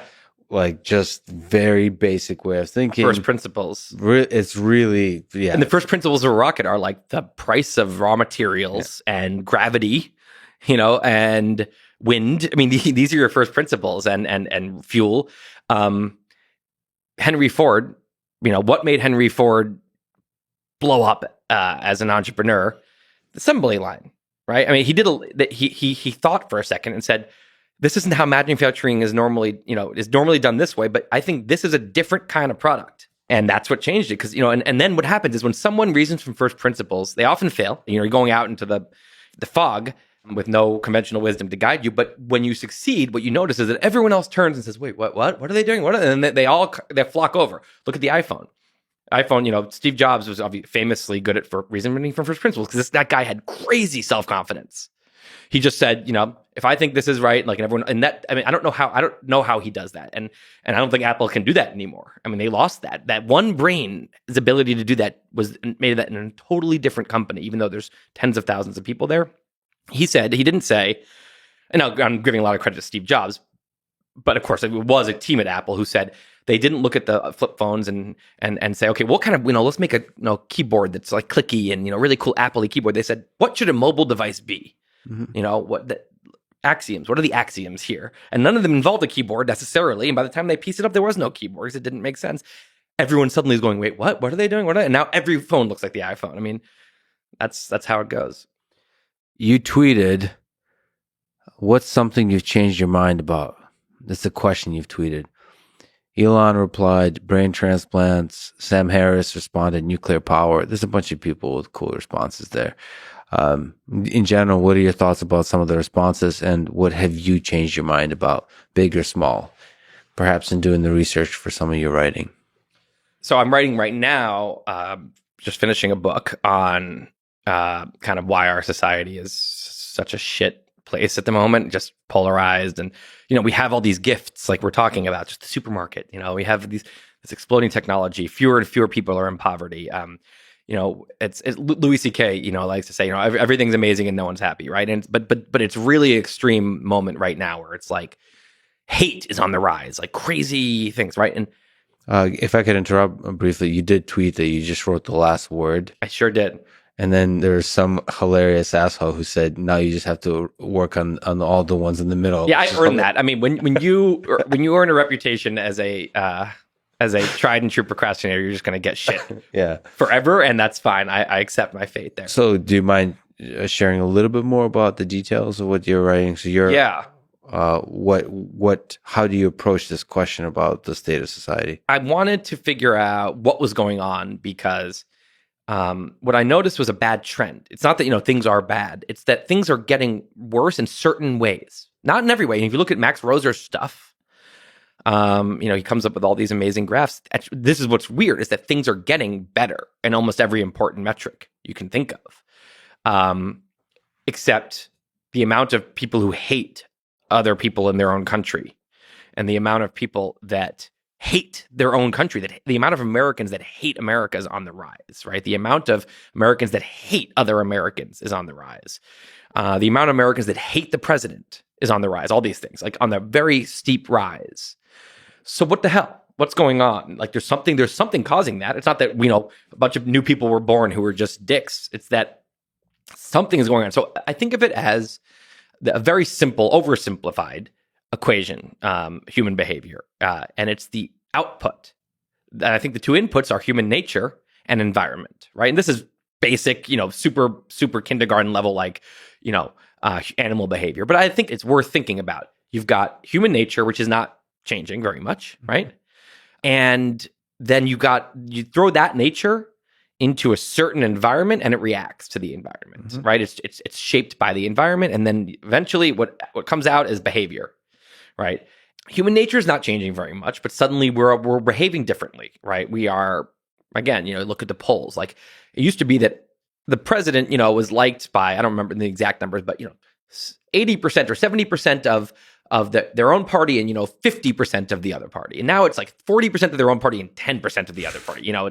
It's it's not that the presidents are getting worse. And maybe some people would argue that they are, but more so. There's a lot of idiot presidents throughout what's going on is something in the environment is changing, and that you're seeing is a change in behavior. An easy example here is that by a lot of metrics, racism is becoming less and less of a problem.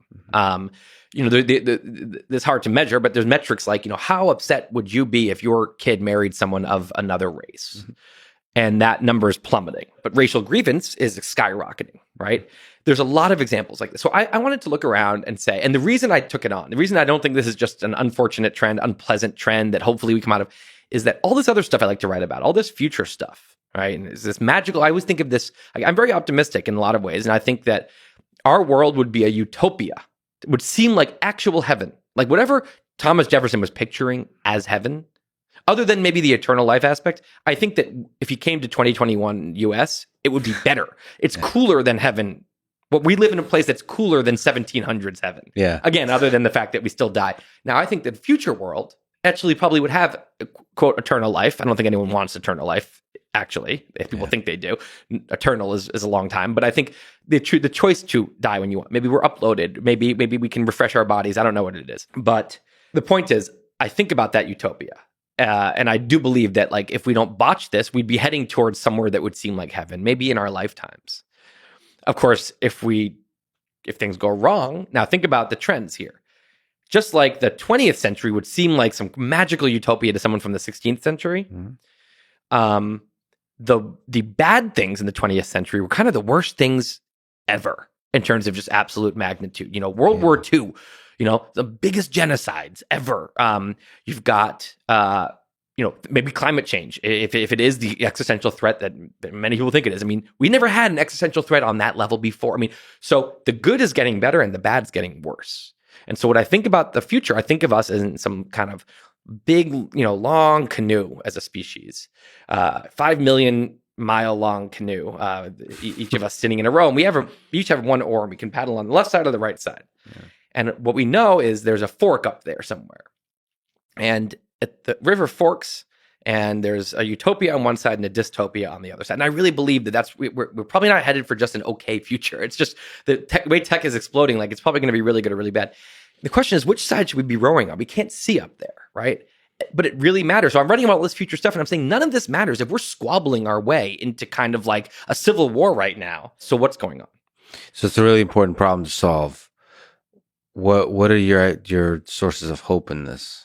So, like, how do you steer the canoe? One of my big sources of hope, and this is I think my answer to what I changed my mind on, is I think I always knew this, but it's easy to forget it. Our primitive brain does not remember this fact, which is that I don't think there are very many bad people. Now, you say bad, are there selfish people? Most of us, I think that if you think of people, there's digital languages, ones and zeros. And our primitive brain very quickly can get into the land where everyone's a one or a zero. Our tribe, we're all ones. We're perfect. I'm perfect. My family is that other family. It's that other tribe. There are zeros, and then you dehumanize them, right? These people are awful. So zero is not a human place. No one's a zero, and no one's a one. You're dehumanizing yourself. So when we get into this land, I call it political Disney world. Because in Disney movies, good guys, Scar is totally bad and Mufasa is totally good, right? Mm-hmm. You don't see Mufasa's character flaws. And you don't see Scar's upbringing that made him like that humanizes him. No, lionizes him, whatever. You are... well done. Yeah. Mufasa's a 1 and Scar's a 0. Very simple. Yeah. So political Disney world is a psychological place that all of us have been in. And it can be religious Disney world. It can be national Disney world and war, whatever it is.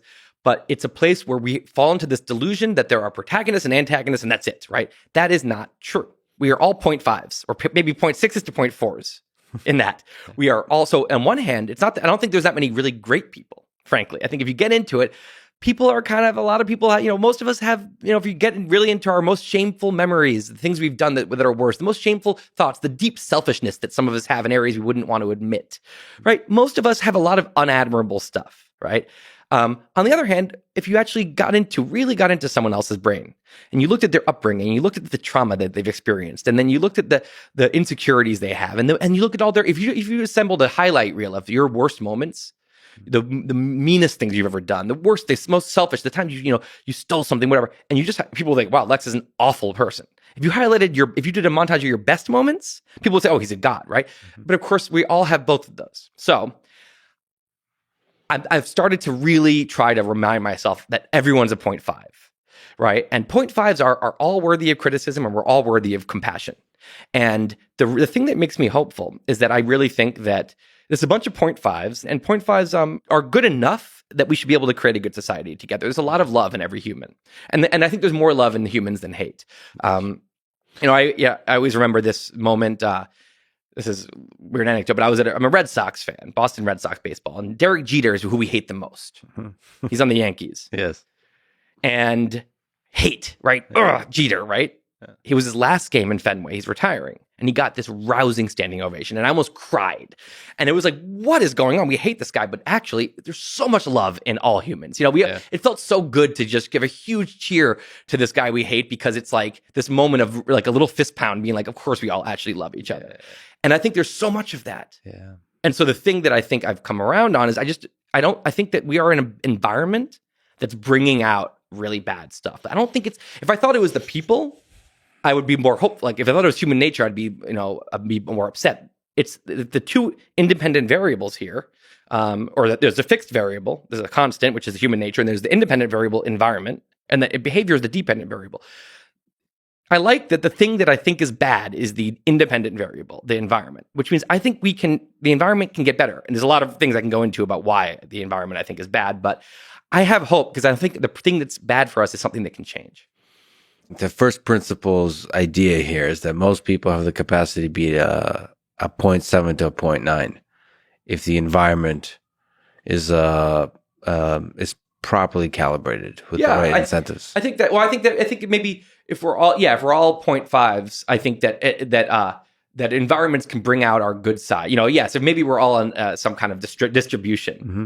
and the right environment can bring out our higher sides. Mm-hmm. And I think in a lot of ways you could say it has. I mean, the U.S. environment, we take for granted how the liberal laws and liberal environment that we live in. I mean, like in New York City, right? If you walk down the street and you assault someone, if anyone sees you, they're probably going to yell at you. You might get your ass kicked by someone for doing that. You also might end up in jail. If it's security cameras, and there's just norms. We're all trained that that's what awful people do, right? So it's not that human nature doesn't have it in it to be like that. It's that this environment we're in has made that a much, much, much smaller experience for people. There's so many examples like that where it's like, man, you don't realize how much of the worst human nature is contained by our environment. And but I think that rapidly changing environment, which is what we have right now, social media starts. I mean, what a seismic change to the environment. There's a lot of examples like that. Rapidly changing environment can create rapidly changing behavior, and wisdom sometimes can't keep up. And so we can really kind of lose our grip on some of the good behavior. So one guy that I've talked to several times, who's slowly becoming a friend, is a guy named Elon Musk.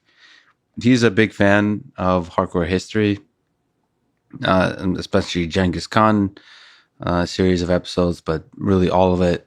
Him and his girlfriend Grimes listen to it, which is I know Elon.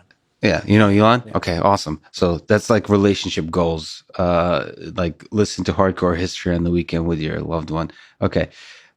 So if I were to look at the guy from a perspective of human history, it feels like he will be a little speck that's remembered. Oh, absolutely. You think about like the people, what will we remember from our time?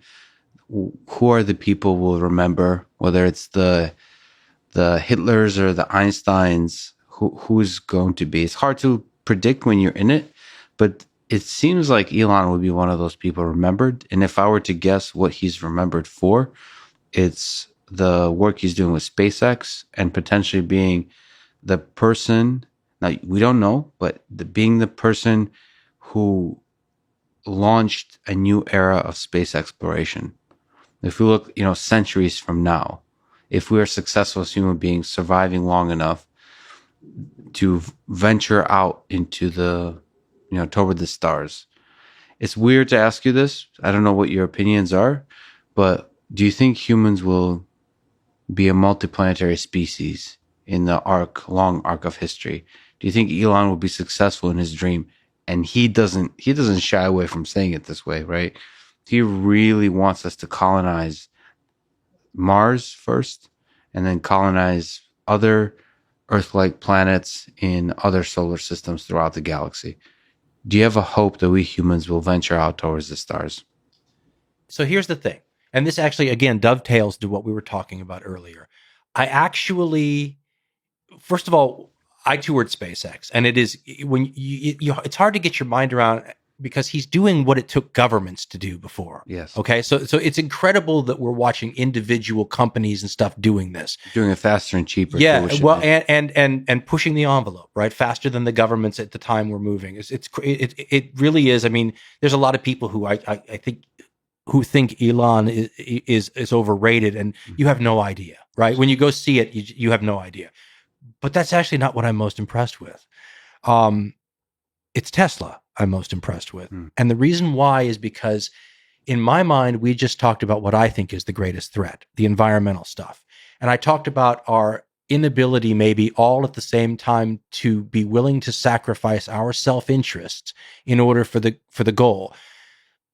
And I don't want to put words in Elon's mouth, so you can talk to him if you want to. But in my mind, what he's done is recognize that problem.